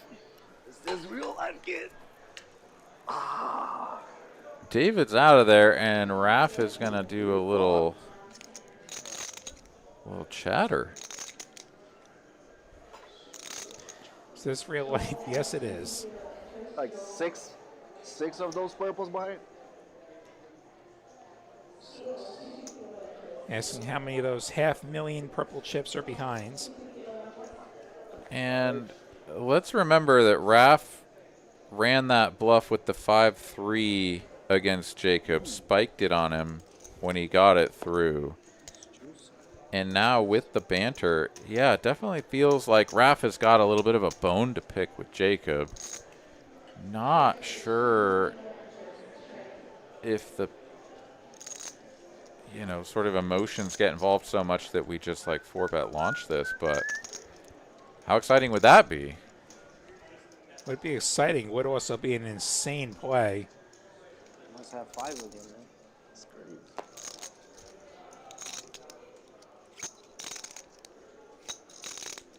I mean, with this much talk and the all-in, obviously Jacob just has queens, but like if he didn't, it would feel so strong. Like, whoa, what is this guy doing? He really just like talked all this way and then like just shoves it in. Like, how many times have we seen that be a bluff? Yeah. Let's go. Yeah, that would be a very levelly situation. One more look at the coolers here. Yeah, Ash Cash flopping top pair against Ty. That was the beginning of the downfall, and then exactly right. running the 10s into Raph's kings. That was the end of that for him.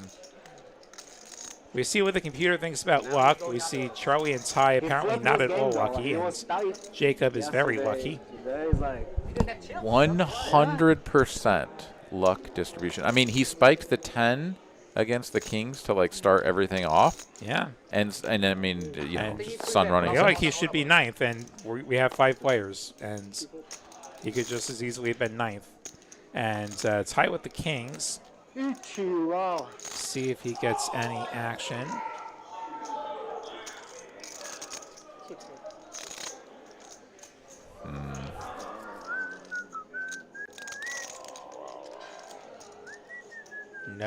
No action.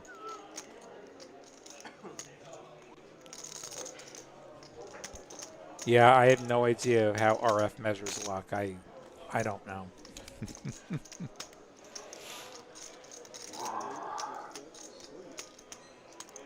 All right, I haven't wagered in a little while. Let's take a shot. Let's do this. You want to put $5 on this? $5 on the gamble, huh? Yeah.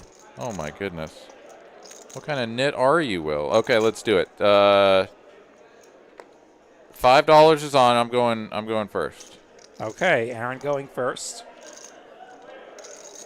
And the number to beat is going to be, I don't know yet, but let's deal with this poker hand first. 60. Okay, 60. Okay. Came out of order. Okay. So this Well, I don't know. It like showed it twice. I don't know. That was weird. Yeah, that's glitchy. But anyway, I got to beat 60. Got to beat a 60 for $5. 5 of Will the Nits dollars. Oh, come on. Come on, baby. Ship it to daddy. Ship it to daddy. We do have poker happening. I got a 5. Go! 5 for my $5. Yeah, that's a sign. I'm glad I didn't bet more than 5. I imagine I bet 10. Double or nothing next time. Apparently, I would have had to bet 100. Then I win. Oh, I've got 5 of Will Lottie's dollars. This is a crisp one, too. I love it. Yeah, I'm going to put that on the refrigerator. We've got, so we had Raph opening with the ace-10, Shaw coming along with his 6s, and now Charlie with the queen-jack suited in the small. Is he contemplating a squeeze? 1.2. Yeah. Yes, he is. Puts about half of his stack in.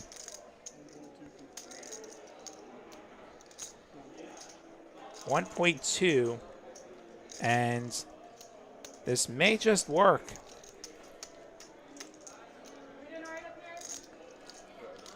Yeah, absolutely. Easiest $5 of my life. Frame it. It's going on the fridge, man. I got a little magnet on there. It's gonna be sweet. And one day, I'll go to Taco Bell. That can I'll get 2 items. That can almost buy you a quesadilla at Taco Bell. How about the quesadilla here? Definitely not, but the quesadilla here is worth the additional money from Taco Bell. Like, the quesadilla here is way better than a Taco Bell quesadilla. Perfect. Uncle T wants me to invest half of it in the potted plant. Can do. Raph contemplating with the ace-10 offsuit.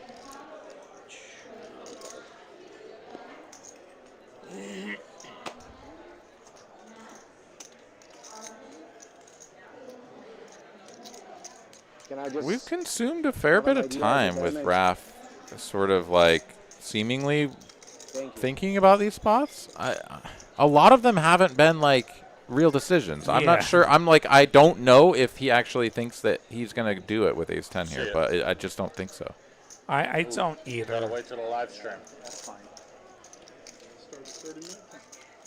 And saying you got to wait for the stream to know what the hand was. No, not We are on a half-hour delay for game integrity purposes, so the images we're seeing, the images you're seeing, they all happened half an hour ago.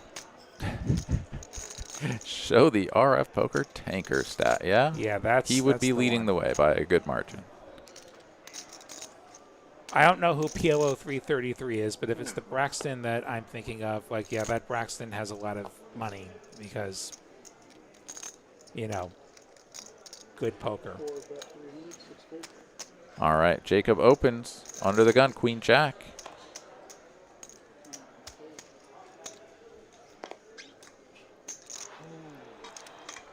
Raph in the big blind. Suited connector. Easy defend. Let's see a flop. Can we get there? We can. Let's go.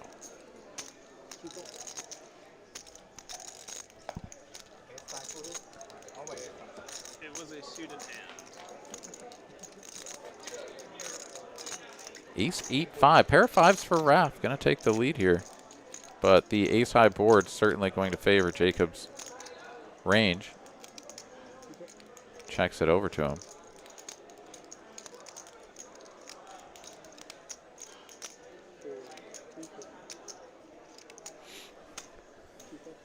%, continuation, and Raph quickly makes the call. Gut shot now for Jacob.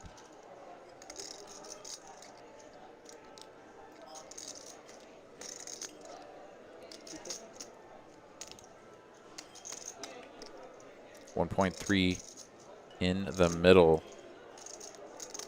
Little size up here. Little 750. Hit him with the 750. The 9. Let's go.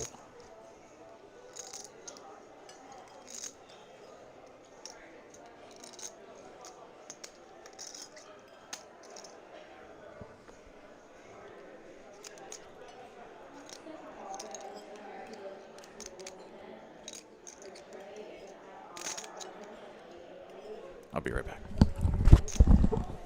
Raph thinking about this.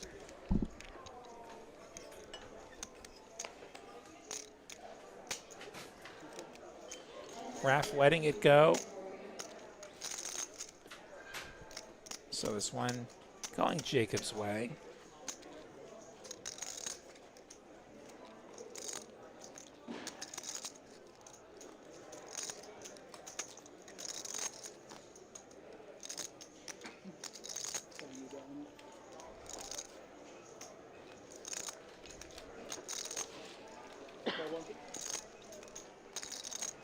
Yeah.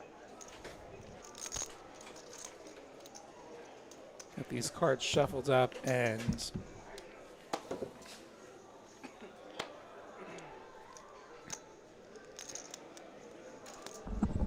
Shaw with the queen jack and gonna open it up.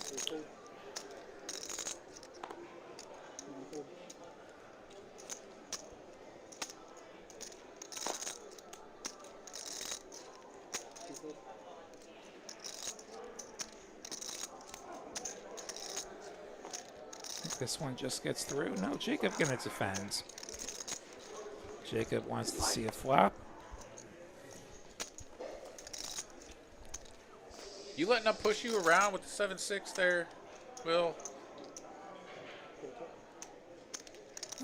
Suited, probably not. Offsuit gets dodged. And you could call.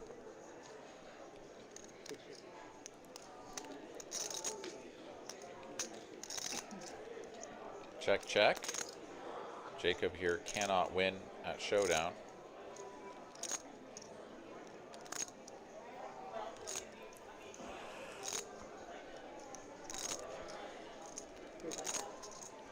Not going to go for it, though. 2 flush draws here. He's just got a spade and a diamond 7 high. I mean, it's pretty dusty, but Shaw certainly not capped by any means, and he will go for the delayed continuation half pot. It did the job with just a few minutes left on this 75-150 level. Wait, you already win two? The week before that? The TCH 100K one day I won the week before. Oh, okay. That's why I didn't. We have that 100-200 level. Everybody's going to be sub 30. The week before last week. So you played 3 final table in 3 weeks. Wow. 3 final tables in 3 weeks. Man, that's clean living. You need to have time. Sure is. Can't keep playing every week. Open to 2x here from Ty. Cut off ace-7.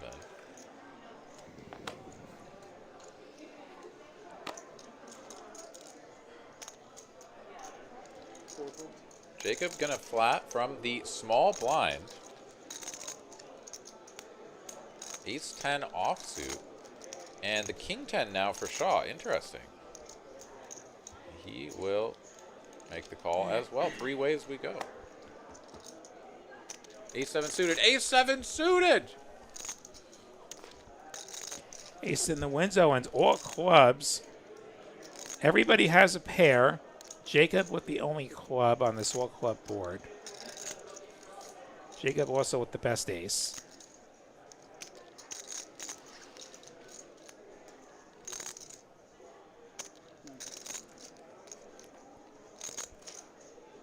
We check through, and Jacob turning the flush immediately. This probably ends any possibility of more money going into the pot. Apart from maybe Jacob betting and everyone folding. You don't think Ty could call? It seems unlikely. In a three-way pot, I'm not inclined.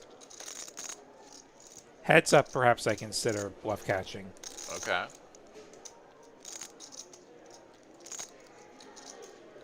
Now facing an out-of-position bet from somebody who's betting into two players on this board. After check through flop, check through turn. True, but... And 450 is a size that could get bluff caught. It's a little under half pot.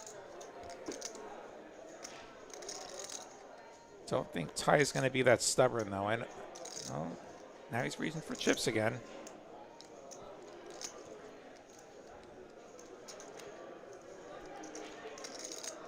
Does let it go.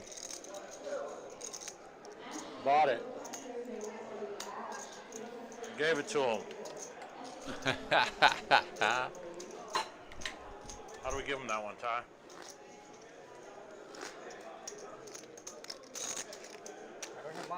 It's too good.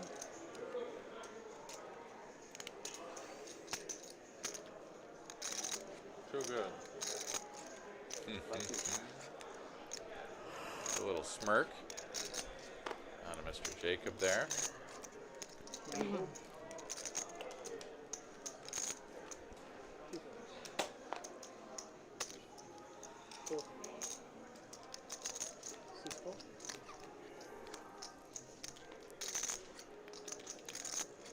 Here's a real hand. Ace. Oh wait, no, we hate this one. It's a real hand. That doesn't mean I like it. It just means it's a real hand. I don't have to like it.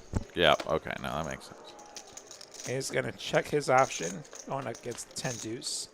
The Doyle. What do we think about this?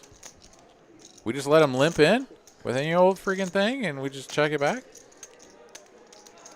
Yeah, I probably raise. I probably raise the big blinds and live to regret it. You get this lovely flop. Goes for the min bet now, which works. So we get one more hand in. I see shuffling. Looks like we get one more hand in. Just before the blinds go up. 100K, 200K. There might be a break after this level. I don't remember.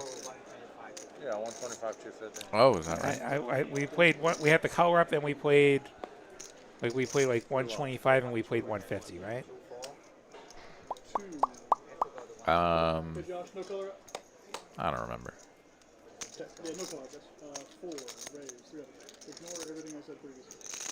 Yeah, we're gonna have the. I don't think we get rid of the 25s on this break.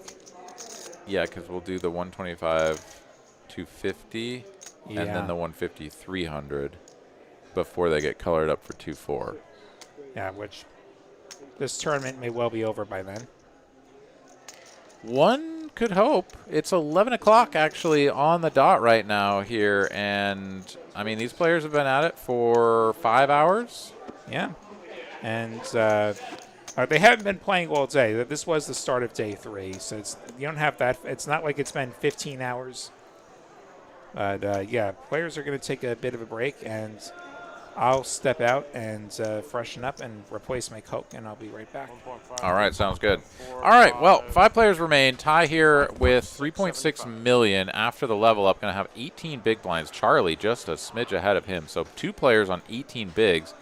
And then Raph up there sitting at a much more comfortable, let's call it 27 big blinds. Shaw a smidge ahead of him, and Jacob, the chip leader, sub 30 big blinds. So, yeah, the field is pretty well tightened up here as Uncle T Poker is going to go to bed, it looks like. Well, thanks for tuning in, man. It's good having you in the chat. And Britt Baller here says, rooting for Raph. Nice guy, always grinding the tourneys. Let's go. Hell yeah. Well, thanks for chiming in, guys. Uncle T says shout out to Gavin and Miranda. Also, yes, hell yes. And Amanda saying that Saturday's flight was 15 hours to get from start to a bag, which is absolutely incredible. I am very glad that I was able to bag on the Friday flight and avoid all of that, but we all ended up in the same place, not here on the final table. So, yeah, thanks you guys so much for tuning in and hanging out with us. Let's see, once again, what these guys are playing for. $27,120 locked up. 5 players remain.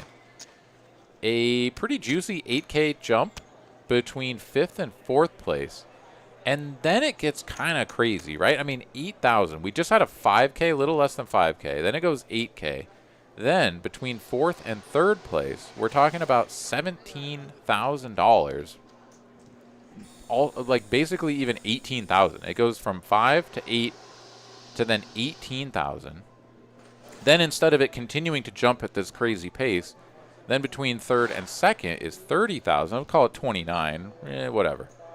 And then 35 between 2nd and 1st. So some very interesting gaps in the payouts here. This is sort of interesting. You don't always see it in this format. But what we do know is that 27,000 is locked up by these 5 remaining players, and the at least immediate increase in their payout is going to be $8,000 if they can outlast the 5th place finisher.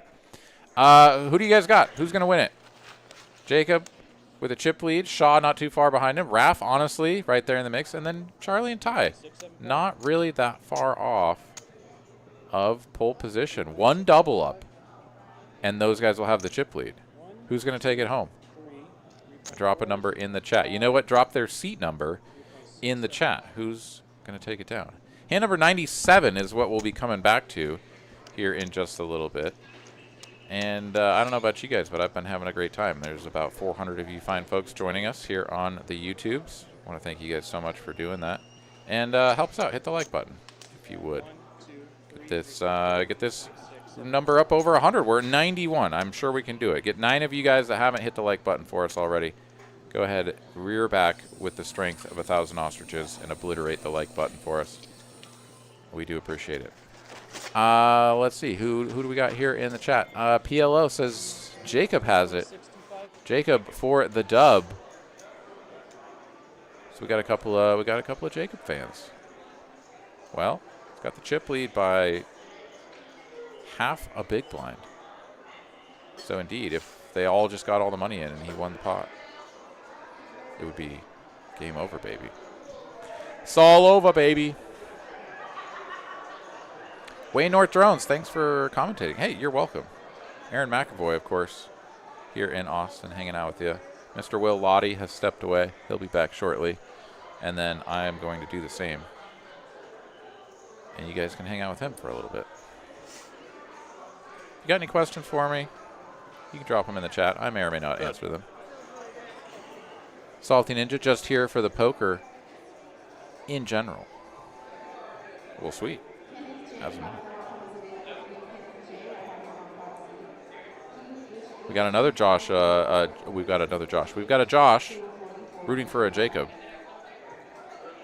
And everyone playing pretty solid? Yeah, absolutely, right? I mean, we've got Ty and Shaw with,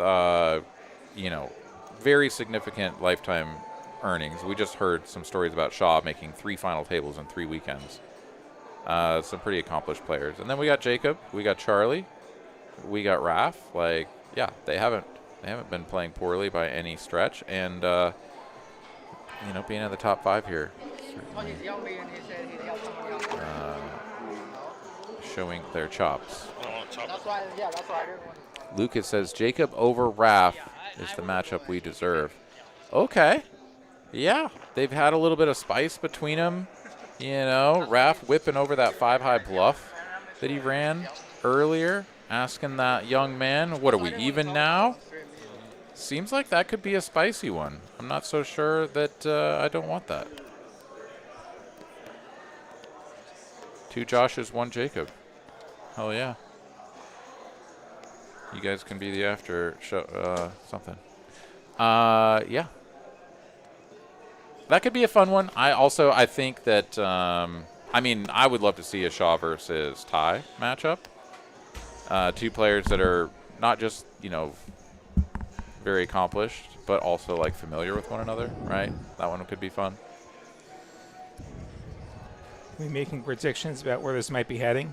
You know, just sort of seeing who wants who to win and whatnot. But anyways, Will's back. I got a few minutes. I'm going to go use the restroom. I'll be back shortly. All right.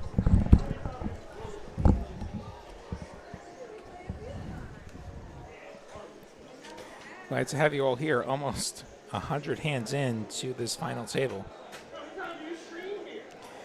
And yeah, looking forward to seeing how this plays out.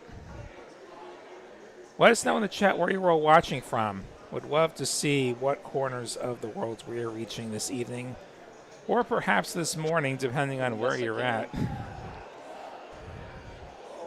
We do reach a lot of places. See hundreds of you still with us. Hope so. Over 100 of you have hit likes. Thank you so much for that. Hope you can keep the luck coming my way. That'd be nice. As players start to return. My daddy was hyping me up yesterday. So. Yeah. Way North Drone still thinking that we finished on hand 133. RSDL from Austin, Salty in Virginia.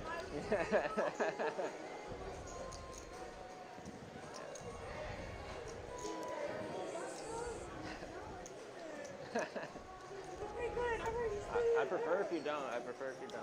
Yeah, get all corners of the country. We get people from other countries watching on a regular basis, and we love it.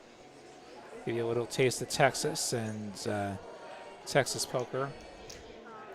Some amazing stuff here.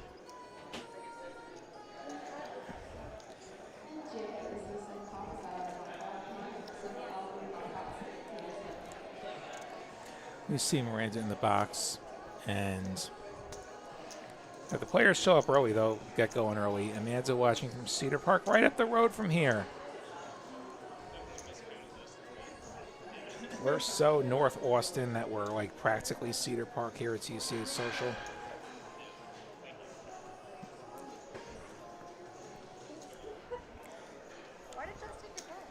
You have any questions about TCH or poker or the Trailblazer Tour? Feel free to drop them in the chat. Answer them as best we can.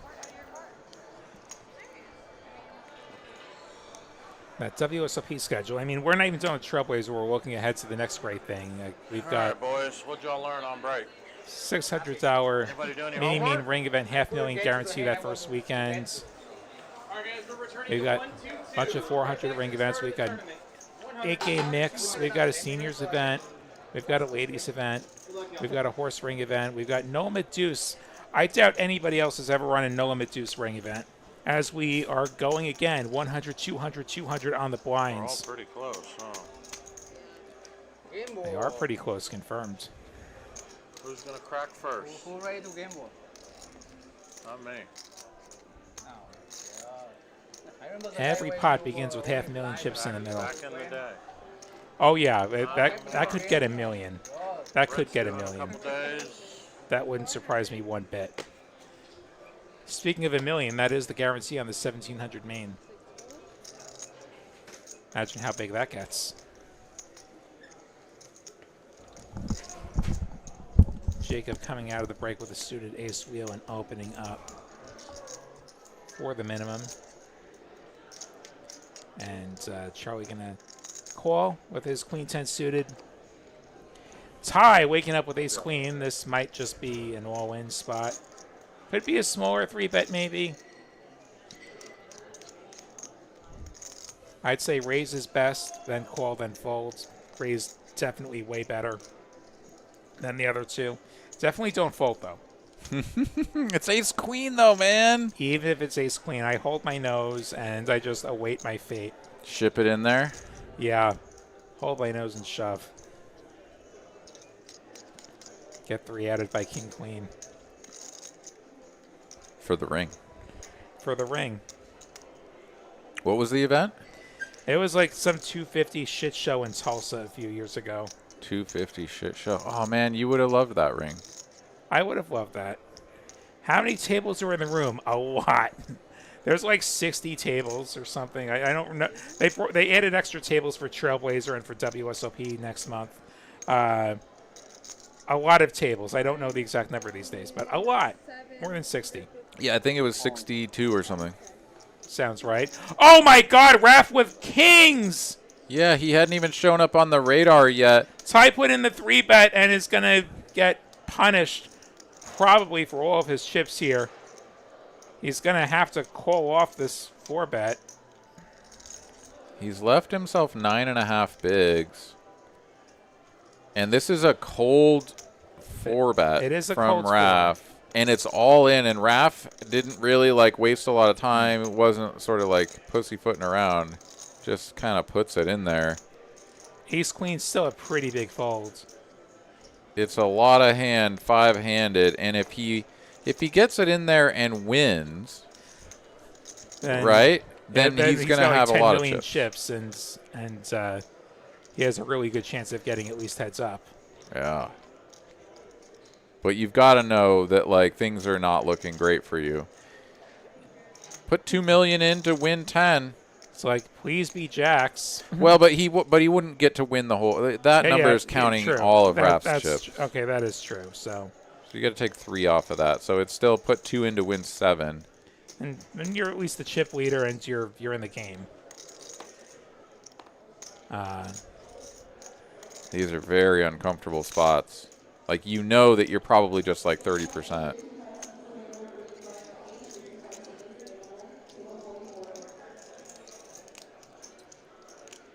And like anytime it's like, well, you're getting a price, and if you win, then you probably win the tournament, or like have a good shot at winning the tournament.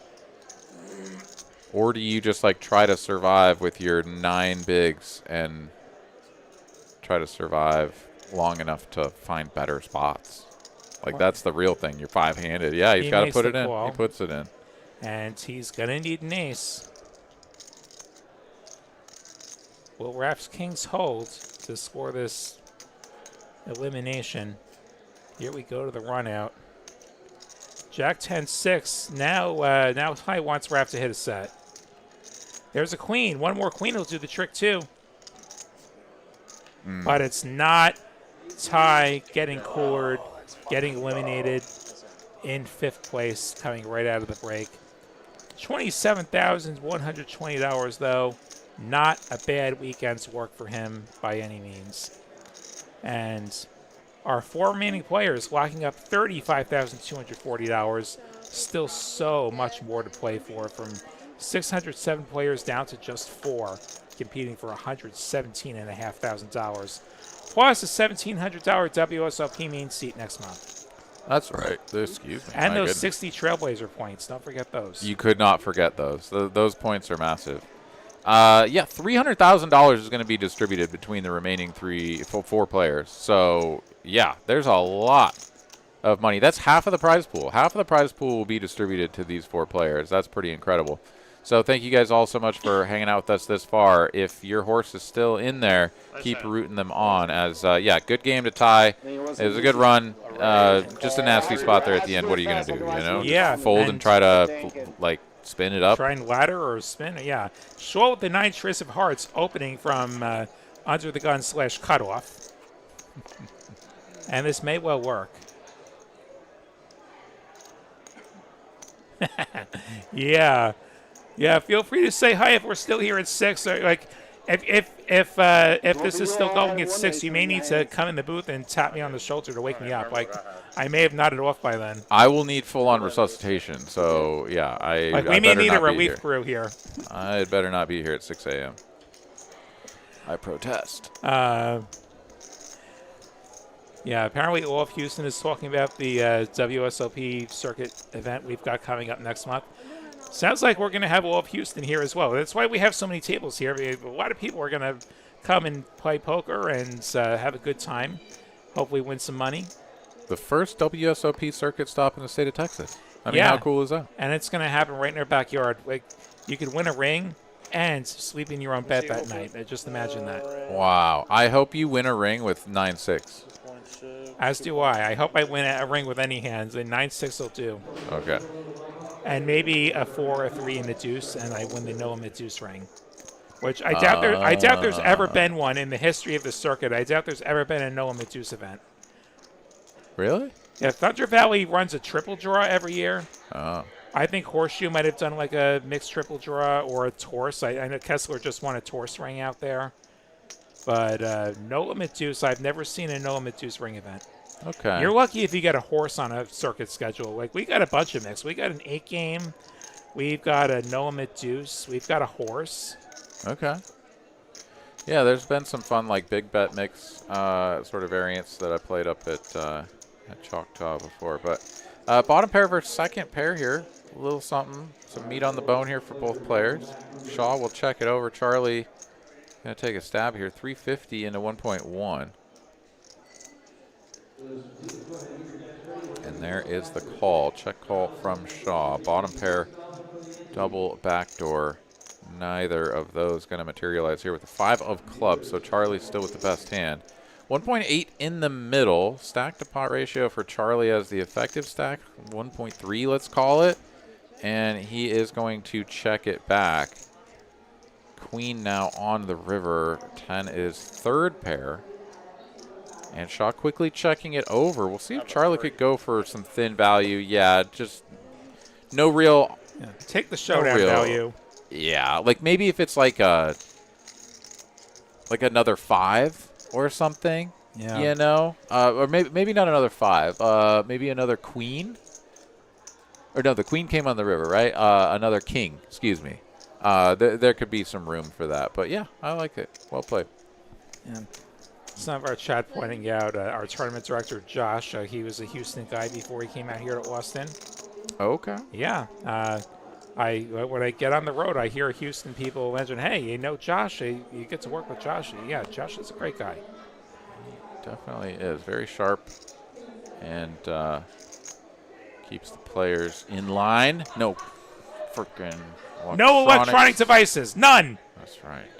He hasn't had to penalize anybody, so the players have been on good behavior. Shout out to our players following instructions, which is tough for poker players. Ooh, ace king. Gonna go for all the marbles. Shaw with an ace king of his own in diamonds, and All in. he's gonna reshove, and this is probably gonna be a very anticlimactic run out.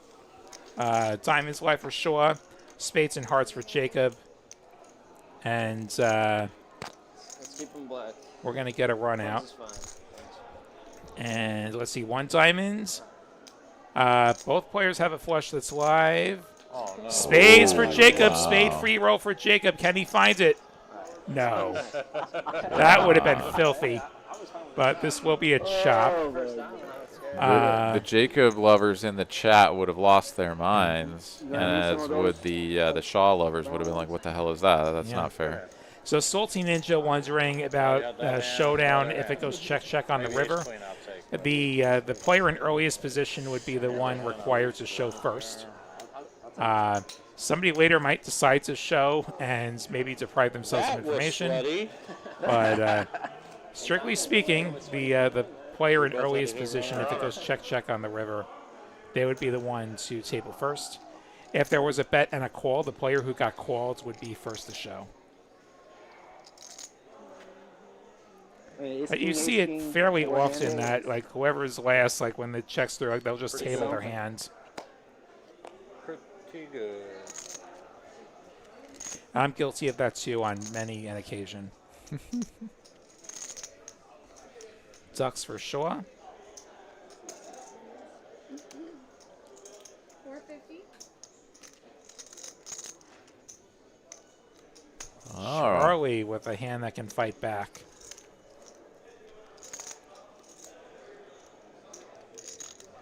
Starting the hand with 19 bigs. Open to 2 1/4. And we are going to Looks like click this up. About $1 million? Yes, $1 million.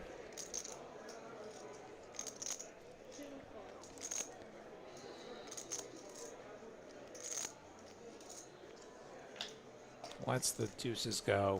No duck hunting here.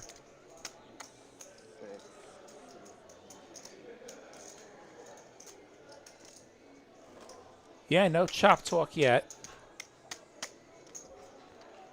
They are allowed to do that. They just have not decided to do that or have discussed the possibility of doing that. Yeah, and if you look at the payout here, right, like 35K for the next player eliminated, then it goes up to 53. Like, they've kind of been waiting for this stage of the tournament for things to really start to get spicy. I mean, it's an 8K pay jump between 5th and 4th, and then it goes up like freaking 18,000. I mean, that's massive. So, yeah, I could see a world within which they get down to 3, and that would start to become, like, you know, part of the conversation, depending on chip stacks, and of course, but and like who thinks who might have an edge. Not Like, in the mood now? if you get short with a bunch of chips, he might decide, you know what, I'm the more experienced player, and I have a better than average shot at this thing. But any chop does have to be unanimous. I'm not explicitly calling out Shaw. I just know he has the deepest resume of these remaining players. Sure. But yeah, actually, funny thing, when I made my run at Spring in November, I got 4th, and then they chopped shortly after I got 4th. It happens a lot. It's like, okay. I'm not bitter at all. Like I could have easily been like 20th, and I got 4th. Sure. And I just ran out of luck at some point. But that's how it often goes in tournaments. You know, you run out of luck at some point. Very true. Nick Toralba joining us in the chat. What's up, dude? Rooting for Shaw? Yeah. Oh, sorry. See if you can bring it home. And Salty, you don't necessarily have to have even stacks to discuss a chop. And remember, you could do it ICM where players get money based on the size of their stacks. So the chip leader would get more than the other players, to grossly simplify it. Yeah, still 46 minutes left in this level. When we get up to 125, 250, it is going to put less than 100 big blinds in play total. Now, which is where you start to think about the tournament ending naturally, as well as like cutting down the average chip stacks. Like that's when you start to think about like, this could end. Yeah, and certainly if there's still 4 players involved at that level, it's anybody's game, right? I mean, unless it is just like one player with a clear advantage and then 3 dusty stacks just trying to survive. Even then you can see some chops, right? Where it's like, all right, well, we can kind of mitigate some of the variance of one of us for sure getting knocked out, and then it's, you know, 18,000 to the next guy that survives with his 6 big blinds. So anything can happen, but right now we're playing poker, and Raph, 10 million in chips with the ace-4 offsuit. First to act. Need to be opening this hand. He agrees. And for anybody who cares about trophies or series points, the rule is whoever gets the most money, that's what dictates the placement there.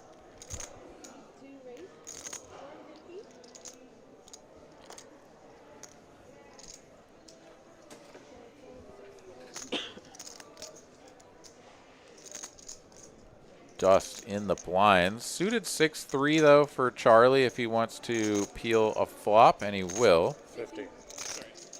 It was suited. Famous last words of any poker player.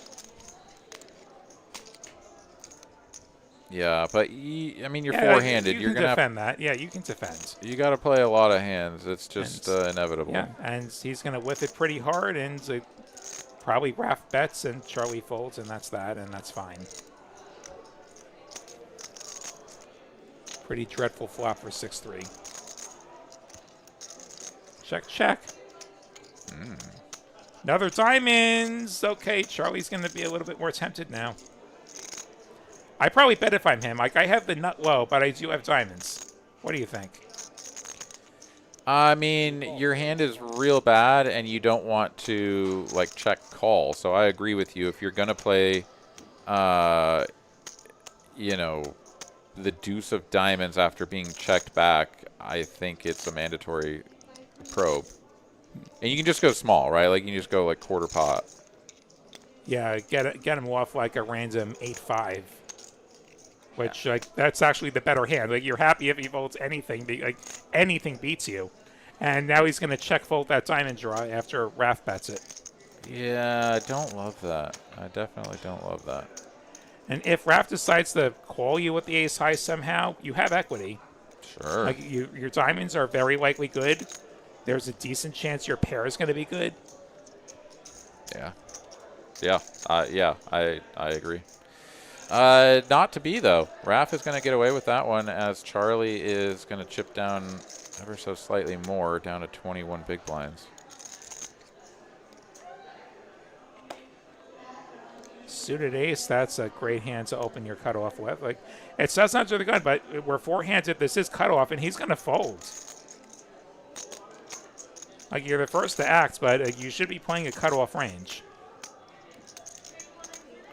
Yeah, I don't really... I get 2 Fijis and 2 cups of Charlie ice. flats, and it's going to just get ripped on by Raph, and that'll be the end of that.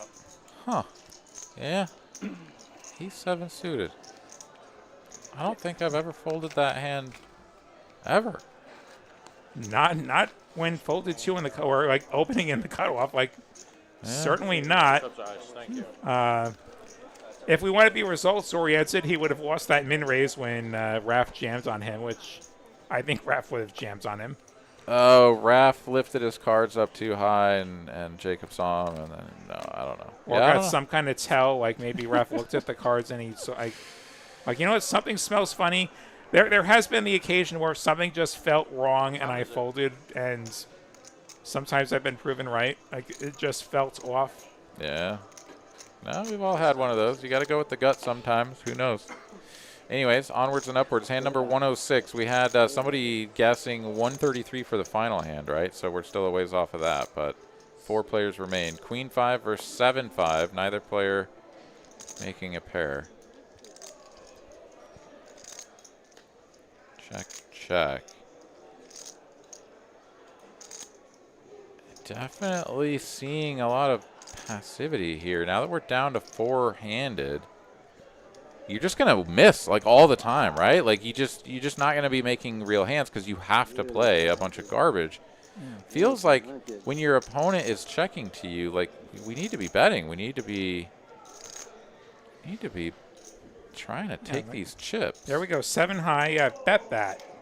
Raph has shown no interest in this pot, and 7 high beats basically nothing. So go for the bluff. It doesn't have to work that often. It worked. Yeah, I mean, if you get a queen to just check, and check fold, why not? My goodness. And to be fair, most of these players probably don't have a ton of short-handed experience to where you think about, well, his range is actually super wide, and I can attack it, especially if he's not going to hero me with queen high. Yeah.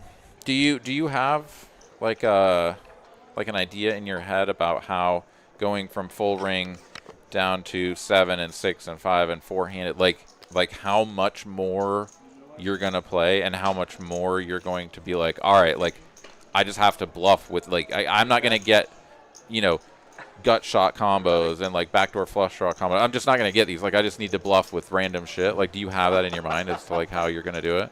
Probably not as much as I should. Okay. Like, I also haven't been that deep as much as I would have hoped, but to get the like live experience. Yeah. Yeah. Like the way it went, like the 8 game. Oh, it's 8 games. There was some funny stuff I was able to do in the stud games, and I ran like God in triple draws. Like that was a lot of that. Then I bluff caught it with the 9-6 and no limit hold'em. Like I ended up with a shitty pair, and so he bombed away, and I called him, and I was right. Nice. And that was the end of that. Yeah, but like the tour's final table, what happened was like I had almost no chips, and then I had like literally no playable hands in Omaha 8 or better. So like I just didn't get anywhere. Like you don't know what half of the pot you can win. Sure. But that's just how it is, though. Like I said, I could have gotten 7th in that tournament, and I made a monster hand in stud 8, and that like carried me a lot of the way. That particular day. Like, I don't have a title in pure no mid hold'em yet. Like at least not live. Well. Queen 3-3, we all miss. The ring is on its way. The ring is on its way next month, April 23rd to May 4th. I could win a ring on Star Wars Day. Think about that. Wow. May 4th. Do it. Limped pot. Shaw going to take a stab here with the 9 deuce. Exactly what we need to be doing, right? It's like, dude, this hand sucks. We're never going to win if they just like check to showdown. So let's bet. Yeah, double down. Get the better hand to fold. Let's go. I mean, and, you know, we've sort of talked about, like, how could this play out or whatever. Like, Shaw is not going to just, like, check and get to show. Like, the man's not going to do it. So, like, of the players remaining, he's definitely demonstrated that, you know, unless people are just making a bunch of hands left and right, like, he can be taking some pots. So we'll see if that transpires. Raph here with a very playable hand. And stealing those pots, that's going to keep him afloat, and that's going to hopefully let him build a stack to where he's got a shot at it as he gets a 3-handed, as he gets a heads up. Like, all of a sudden, you have half the chips. Ooh, here we go. Now he has a hand. This is a really good hand, 4-handed. Suited ace. This is also a pretty good hand for Charlie. He's got 6s. And Raph had just limped. Wild. Limp. Charlie going to rip it in. No, you Perceiving don't have to, weakness. That's fine. I can see from here, like, it doesn't change it.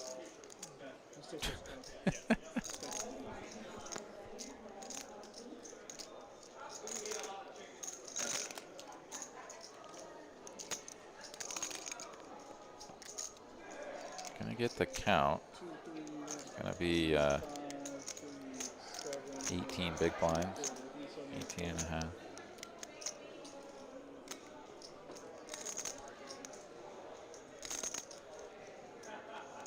Five, 7, 25. What? 3, 7 and a quarter. Oh. 1, 2, 3. See is what you get. 3.7 and a quarter. Let's it go. Not surprising. Yeah. And Charlie going to pick up some blinds. Yeah. Yeah, that's fair. And look at this. 3 players virtually in a dead heat for second behind Raph, who has all of those players covered by 2x. Yeah, Raph in a good position to progress beyond 4 players. I've been corrected. No more counting. Side hustles, chip shuffling should be banned. Could you imagine? Could you imagine someone walking around with like a wooden stick, just like smacking people? You stop that! You stop that! You stop that! I mean, you have to just go around whacking everybody. Could you imagine that? Charlie with 10's gonna limp, and Raph gonna check that. What? What are we doing? Maybe he was thinking of some kind of limp re-raise, and Sure. he's gonna get a monotone flop, and not one of the tones he's got. At least he has the overpair. Check. And there's an overcard in case this board wasn't great enough for those 10s. My goodness. Checks the Raph again. I think now Charlie just wants to get the showdown in one piece. Check, I believe. Yeah.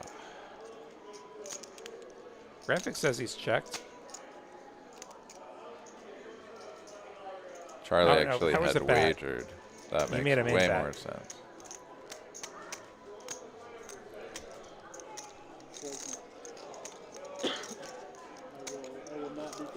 Big Boss Charlie cruising to a W in the chat. Let's go. Well, we need some chips to go in the middle. A little bit more than the old Limperooskies. You know what they need to do? They need to get Gavin out of the box and put Russell in there. That man knows how to deal with some absolute savage carnage.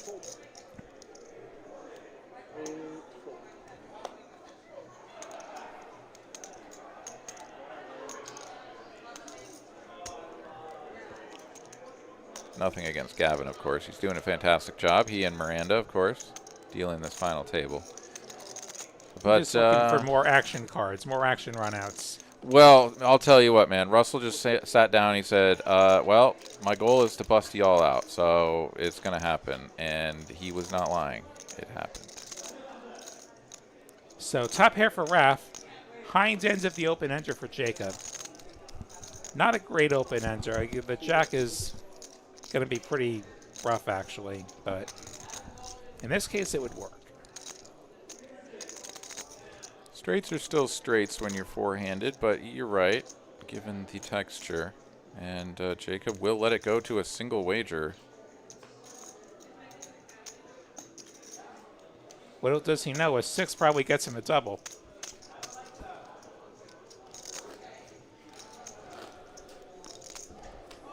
Like, as bad as one edge of that draw was, the other one was really awesome against that exact holding for his opponent. True. All right. 3 players, over 20 big blinds, but not by much. All bringing up the rear. Queen 6 seems to be just the hand going around town. Jack 9 for Raph.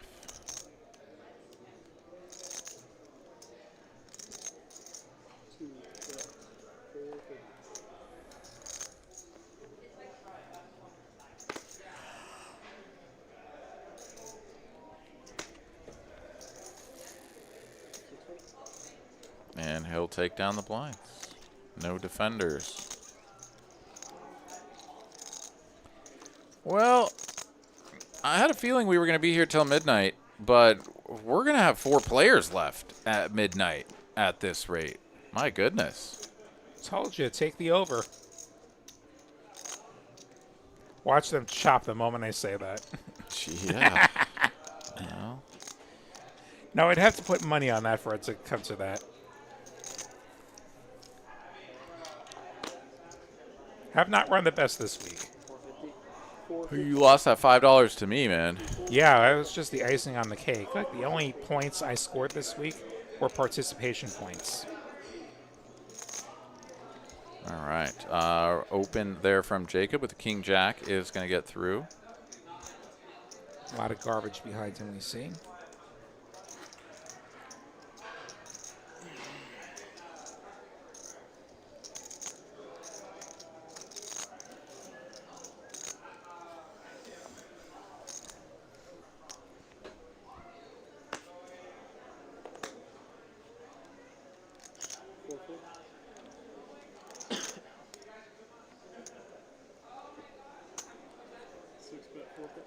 Sure, gonna open up the Jack 10.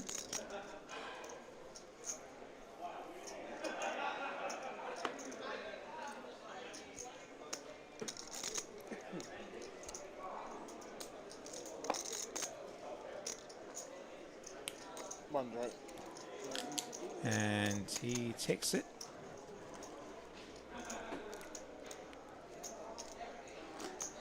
Am I also the mush? I don't know. Sometimes.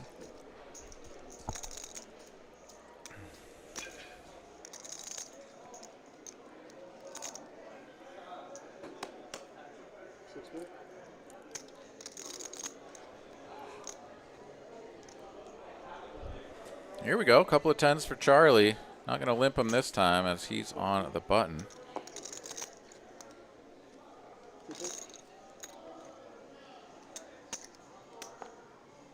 Suited 1 gapper for Jacob. Defensible hand.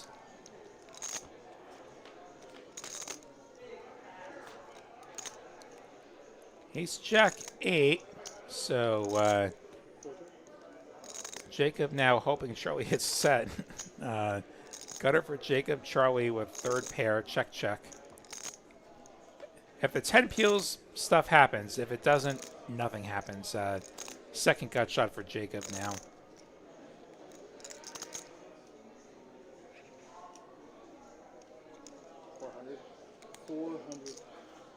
Jacob gonna stab at it. 400K.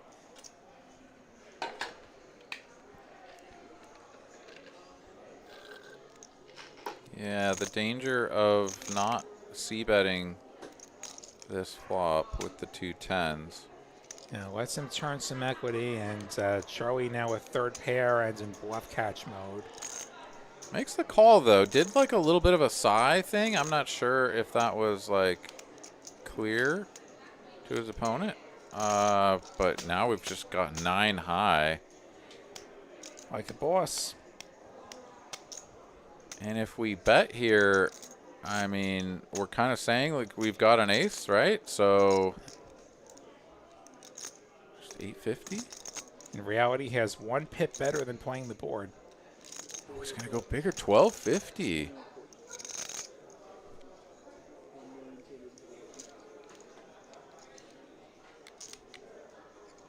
This is a big size.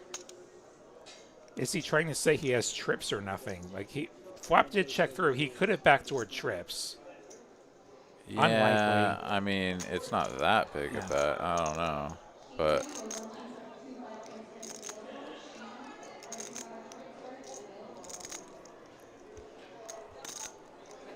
I mean, and Charlie sort of set himself up for this, right? He checks back the flop, and now it's just like, okay, are you just running a bluff?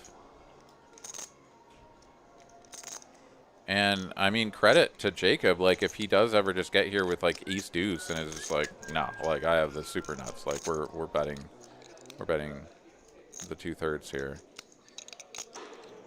the 3/4, whatever. Charlie makes the call. Makes the call. Makes the call. Wow. Good job. And Charlie up over 6.5 million with that excellent call. Jacob cut down to about a dozen bigs. Great hand from both players. Loved the heart from Jacob. Charlie seemingly just setting up the call. He's like, no, I just was trapping you, man. And Eric wondering about the payouts. So,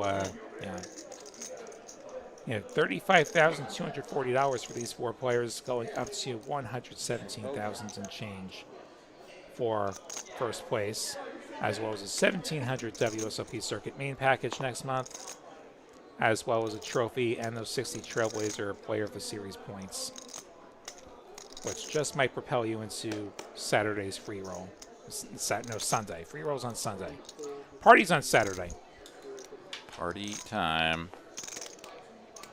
Lots of good things this weekend. And lots of good cards for Jacob. He's got 6s, good enough to shove.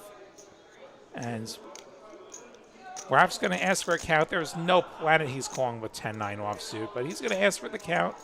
And then he's going to fold, and Jacob's going to have more chips.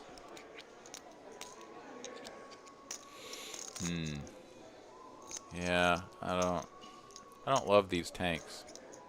There's nothing to tank about it.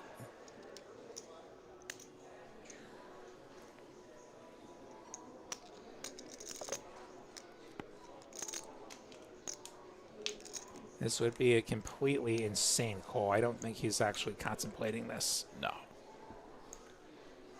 No, he's not. Is there some prop bet on camera time that I don't know about? No, I think Raph is just, he's the kind of player where he's like, look, people are going to scrutinize, how I play, and I don't want to give them anything, so, like, I'm going to tank when they jam, and I'm going to make it seem like I've got a decision. And they're just not gonna push me around or something, and that's fair play. Like, to each their own. But when you got the 10-9 offsuit, like, we can have opens and folds. Right, sometimes you can fold quick. It was like, okay, you got me. Like, which I expect at some point, like, you're gonna get me at some point. And it's not even getting got, right? Yeah. It's like everybody opens the button wide. We all do it. Yeah. Like, sometimes they just have a hand that they can jam and you fold. Anyways, we continue. No, I am tilted. You got a lot of chips, though. That's all right. Ace-5 now for Jacob on the button. 17 big blinds.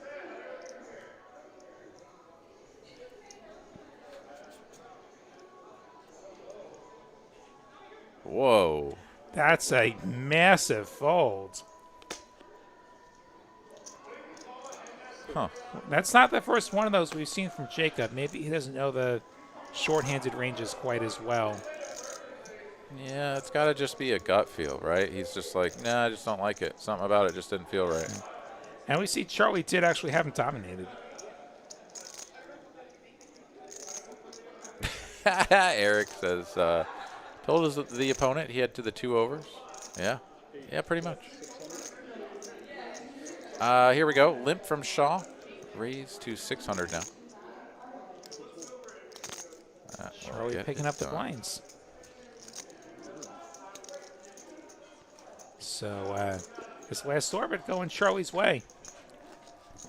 Absolutely, yeah. 33, 34 big blinds for that man. We are going to get a level up here before too much longer. I think we're, what is that, 20, 22 minutes? Yeah, 22 minutes. Like that.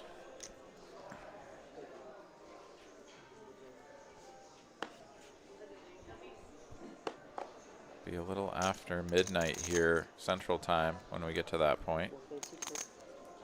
And I'm starting to hope that the 133 hand number 133 final hand is spot on, because I'm telling you, man. Here we go. Charlie limping the queens. Raph with the ace-10 offsuit and the big blinds. I wonder if Charlie's considering a limp re-raise. One would presume. And Raph making it 650, I believe. Over to Charlie. Does he go about 2 million or so? Does he go for all of it here? 2 million seems a little bit on the large side.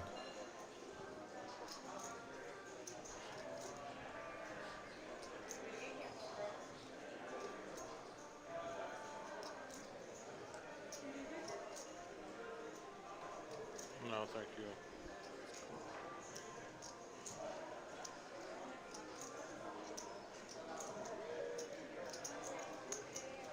He is flatting. Charlie going to continue trapping as we go heads up to the flop. I mean, to be fair, like, Raph is the one player at the table that... Something for everyone here. Ace for Raph, but middle set for Charlie. I mean, Raph is the one player at the table that can eliminate him. So, like, you don't necessarily just want to play an all-in pot even when you're super top of range, because if you ever do just, like, flip ace-king versus queens by limp back raising and getting all the chips in, I mean, I get it. But, Raph with a wow. fistful of chips out there. This is a lot of chips. This is probably about pot, maybe a bit more than pot. I thought I saw a 500 out there, but no, it's 1.45. So, do we jam or do we just flat as played? What are you telling them you got if you jam? Are you're just like pure sets, like? Yeah, that's the thing, or like some kind of a weirdly played ace. Gonna move all in, perhaps trying to protect against the broad. He gets called. Raph snaps him, and Raph needs a backdoor full house. What? Otherwise, Charlie's gonna double here. This is incredible. Ace 10 is all in against middle set. The set. And he's drawing dead. That's it.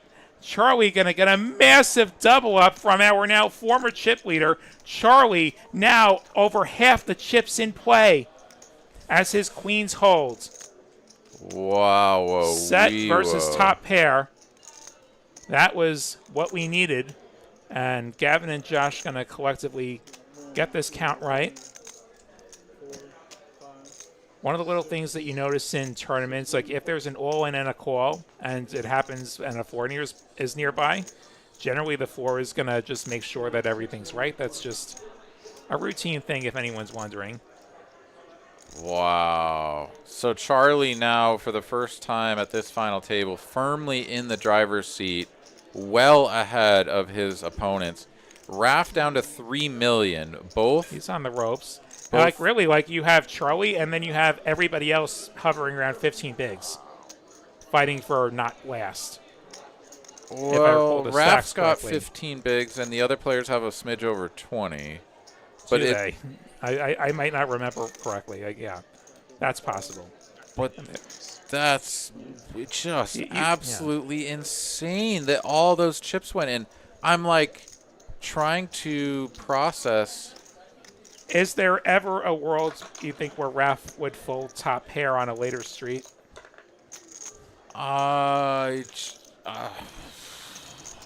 don't know. I mean, I'm not sure of that, but pot the flop, opponent check raises with the second biggest stack and just snap him off. Like, I get that it was a limp call pre. He's not really saying that he's got a hand that strong. Yeah, like they I guess they thought they were trapping each other, and yeah. So yeah, we see like a 3.9 million, and we see a 3.5 million. Charlie with another pair. He's got sixes. Josh, yeah, all the time tanking in those previous hands. There, he just stuffed it in there. Yeah, I don't know.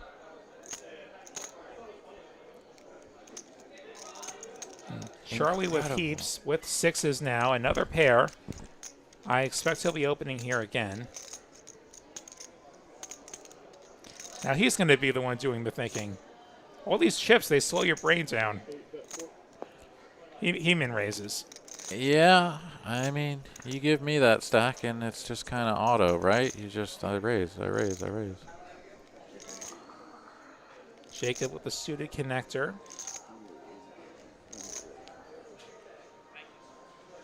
I don't think fold is one of the choices he's considering. I think he just call, but... No, he's going to fold. He's going to prove me wrong. Huh. I think I at least flat there and see if I flap anything. I mean, I don't know, man. We've, in the last little bit, right, we've seen Jacob fold like the ace-7 suited, the ace-5 on the button, now the 7-8 for one blind. He's tightened way up. He's like going with some gut feels here, and he's like, no, it's not my time. It's not my time. It's not my time. He's going to fall below the Lottie line at this rate. We were talking about earlier, the 15% VPIP. Well, it is certainly up to one of these players to distance themselves because, yeah, it's going to be... Yeah, I was a little bit mistaken here. I guess going through the blinds a few times, those players had drifted below 20 big. So we have two players now on exactly the same 15 big blind stacks. Shaw does still have 20, but Charlie there at 70. God, he's just I think that was our first walk of these 119 hands. Shaw got the walk just then. Seems right.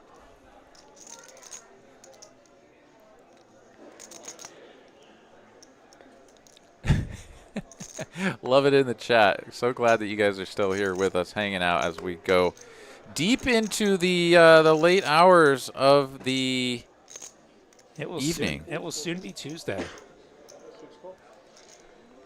Gosh, and then I'll be right back here calling the 10 1/4 game up in Dallas. So yeah, I need my beauty rest, man. Let's should be a great one. No, it'll be good. It'll be great. King 10-4, nobody connecting here. We've got the 5-5-10 PLO on Wednesday. Sam in the booth for that. I don't know who else is going to be in the booth with her. Probably not me. As Shaw picks up at 9. I will be back in the booth Saturday night for the ends of the trail final table. 100K guaranteed 200 buy-in we've got going on this week here in Austin. Then we also have the Trailblazer freeroll final table 1 week from tonight. The other guy. I'm the other guy. That's who I am. No, he's talking about himself. That's Eric Van Loozen. Oh, that's right. Yeah, your sidekick up there. Yes, and he will. He will definitely be carrying the load tomorrow night because I might be a groggy man. Good luck, fellow other guy. I feel like we're both the other guy. Team other guy. Ace Jack for sure. It's a good hand, and See how big he goes with this hands. 550.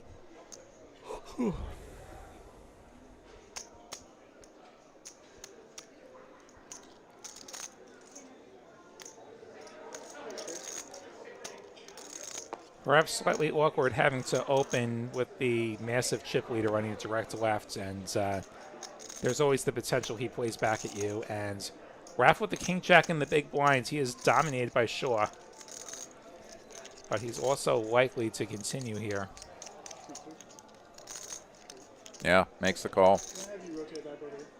Just the camera's focused on C2, moved over into C3. Thank you, sir. Had migrated into the 4 seats camera. Gavin directing him backwards. And here we go. Ace high board. Going to be a gut shot for Raph. Top pair jack kick in for Shaw. Raph, the effective stack. Going to be out of position with 11 big blinds here. Gut shots don't feel great. But is going to quickly make the check call. You don't even have overs either. You could be very, very toast against top pair, which is the case here. And the deuce pairs on the turn.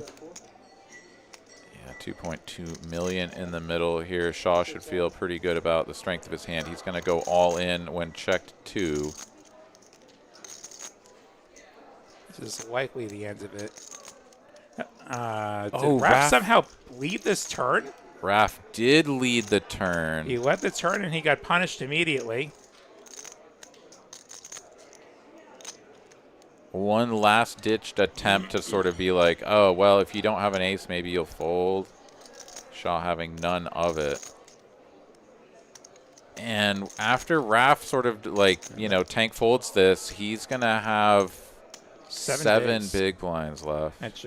I understand the reasoning. Like, the deuce definitely favors the big blind defender, and Shaw can be pretty wide opening the button, but Shaw can also just do this, and if you didn't actually have the deuce, like, what do you have left to call with? Yeah, I don't think there's ever a space for this. Yeah, the lead doesn't make a lot of sense, and yeah, Raph is making the fold a very very nudgy kind of a fold, not a toss it into the muck kind of a fold. And I think we're going to get Miranda back in the box. Amazing thing.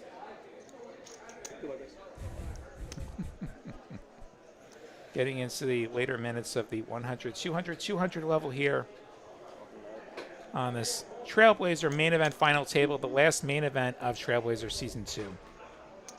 And what a great season it's been.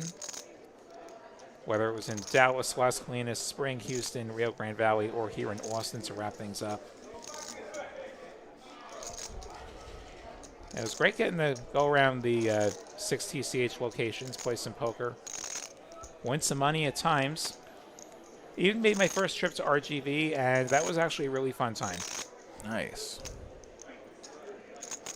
It was a long drive, and I almost took out a deer, but it was a fun time. I'd never seen so many deer in my life.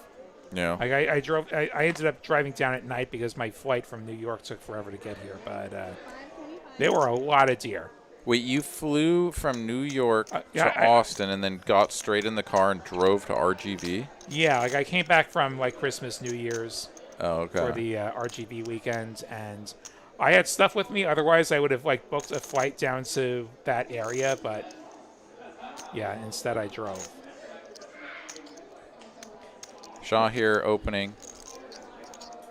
Slightly larger, and he's choosing this size to try to avoid exactly this from the chip leader.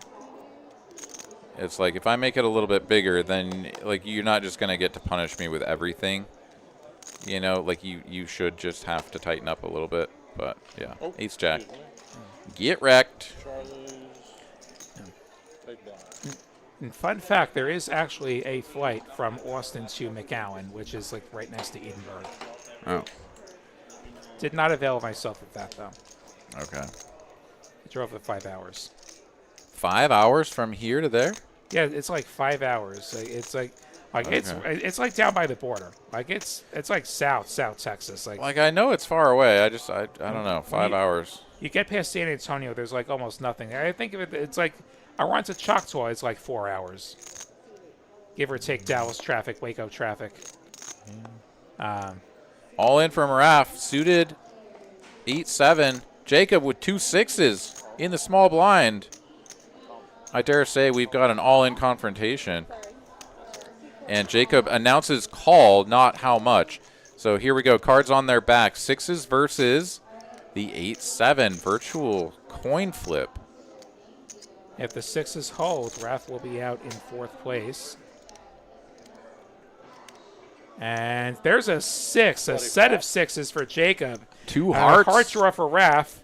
And he needs that heart. That is his only chance here. And it is a 4 of diamonds. And Jacob, with the set of 6s, will eliminate Raph in 4th place. Raph taking home $35,240. He'll have plenty of time to count that money. And these players will be getting on with it. Over $50,000 for all 3 of these players. And then there were 3, so he says. We're going to have to do something to take this guy down, man. 52, 82, 117 are numbers as we look at these chip counts. Charlie just under 15 million. And luckily for the other 2, it wasn't Charlie who scored that elimination. Otherwise, it just becomes even more lopsided. Like now there's a chance that one of these 2 shorties consolidates or maybe gets a double through Charlie, and then we actually have a game here. See what we can do.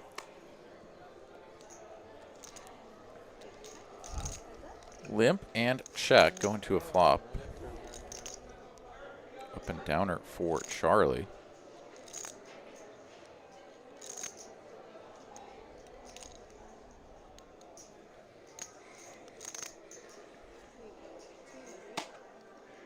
Bet and take.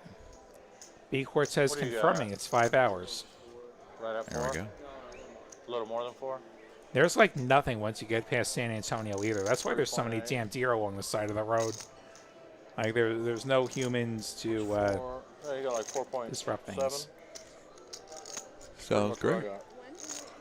Same set. Oh boy.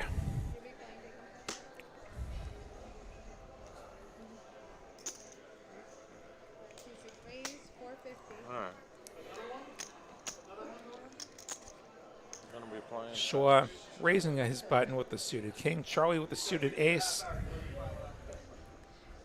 Another 3-bet incoming. Sure seems like it. I mean, yeah, the 6 cards are coming off of the deck each pitch, and you get an ace. There it is. It's 900. And if this is how he's going to consolidate this chip lead and make it so that when we get to heads up, he has chips, the other guy doesn't, which gives you a good chance at winning this tournament. And now Shaw having to decide whether to continue, he will. Yeah, this is the thing, though, right? Like, when you go for the small size, and, you know, admittedly, you give yourself an out if they go all in, and you maybe don't want to just, like, always be opening to a size that commits you. But I don't know. I feel like you kind of... You give Shaw, like, you're the button, and you only have to put in your bet again, right? Like, yeah, you're getting 4 to 1 immediately. Like, I don't know. I think it's a little too good. We see both players with a pair. Charlie with the better pair on ace, king, queen, all hearts. Nobody with a heart. And Charlie going for that small seat bet, 450. Shaw has a pair, but he also has a lot of run-outs where he's not going to be able to comfortably continue. And what are the 3 bets that, like, don't down, have you beat? I don't know, man.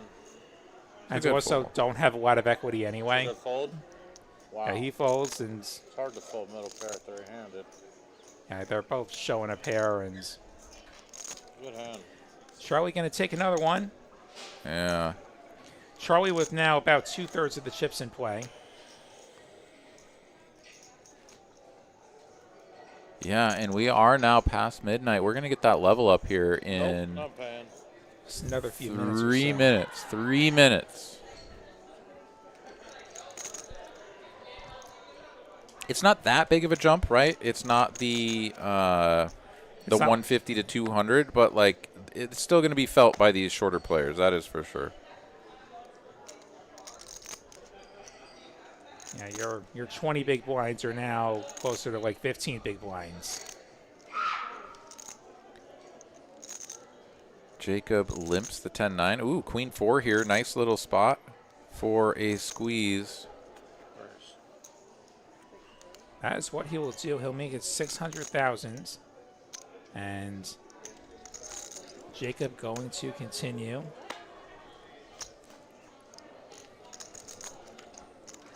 And open ender for Jacob. Shaw does not have a pair. He does have the backdoor spades. Yeah. And I think we're just, we're going to be handcuffed to a continue here from Shaw. And do we think Jacob check raises here with his open ender? I wouldn't suspect that's the case, no. And 425. He's actually getting a decent price to call and try and hit that straight. Little does he know the payouts are actually good as well.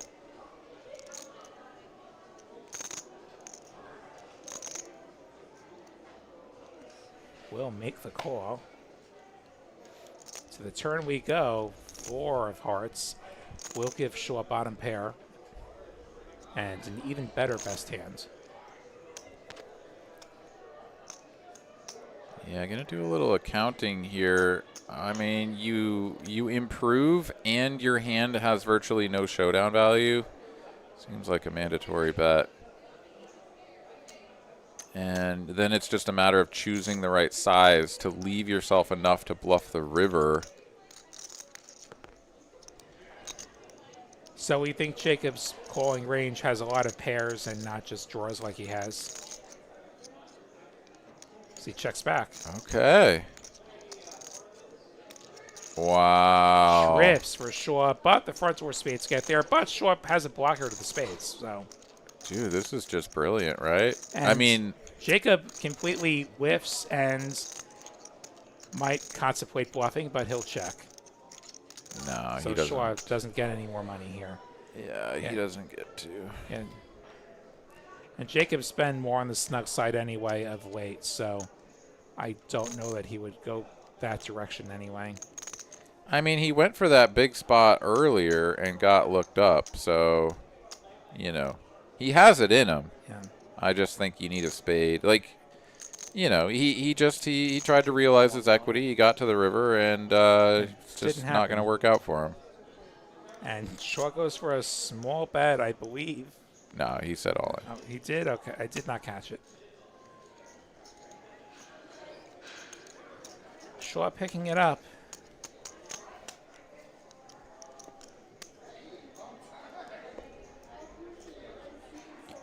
That is a very consequential hand, though, because the consolidation there between those two players means that Shaw is going to have 20 big blinds at the level up and Jacob a smidge over 11.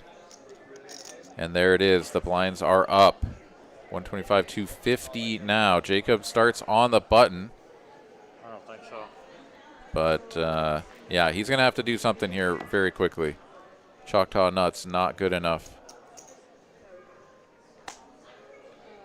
And now with this disparity, like, Shaw just has to be, like, pretty careful. Charlie can basically run rampant here. And Shaw limps the 10-9 suited. Charlie with an ace on the big blinds. And like you said, these chip dynamics are to where he can do a lot of raising. And there's not a ton Shaw can do about it if he values ICM. Charlie, though, going to take a free flop. Huh. King 7-3, ace high, the best hands. More checking. 6 of clubs, gutter for both players, actually.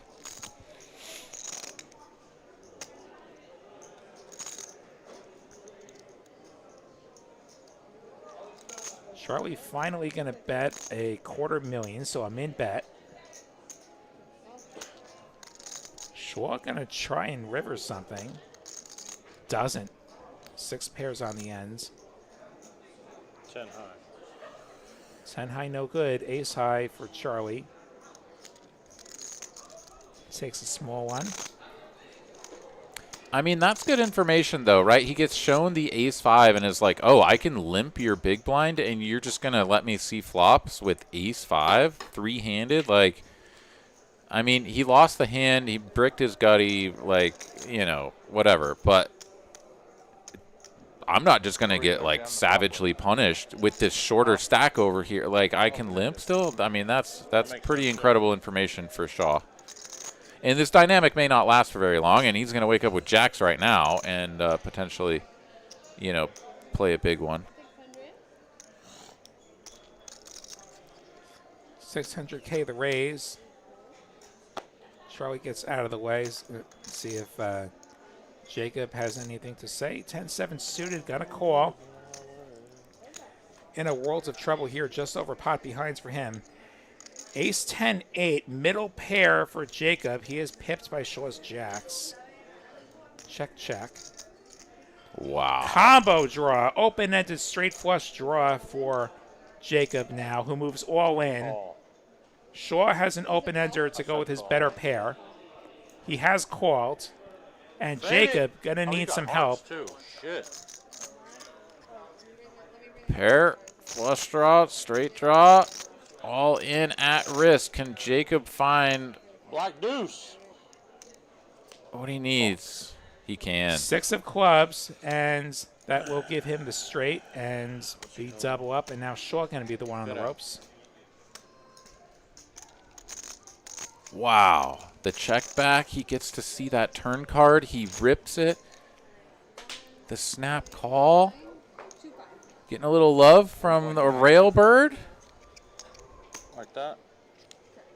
And yeah, as you say, Shaw now going to be our shortest stack. Sub 10 big blinds. Let's call that, 8.5.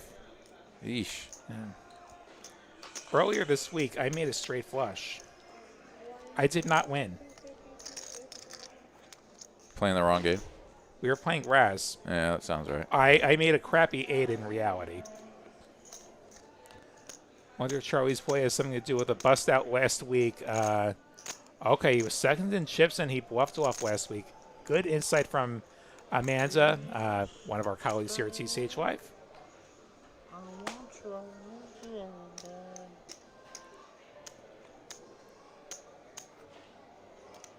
Yeah, so yeah, and yeah, trying to force things like that can get you in trouble, but there are also spots where it's appropriate to like it is appropriate to get after it.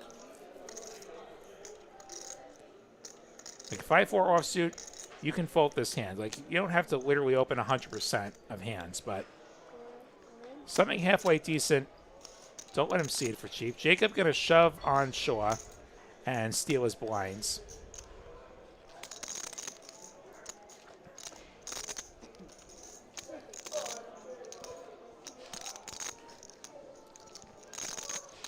Hand 130. We're getting close to that 133 number. But you know what? Double knockouts are a possibility.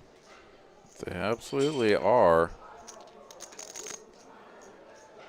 Shaw here folding the big blind. Now in the small blind. Jacob on the button. Ace Jack suited. Beautiful hand. Opening into the chip leader's big blind, but you don't really get to pick and choose. It's just going to happen. And this is enough hands. Like if it comes to it, this is probably enough hands. I think this is a min raise, $500,000. And Charlie with an inferior ace.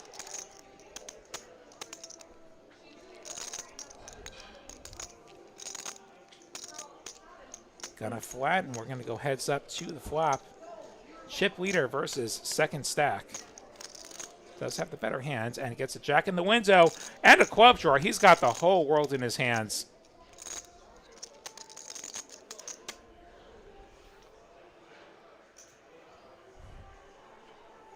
And checks over.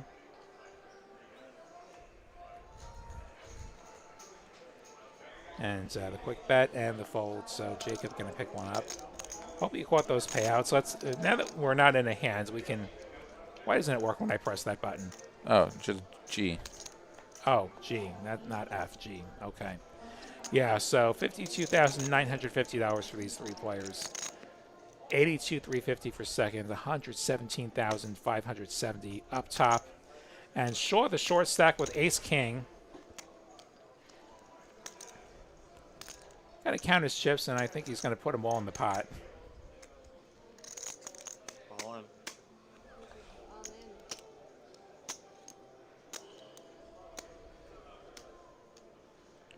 $1.425.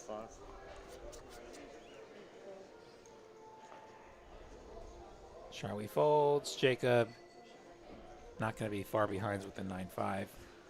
How much was the buy-in? $1,200. Yeah, we don't have a payouts command, unfortunately, Lego. We're not that sophisticated yet. No, but if you put it in the chat, then, you know, I could push the button. Yeah, that's as high-tech as we get here.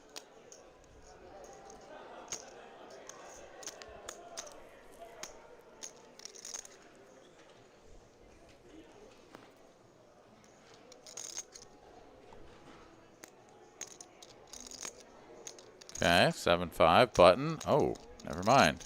Pump fake.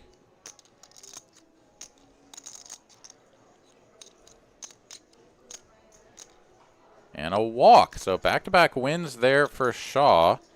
Gonna chip him up a little bit. He's up to 10 big blinds. Did they surpass guarantee? Yes, they did. Guarantee was $500,000, I believe. Yeah. And prize pool was over 600,000, as you see up top. Yeah, 637,350 made it into the prize pool. And, yeah, these players here, the lion's share of it, over $250,000 going to be distributed between these three players. Pretty nice little payday as the 9-4 hits the muck from the button. Queen 8, Shaw all in. And Charlie says no. Amanda wants singing payouts. I don't have that button. Sorry. I only know how to push buttons. If I had it, I would do it, but.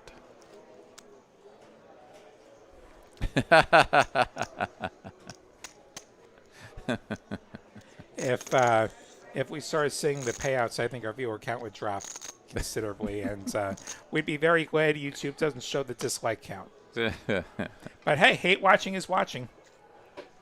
That's right. Were there re-entries? Yes, the tournament offered re-entries. I don't know how many people re-entered, but yeah, that is a thing.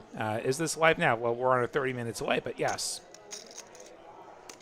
And yes, hand 134. You're right, Wade North Drones. The over came in. Congrats to whoever had the over. And Charlie going to raise and take it.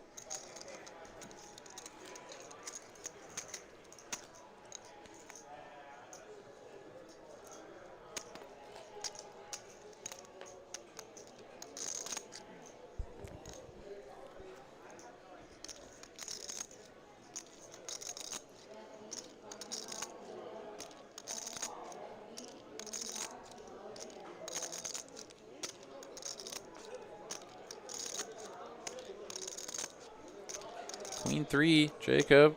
High card equity against a player with 10 bigs, all in. Gets it through. And yeah, they're pretty unnerving spots, right? Like you look down and you're like, okay, like I have to jam this hand. But like if I get called, I might be pretty screwed. It might. I might also have 2 live cards. I might have an over. Who knows? Who knows these days? You get called by like Jack 10 and you have an over. Like Jack 10 suited. Yeah. Oh.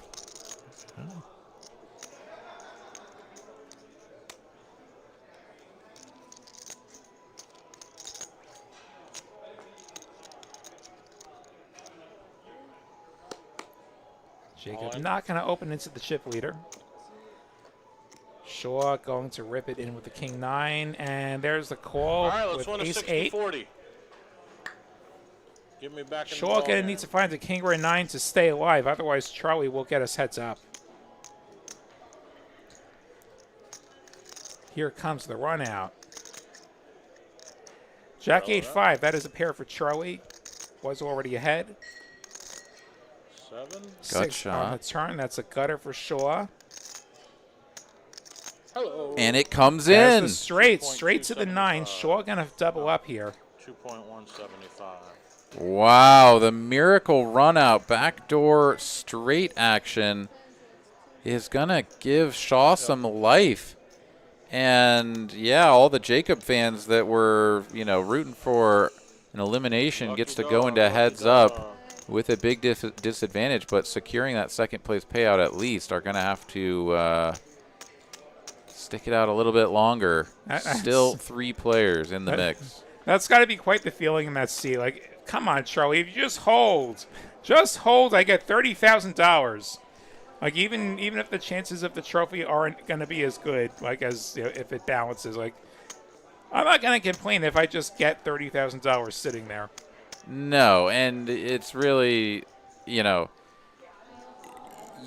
really care. Like, obviously, you would love to have a bunch of chips when you go into heads up, but like, you don't care. You get to heads up and then you figure out your life. If you get to heads up with a 30-1 chip disadvantage, it doesn't matter. You got to heads up. We've seen that comeback here on TCH Live before. One of the first tournaments I ever did was like a 30-1 comeback heads up. Yeah. Well, here we go. Buckle up, folks. Grab another beverage, maybe a little caffeine, because now we've got 2 players up over 20 big blinds once again. Charlie, not just steaming away with this one. He is still well out in front, but another double through him, and he would no longer have the chip lead.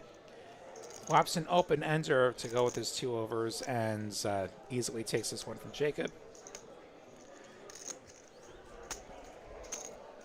But yeah, you're 1 double up away from being right in the thick of it and potentially even the chip leader.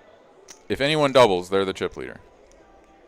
Yeah, that's where we're at. Pardon me. If they double through Charlie, pardon me. That's a big distinction.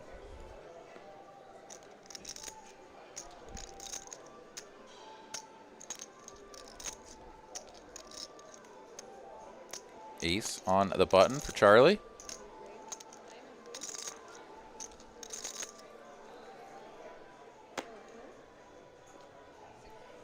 Takes it down. And that is a pickup of 625,000 chips. Every blind steal worth a lot of chips now. It's like 15 starting stacks. Think about that. I forget how big the starting stack was. 40,000. 40, yeah, so. Yeah, 24 million in play.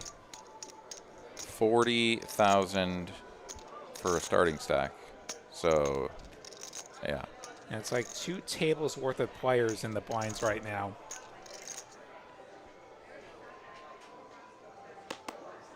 $600 and some odd entries into this fine tournament.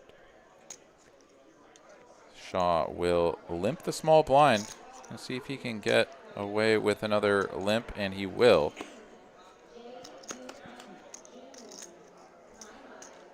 But his opponent will outflop.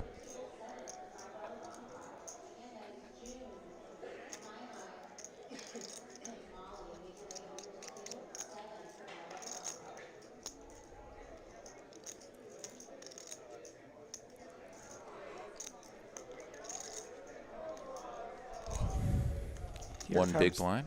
Here comes the min bet.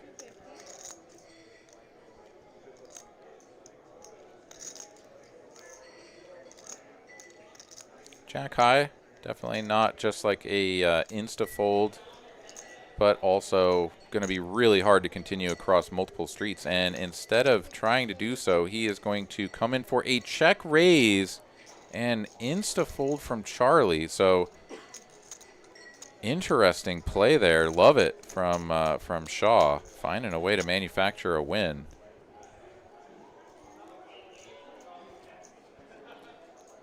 Shaw drawing closer to Jacob for second place.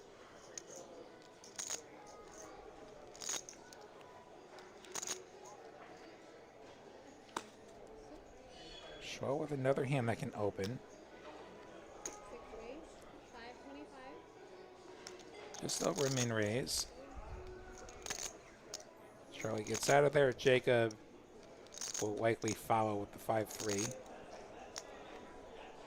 And another pickup for Shaw, who takes second place.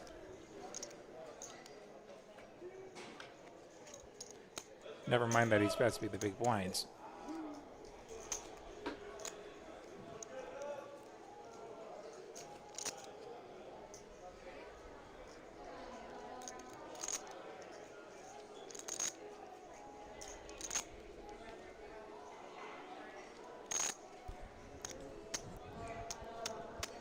All right.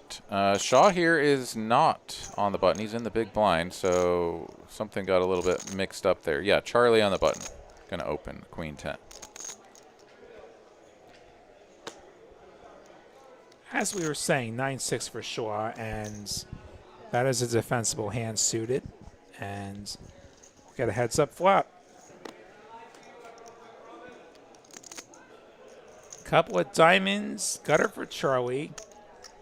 Diamond draw for Shaw. A little bit awkward with the ace-high nature here. Charlie with an easy continue, and Shaw just would normally sort of be check-raising a lot of sort of flush draw type things, or in different stages of the tournament, but it's far too easy for Charlie to have top pair here.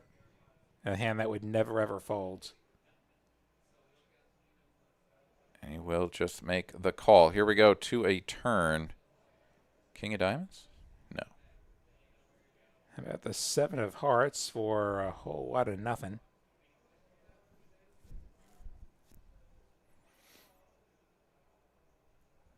Two flush draws available. Charlie controlling a diamond and a heart. Would love to see another wager, half pot thereabouts. Will he find it? And he will. Half pot exactly thereabouts. 1.1. Shaw says, I win. Or it says, you win, and show me the hand. He obliges. Oh. What do you know?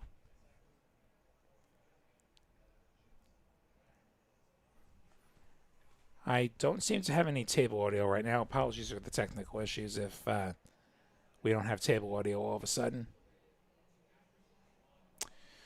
True. True enough. Yeah. There's just no audio coming in. I see it on the screen. There's just nothing coming in on the line. So that's not any button we can press, I don't think, unfortunately. Yeah, unfortunate. Maybe somebody tripped over the cord or something. I don't know. Could be, yeah. We will send a text to whoever it may concern.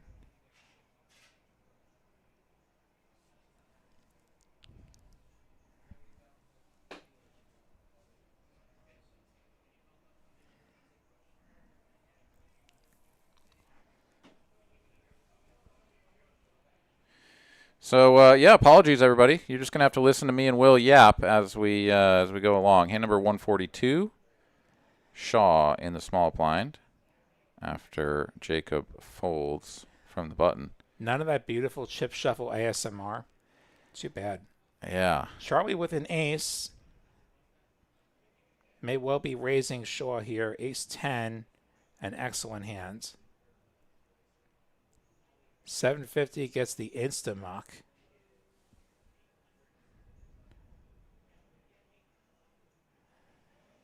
So Charlie gonna stack those chips up. Back up over 15 million chips. And Jacob and Shaw fairly neck and neck. That's right, Salty Ninja, the person who wanted to ban the shuffling. Well, you don't have to hear it.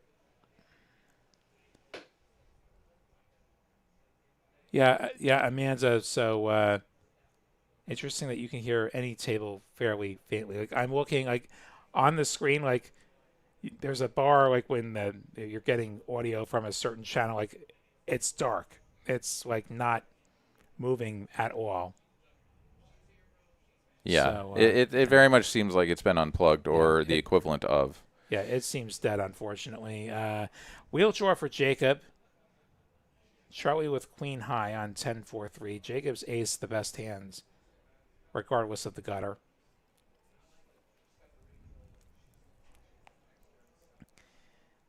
Jacob going to continue for 400,000 and see if Charlie wants to peel one. He does. To the turn we go.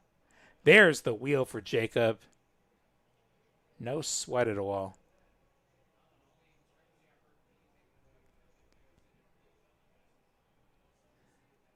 Now Jacob going to hope Charlie's got something that can pay him further.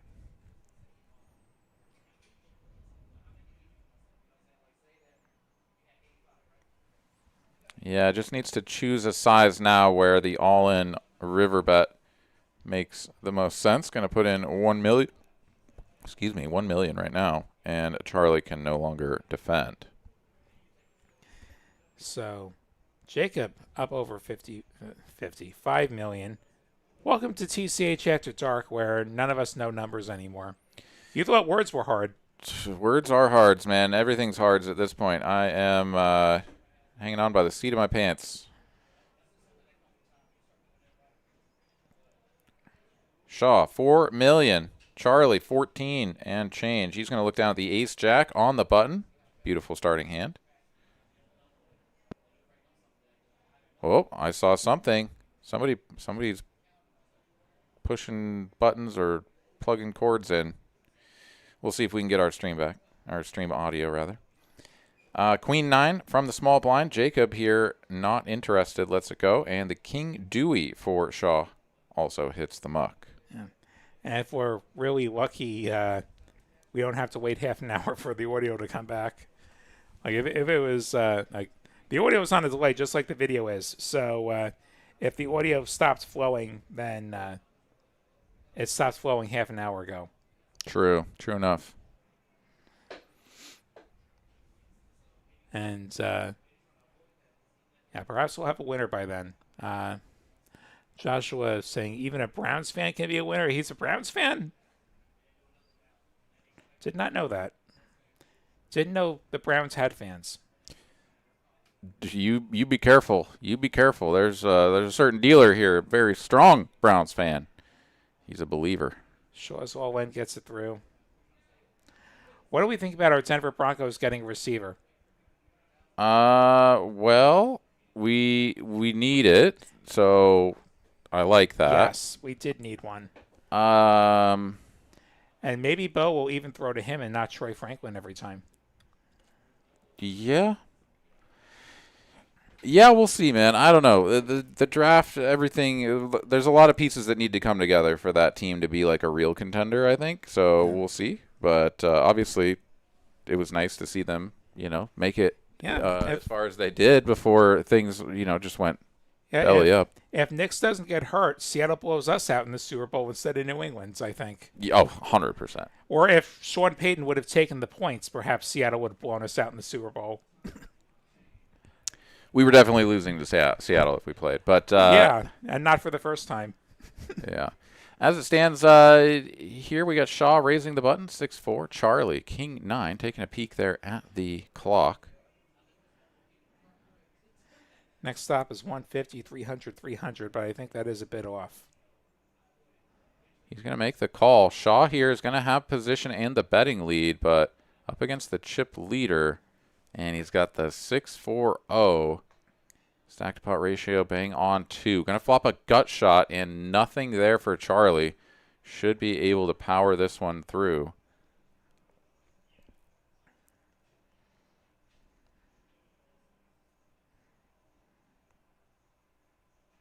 Whoa, Jack what? stack. Huh. And ace of diamonds.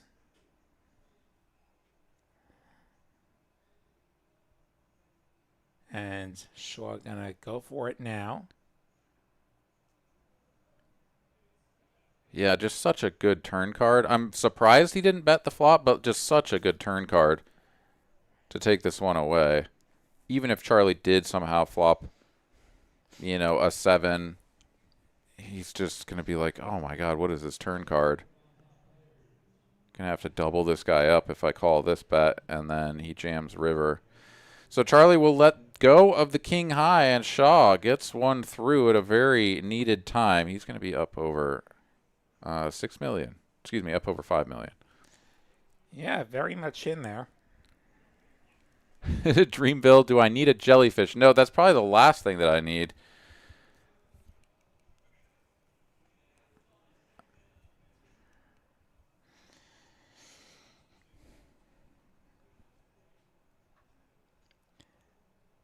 Charlie with the suited ace wheel. That is what he needs.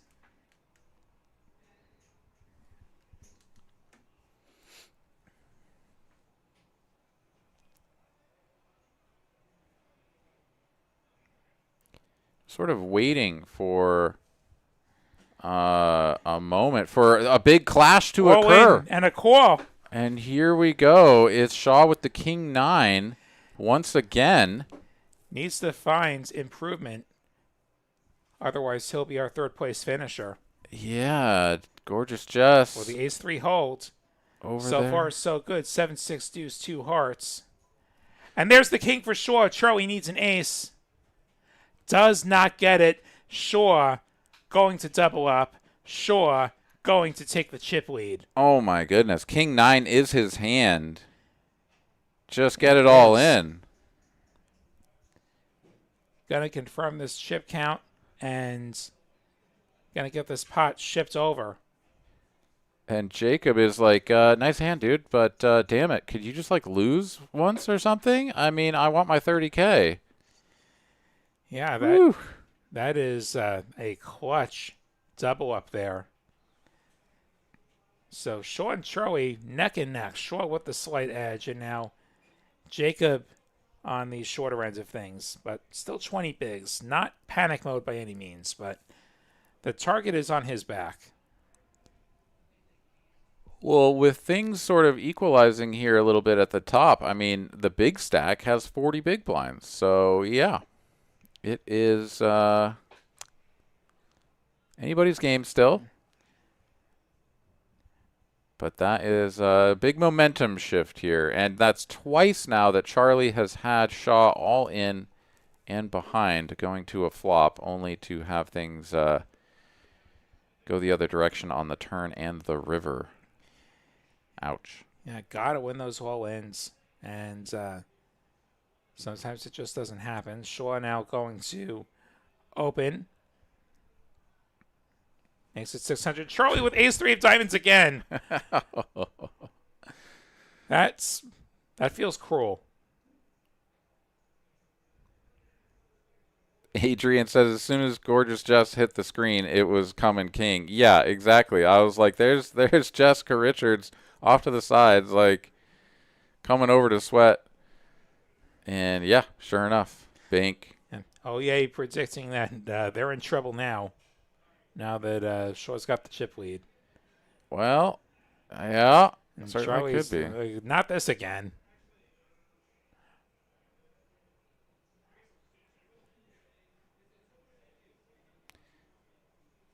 Perhaps just kind of resettling the nerves after what just occurred. But, yeah, I think this is still just like mandatory 3-bet. Like, you just got to get back in the zone. You just got to play the game. He's going to call. Okay.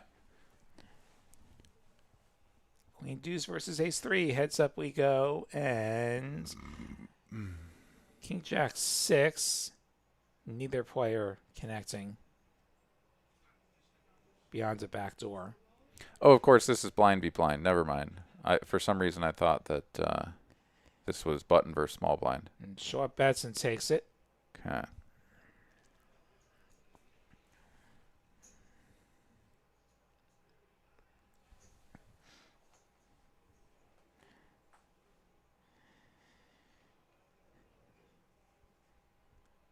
As we get another hand going here.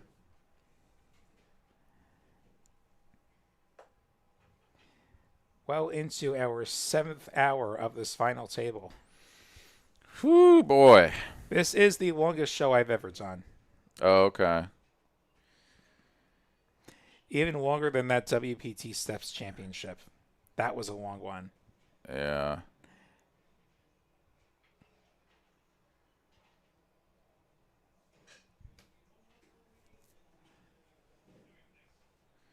All right, ace-4 of diamonds, queen 10 here for Jacob in the big blind. Facing the very nearly just min open. So, yeah, in position, only have to put in one blind to see a flop. Seems like a good deal to me. Something for everyone here. Charlie with top pair, Jacob with bottom pair and gutter. All right, Jess in real time and on the chat. Let's go.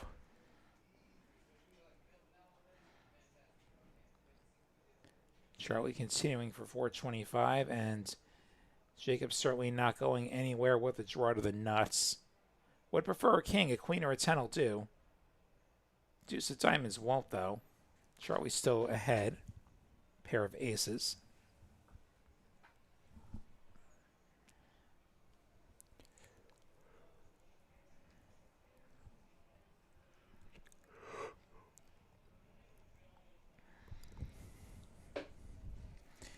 And Charlie about to unload a bet of about 1.175. 1.15. And Jacob folds.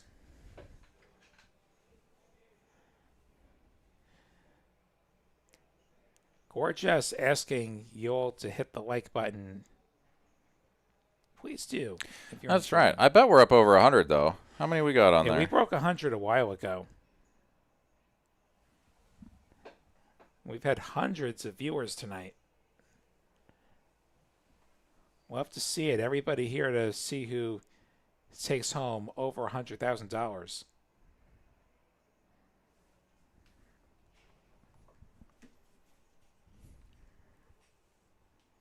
Once again, apologies for the table audio going out on us. We have no control over that, and we're just going to have to deal with it because I haven't gotten any word from the IT department. They are almost assuredly no longer working. It's just me and you, Will. Yeah, we're all that's left here, and hey, that's how you know we're live. You know, stuff breaks, and we keep going. All right, Shaw, 11 million. Charlie, a little over 9. Jacob here in the hot seat. He's got 15 big blinds and a dream. He's on the button. King deuce. Gonna let this go.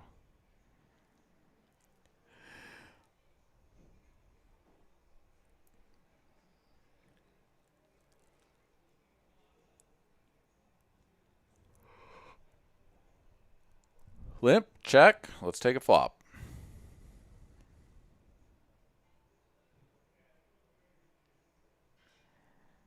Heart draw for Charlie.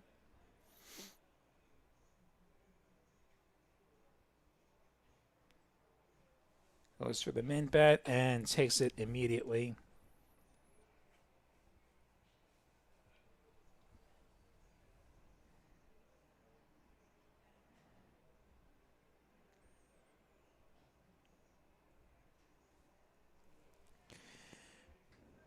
Will G pointing out, let's not forget, Charlie hit a 7 on the river, all in against Shaw.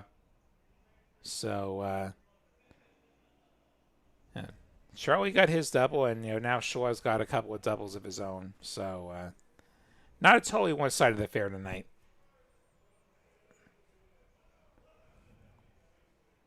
The backdoor straight to stay alive earlier, I think, is what he's referencing.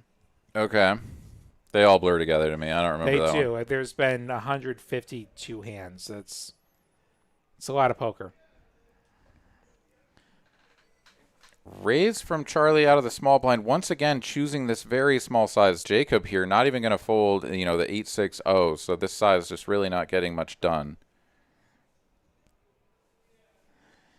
Neither player connecting. Charlie with the betting lead on a king-high board is just going to seemingly give it up and does get a turned pair of 5s. Nothing there for Jacob, just the naked 8 high. I'm surprised Charlie's raising pre and then not following through on a flop that is favorable to a raiser. Yeah. Does go for it on the turn and takes it. Especially with like 3 to a straight and 3 diamonds, right? Like there are a lot of turn cards where you can just continue barreling. So yeah, I find it strange. The small size, the not continuing, like he's definitely sort of letting his opponents off the hook a little bit as far as like the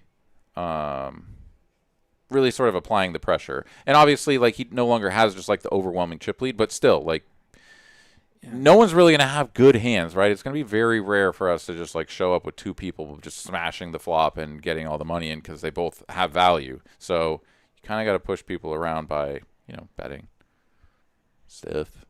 But we'll see. See how the strategy continues to unfold for these 3 fellas as we continue to work our way towards a victor. 9-7-7 gut shot for Shaw. This was a button open from Charlie. Shaw defending the big blind. Check back, Charlie. And a 6 now. Going to give both players a gut shot. Excuse me, up and down, really. Shaw now open-ended.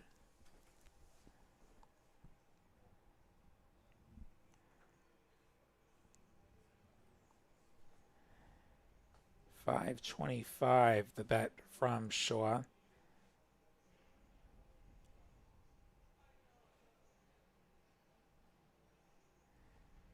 Charlie's queen high, the best hands at the moment, but finds the muck.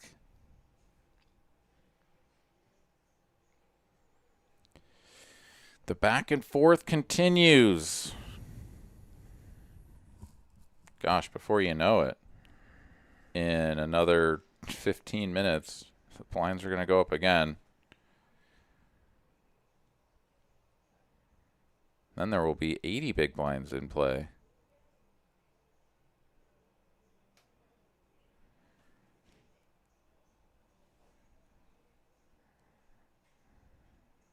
Ace-9 all in for Jacob.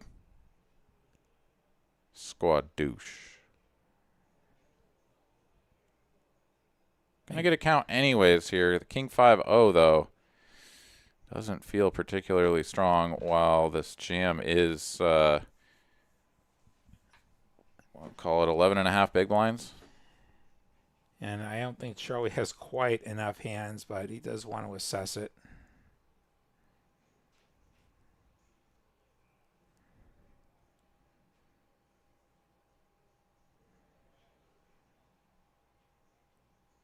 Gonna think it over. Perhaps trying to come up with a range of hands that he'll be ahead of. But I don't know. Yeah, he does fold. That doesn't feel like quite enough hands.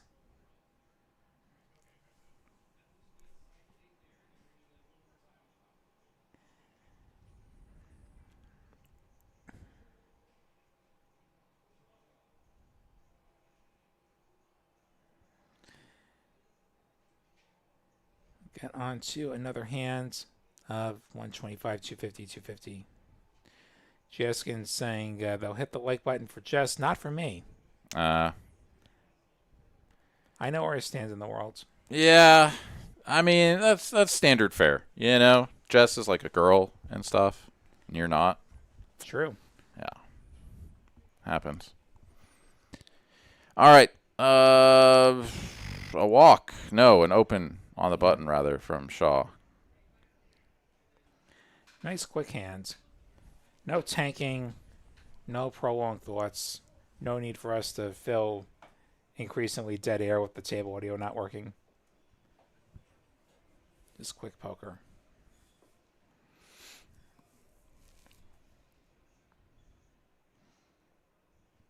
If we're going to see slow poker, it better be the vlogger.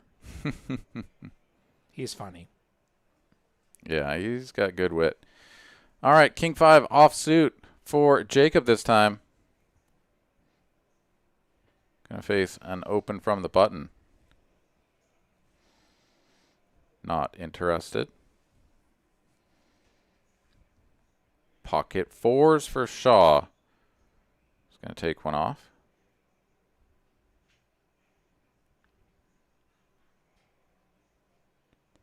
Yeah, that graphic's wrong. This is going to be a flop. It was 6-5 versus 4s. And Charlie has outflopped the 4s on 10-8-5. 3 of hearts. Third heart, nobody's got a heart. Shaw going to bet now. Charlie going to call with his third pair. And gutter. Fourth heart on the end, deuce of hearts. Check, check. That's about as quick as we're ever going to get to showdown. 2 million in chips there goes the way of Charlie, and not quite enough to retake the chip lead, but evens it out. Casey Brown going to take credit for the king coming because they're sweating. Nice. Yulmeister cheering for Shaw. Glad to have you here. If you got questions, feel free to ask. No stupid questions here.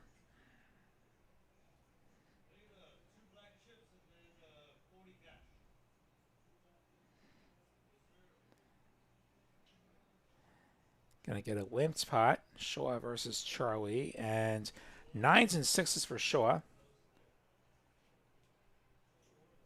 Nothing there for Charlie, though. So one bet and on to the next. We are ripping through these hands as the players perhaps feeling, you know, just the length of time that they've been playing as well, right? All day on day one. Some flights going as much as 15 hours. All day yesterday from, well, not all day, I guess from 2:30 until, what, 8:30, 9 o'clock, something like that. It wasn't super late. So actually, you know, perhaps coming in today well rested. But this has already been quite the grind. I mean, we are basically at the 7-hour mark. And Ryan Ruff went out in 4th place. Took a bad beat. So, yeah, no longer in the tournament. King 10, 8, open enter for Jacob.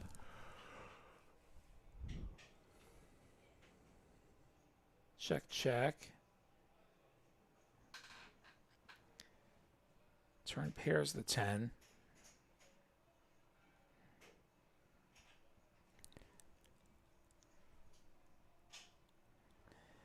Jacob shoves and Shaw folds before chips even get out there.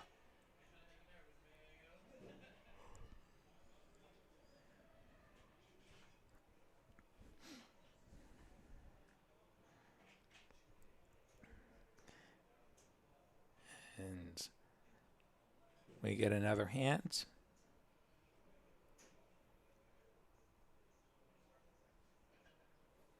Jack 8 for Charlie on the button. He's going to come in for the men open. Ace 8 here for Jacob, fresh off of picking up that last pot. He's going to rip it all in. Got about 15 bigs, and Shaw, with his baby ace, is just going to get out of the way. And apparently it went until 1 in the morning yesterday. Like, apparently they sat 10-handed forever. Like 3 hours of 10-handed poker. Oh, is that right? Okay, I guess I don't know what happened. For some reason, I thought that the clock was frozen earlier on, or maybe when I did open the clock around that time, it was paused for something else. But okay, you guys did have a pretty good run at it then, 2:30 to 1 a.m. Surprising, like they were down to maybe about 12 or 13 when I left the building around 9 last night. Like I busted the what was yesterday? The progressive bounty. Okay. And they were down to like 12, 13, and I left. Charlie here going to raise from the big blind, the ace 8.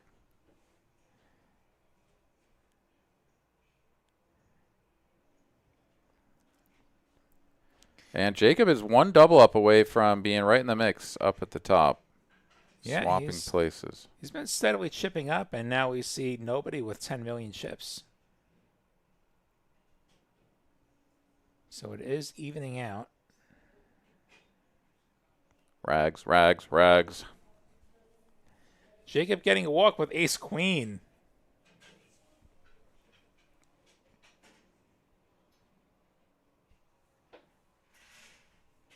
Mickey would have preferred somebody put chips in there and he could rip on them.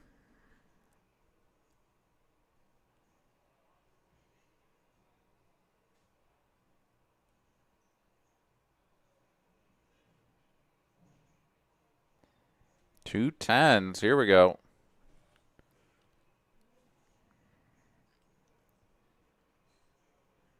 Queens for goodness. Jacob. That might be the double up that you were hinting at.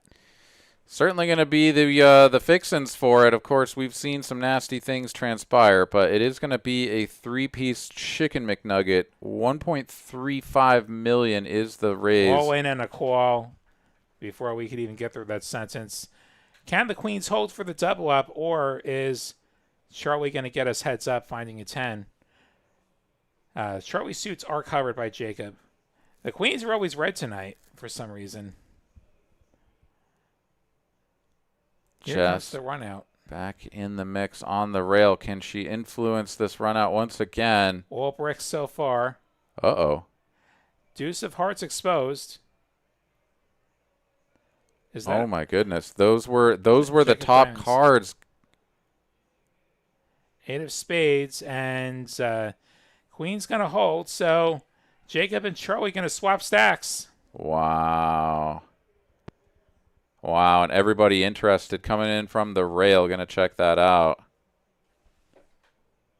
As it is going to be Jacob chipping up to the 10 million mark. And Charlie, who had kind of come out of the woodworks there with that huge hand against Raph, had the chip lead, you know, four-handed, had the chip lead three-handed. Yeah, he just can't win an all-in anymore, unfortunately. It's like they flipped the switch and you just stop winning, and it sucks. But he still has chips, so there's still plenty of time to turn this around. While we get this pot counted out, let's maybe get the payouts up. Yeah, I'm going to let you do that for a second.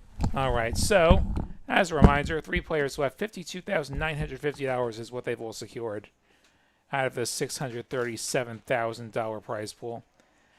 82,000 is the next stop, and then 117,570 up top, plus the trophy, plus the 60 Trailblazer points, plus the WSOP Circuit main event package for next month, April 23rd through May 4th.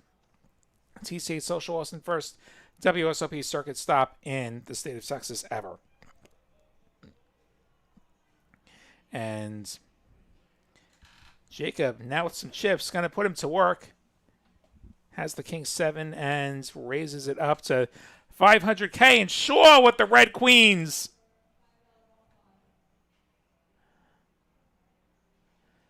How does he play the queens? Looks to his right, looks to his left. Makes it $1.5 million. Those purple chips all worth $500,000.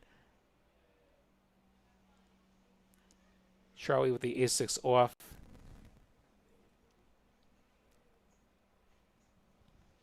Lets it go. King 7 follows. Not quite as dramatic as the last time we saw the red queens.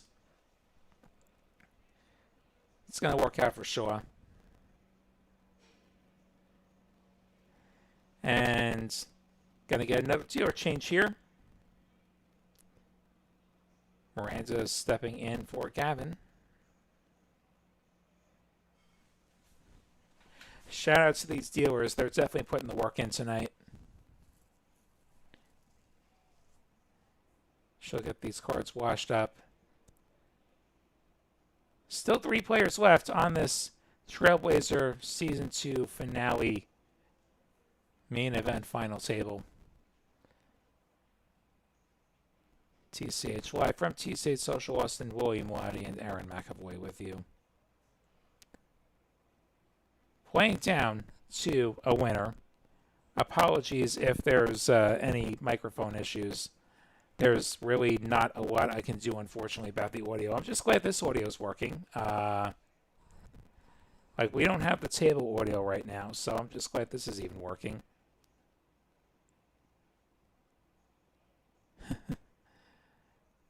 Sorry about the static. I am really sorry about this. 9s for Jacob. Charlie calls with the queen 8. My, oh my, I did not expect that call, but here we are. Charlie needs to find improvement to stay alive. If the 9s hold, we're going to be heads up. Here it comes. 7-6-3 won't do the trick. 2 more chances for Charlie. Gets a 9. Set of 9s for Jacob. Charlie with the open ender, 10 or a 5. But it's a 4. 1 pip, too few. And Charlie going to be eliminated in 3rd place. And we're heads up. So Charlie, I came in just the last second there. So Charlie called it off then? Yes, Charlie calls it off. Like limp call, or what was it? I think it was a raised 3-bet call off. Okay. If I recall correctly. Okay. Yeah, so Charlie going to take home $52,950, and these 2 players going to secure $82,350. Yes, GG's in the chat for Charlie. GG's for Charlie. We're going to have a $35,000 heads-up match on our hands. That's right. Yeah, fantastic showing there from Charlie. Just kind of ran out of gas. I mean, to the fact that he lost 2 all-ins against Shaw.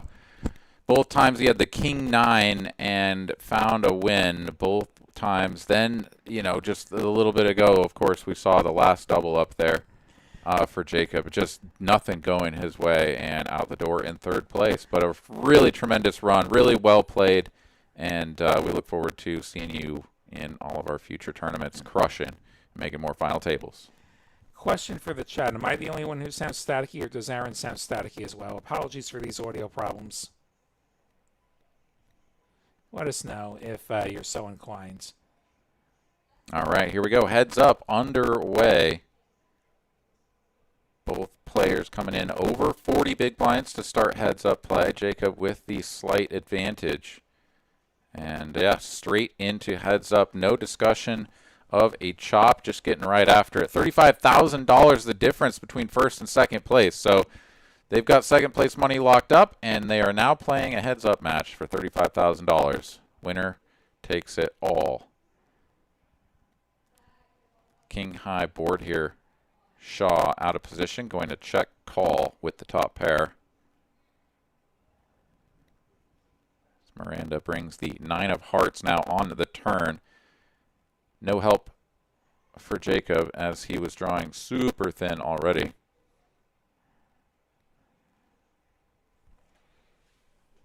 Robot voice for both.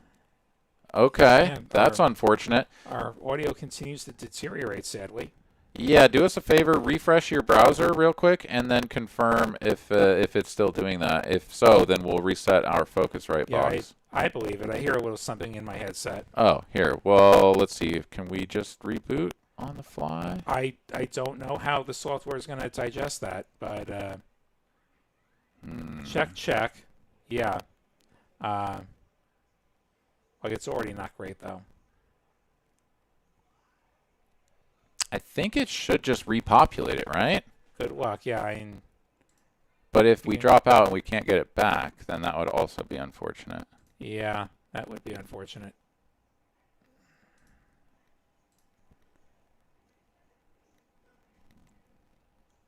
Yeah, I'm a little bit scared to try it. I am also concerned about trying that. So can we get some more confirmations? Does everybody say, like, refreshing doesn't do anything? Audio definitely acting up? Okay. Dang it. Well, I would hate to, you want to? Yeah.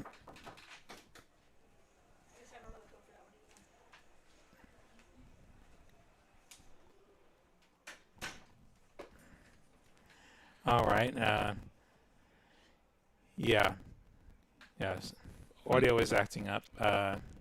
The reset is an all or nothing is the thing. Like we're both plugged into the same box. Yeah. Really sorry about that, guys. Yeah. There's no such thing as one at a time, unfortunately. It's all or nothing. I'm gonna try texting our guy once more. Yeah, we've got Jacob raising it up with the king 7. Shaw waking up with 8s.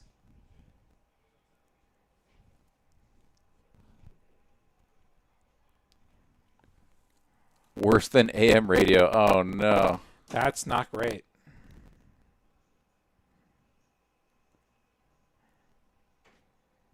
Jacob going to move all in over Shaw's re-raise with the pocket 8s. No, he's not. He's just going to call, rather. The little fake out from the graphics there.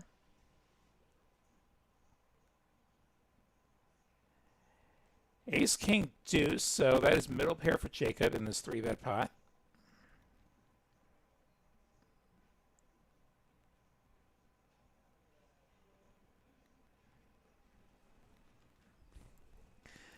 $1.2 million.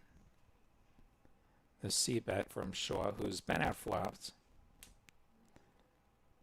We see that Trailblazer trophy on the table now. That is one of the things they're playing for.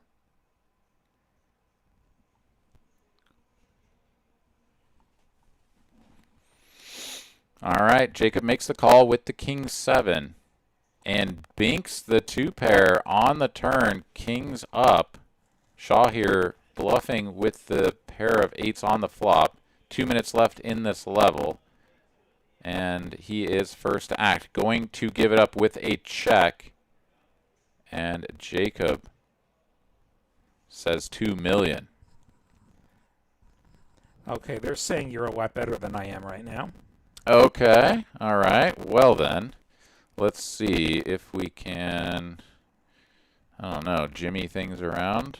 Yeah, I don't know if it's a connection issue or what. Or if it's this headset just being garbage. I don't know. Yeah. Well, we're going to do... Will broke the audio. Yeah? Yeah, some great big reaction to an all-in, and, you know, that's just how it goes. The internet can't handle me. Neither can this hardware. Yeah. All right. Well, sorry, guys. Then everyone in the chat is like, not really. No, his is worse. Oh, no, it's all terrible. I can get some $10 earbuds from Amazon that probably work better. Oh, no. We both sound like Transformers.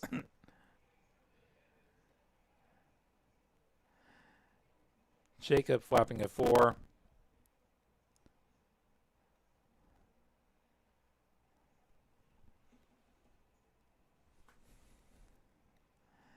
And now a full house. Deuce is full of 4s. Audio guy's definitely out drinking beers with Raph. And Jacob all in with his full house.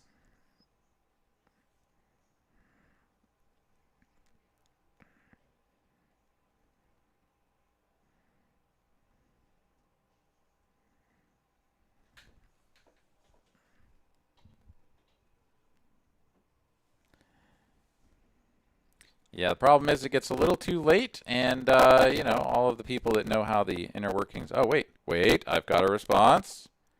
You have a response. I hope it's a good response. I hope there's a possibility of...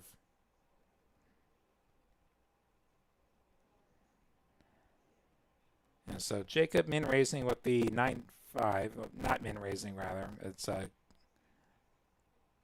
Shaw rips and gets it through. And I think we're going to go up to 150, 300, 300 this hand. So down to about 80 big blinds in play, and players are going to go on a break.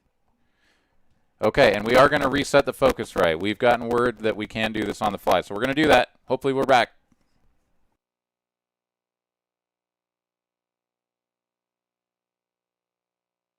Check, check, check, check. Okay, hey, we're back. Do we sound like robots? Do I sound like a robot? Okay, we should have gambled. There was someone in the chat was like, are we not gamblers? Reset it. I was like, I want to wait for Cooper to tell us. Yeah, that's above my pay grade. That sound like a robot? That is the question. Do I sound like a robot? Both staticky, much better. Mixed opinions here. 100% better.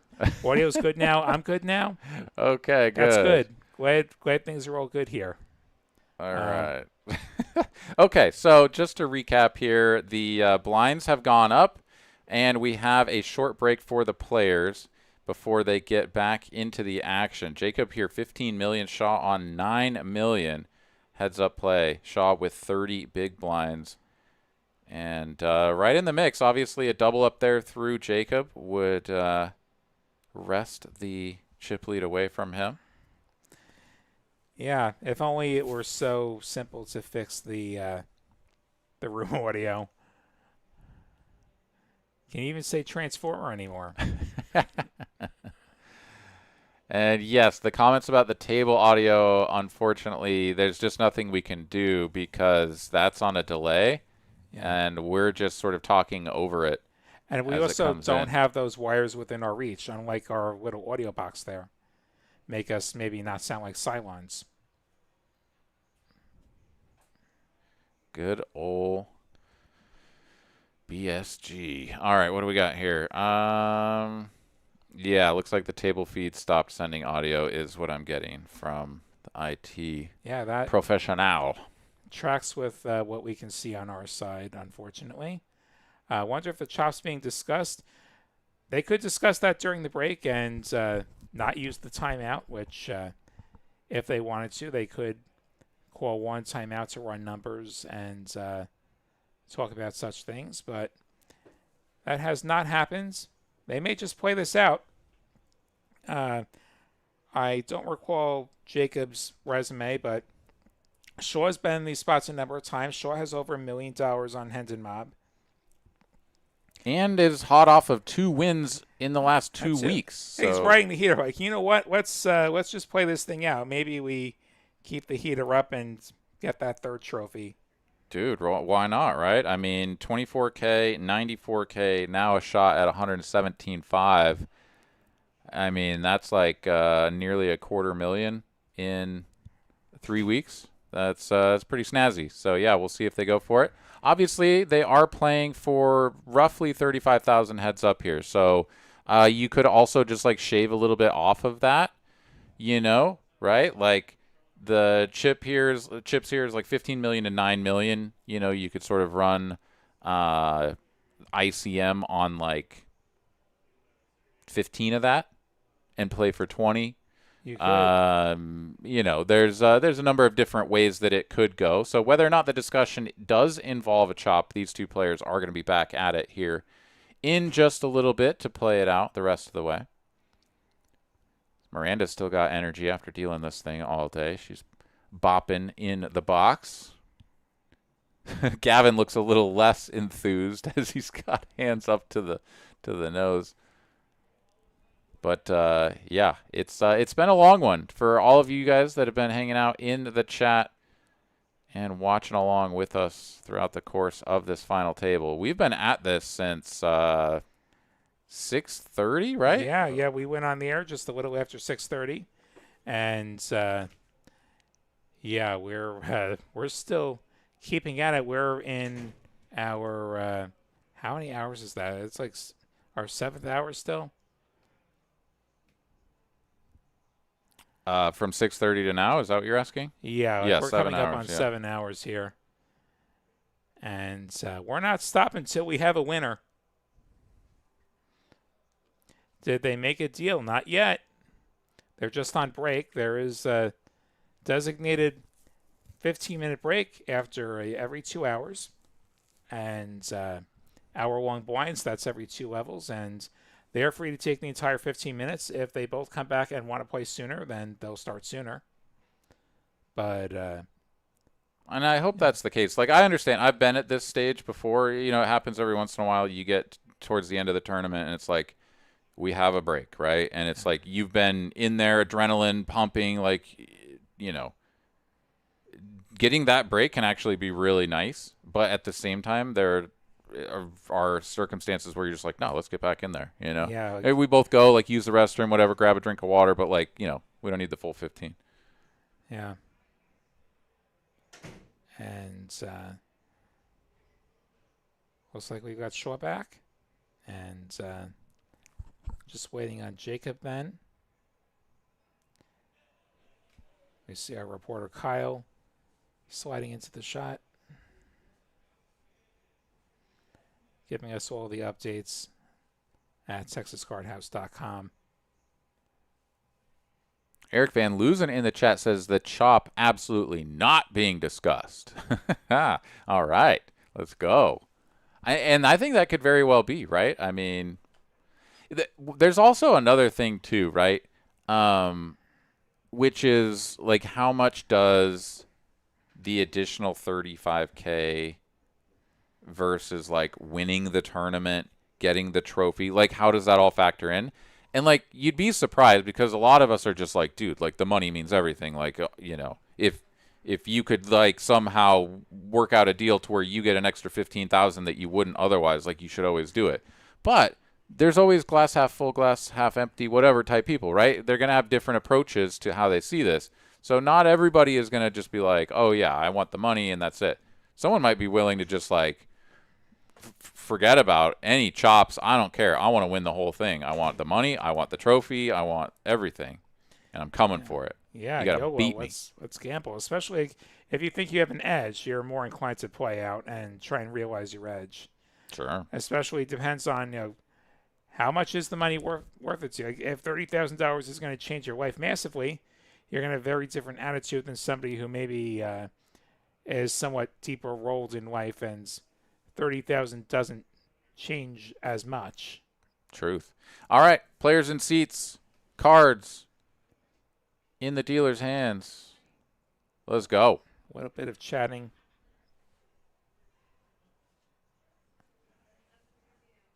All right, drop a 1 in the chat if you think Jacob's going to bring it home. Drop a deuce in the chat for your boy Shaw. Who's going to take this thing down? So we get into heads up once again. 150,000 and 300,000 on the blinds. We do not do a reduced big blind ante here, Texas Card House. So it will be the full ante from the big blind. Audio is good. Locked, loaded, ready to roll. 1:18 a.m. Deuces in the chat for your boy David Shaw. Can he bring it home? More deuces in the chat coming in. Let's go. He's got the 4 deuce. He's going to kick things off with a button open. No, excuse me, button limp. That's a limp. Yeah, we're playing 150, 300, 300 now. To a flop we go. Ace high, 2 8s. Queen high is best. There's a 1 in the chat. Josh dropping a 1 for Jacob.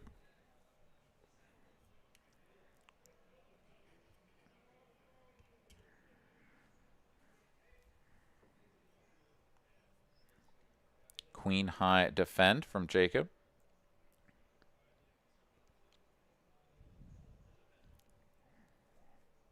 Turn card bringing in a wheel draw for Shaw. Another check to him. Very dry texture here on the flop. Your opponent either has some of this or is going to fold to another wager like 100%. It's going to put out 800. And will get the queen to fold. Well played by Shaw. 14 million to 10 million now as we go into hand number 171.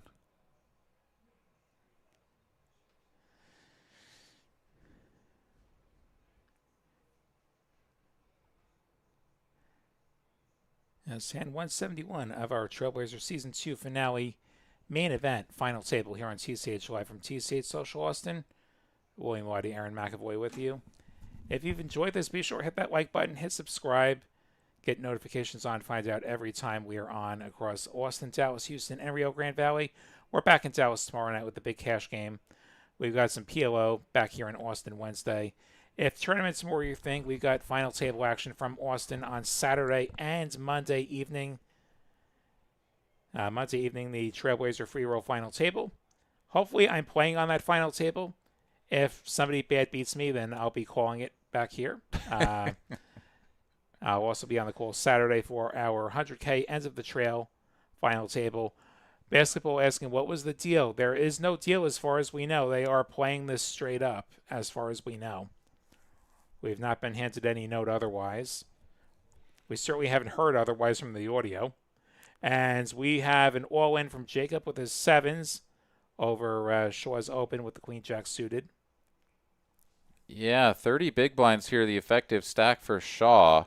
Queen Jack suited is a lot of hand to give up, but when you're 30 bigs deep, it also just feels like you don't really need to call it off there.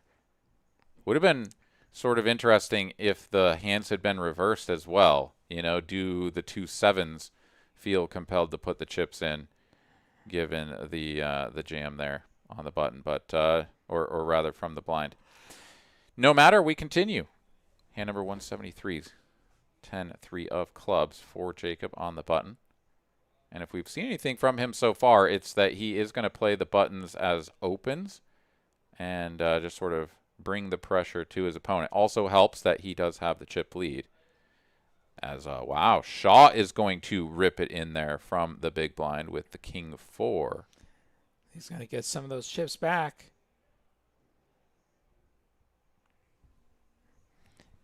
And we'll get on to another hand. Heads up for $30,000. Roman goes for it all, wagers the farm. Rolls a 16, loses. Sorry, buddy. Keep chatting. You'll build those back up. All right, Shaw here, 10-7 on the button. He's going to limp. And let's go to a flop.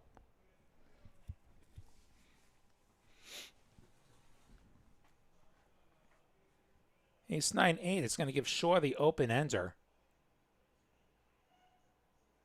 Jack high, still the best hands at the moment. Yeah, you can't keep the Choctaw nuts down. Shaw with the min bet, and Jacob gonna peel. Turns a queen, so he now picks up a gut shot.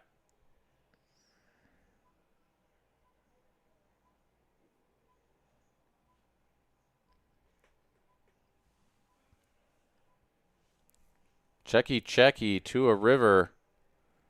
7. And 7 on the end is going to give Shaw a pair of 7s. Not how he was hoping to get there, but he did get there with the best hands. If we get to showdown, though, right? Oh, yeah. Yeah, Jacob just gives it up. He's like not going to try to represent something there. Doesn't have a diamond, and so the quick check back from David on the end. Yeah, realize whatever bit of showdown value he might have in case he's not up against an ace.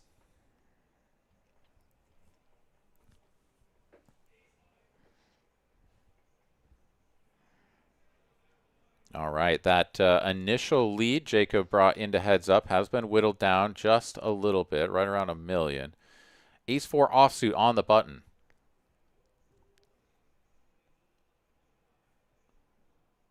$700,000 to go. King 4 unsuited, this time for Shaw. Dominated position, makes the call. They both whiff on 9-9 deuce, 2 spades. Yeah, high card equity, very important on these paired boards. Both players controlling one of those high cards. We could certainly see some chips make it in the middle, as it is going to be a c-bet of $600,000. Shaw takes another peek, and he's just going to let the king high go. Not interested in defending across multiple streets with high card. And we can see it was for the best.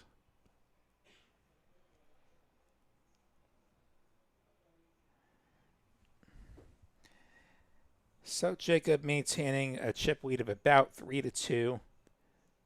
We have not had an overwhelming chip leader yet in heads-up play.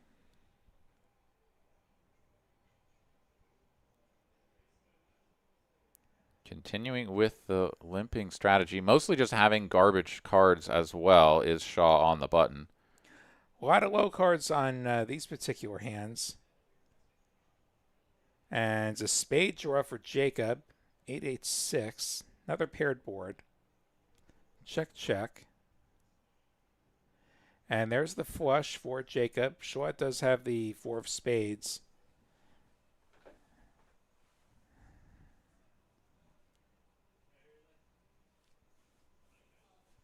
Jacob gonna go for a little value with his flush.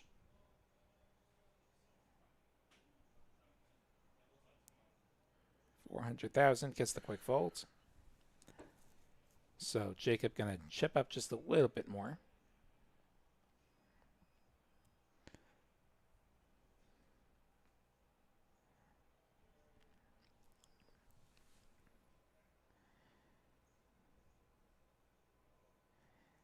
And Miranda getting us the next hand.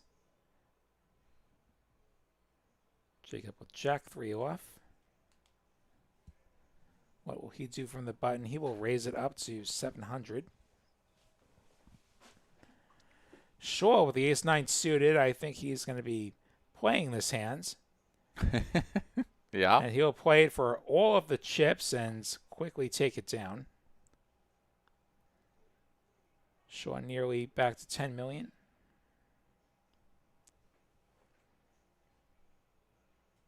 Yeah, right around 80 big blinds in play, so 33 here so for David, and the remainder over in front of Jacob. One big confrontation, though, could flip the script or just end the tournament outright. King 10 here for Shaw on the button, and it's raising time, no limping with the King 10. There is the min raise. And Jacob with King 4, gonna defend. He's dominated. A king on this flop could change everything. Instead, it's going to be ace-6-6.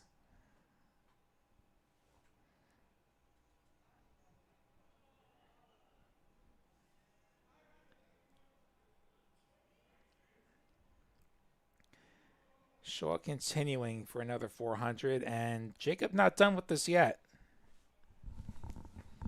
To the turn we go, and there's the 10. Shaw now with 10s and 6s. Never mind this graphic. There we go. Check, check.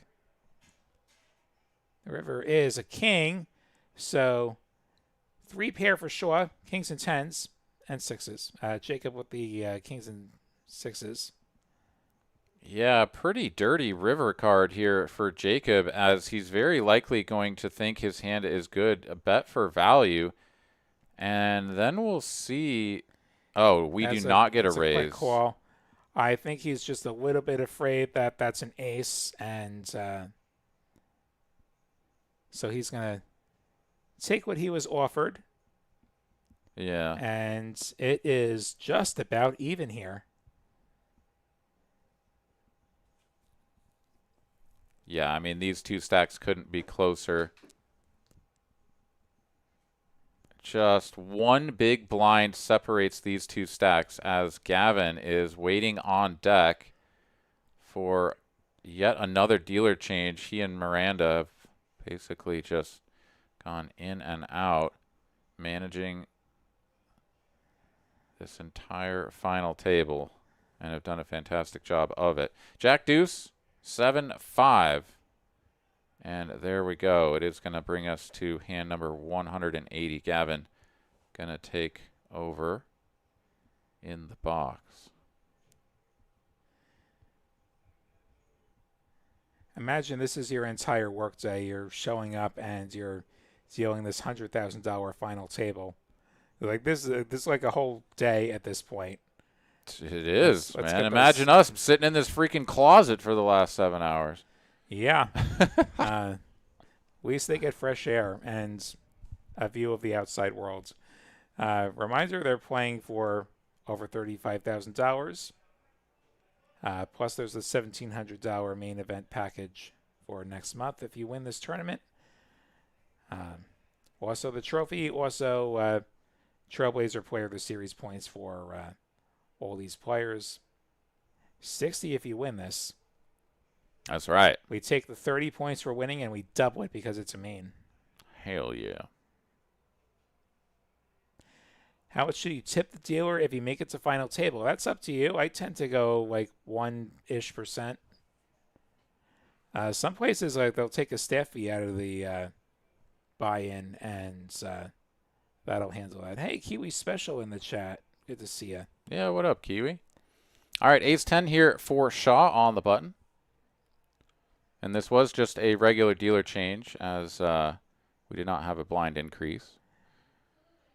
Happen roughly every half hour here. 650 from Shaw, and Jacob with the ace deuce is going to call from the big blinds, and we're going to get ourselves a flop.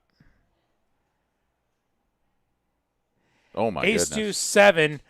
Ace is up for Jacob. Shaw with a heart draw. Getting out flopped, but plenty of life in the form of this flush draw. This could be bombs away. 600 from Shaw. Yeah, natural check from Jacob over to the preflop aggressor on the button. Makes it 600,000, and we are going to check raise. 2.2 million. He really doesn't want to see a fourth heart. He wants to get the money in before that happens, I think. Lego looking at this trophy saying it could be used as a murder weapon. It's so heavy. Those are heavy. All in and a call. Can Jacob hold to take the title? Jacob fading a 10, fading a heart, fading a 7. Here we go to the run out. 3 of clubs. One more chance for Shaw.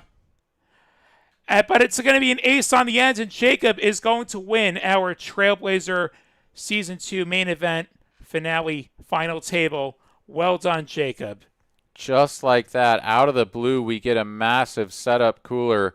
Top and bottom pair against top pair, good kicker, and a flush draw. And just like that, Jacob is victorious. They were virtually deadlocked in chip stacks. Shaw being covered by just a little bit, and that massive hand going off. My goodness. So $35,000 in additional value over that 82,350 going the way of Jacob. But another fantastic showing for Shaw. David Shaw, 3 final tables in 3 weekends, winning 2 tournaments outright, and now a fantastic runners-up showing for 82 grand. Man, that guy's on fire, running hot, and playing well. Just couldn't bring it home here tonight. See if he can keep it going to the WSOP circuit we got coming up in just about a month from now. It's now the 24th, so we're now like 30 days away from April 23rd, which is when things kick off with the circuit. But before then, we still have a Trailblazer to wrap up. We've got the Ends of the Trail 100K guarantee happening this week, culminating in a live stream final table Saturday evening. Hope you join us for that. Hope you join us tomorrow night for the big cash game from Dallas, and then back here in Austin Wednesday for PLO. That's right. All right, everybody. Thank you guys so much for hanging out with us. Dirty Dan in the chat. Everybody else, Basketball Maven, Kiwi, all y'all. Thank you guys so much for hanging out, for rooting on your favorite player, and for sticking it out here to the end. 1:30 a.m. here in Austin. We will see you guys here soon. Like Mr. Lottie said, going to be back here tomorrow night. Come hang out with me and Mr. Eric Van Loozen for some 10 and a quarter cash game, no limit hold'em tomorrow evening. So for myself, Aaron McAvoy, for Will Lottie, for all the staff and dealers here at TCH, we wish you all a great evening, and thanks for tuning in. Got anything to say? Nope. Have a great night. Thanks for watching.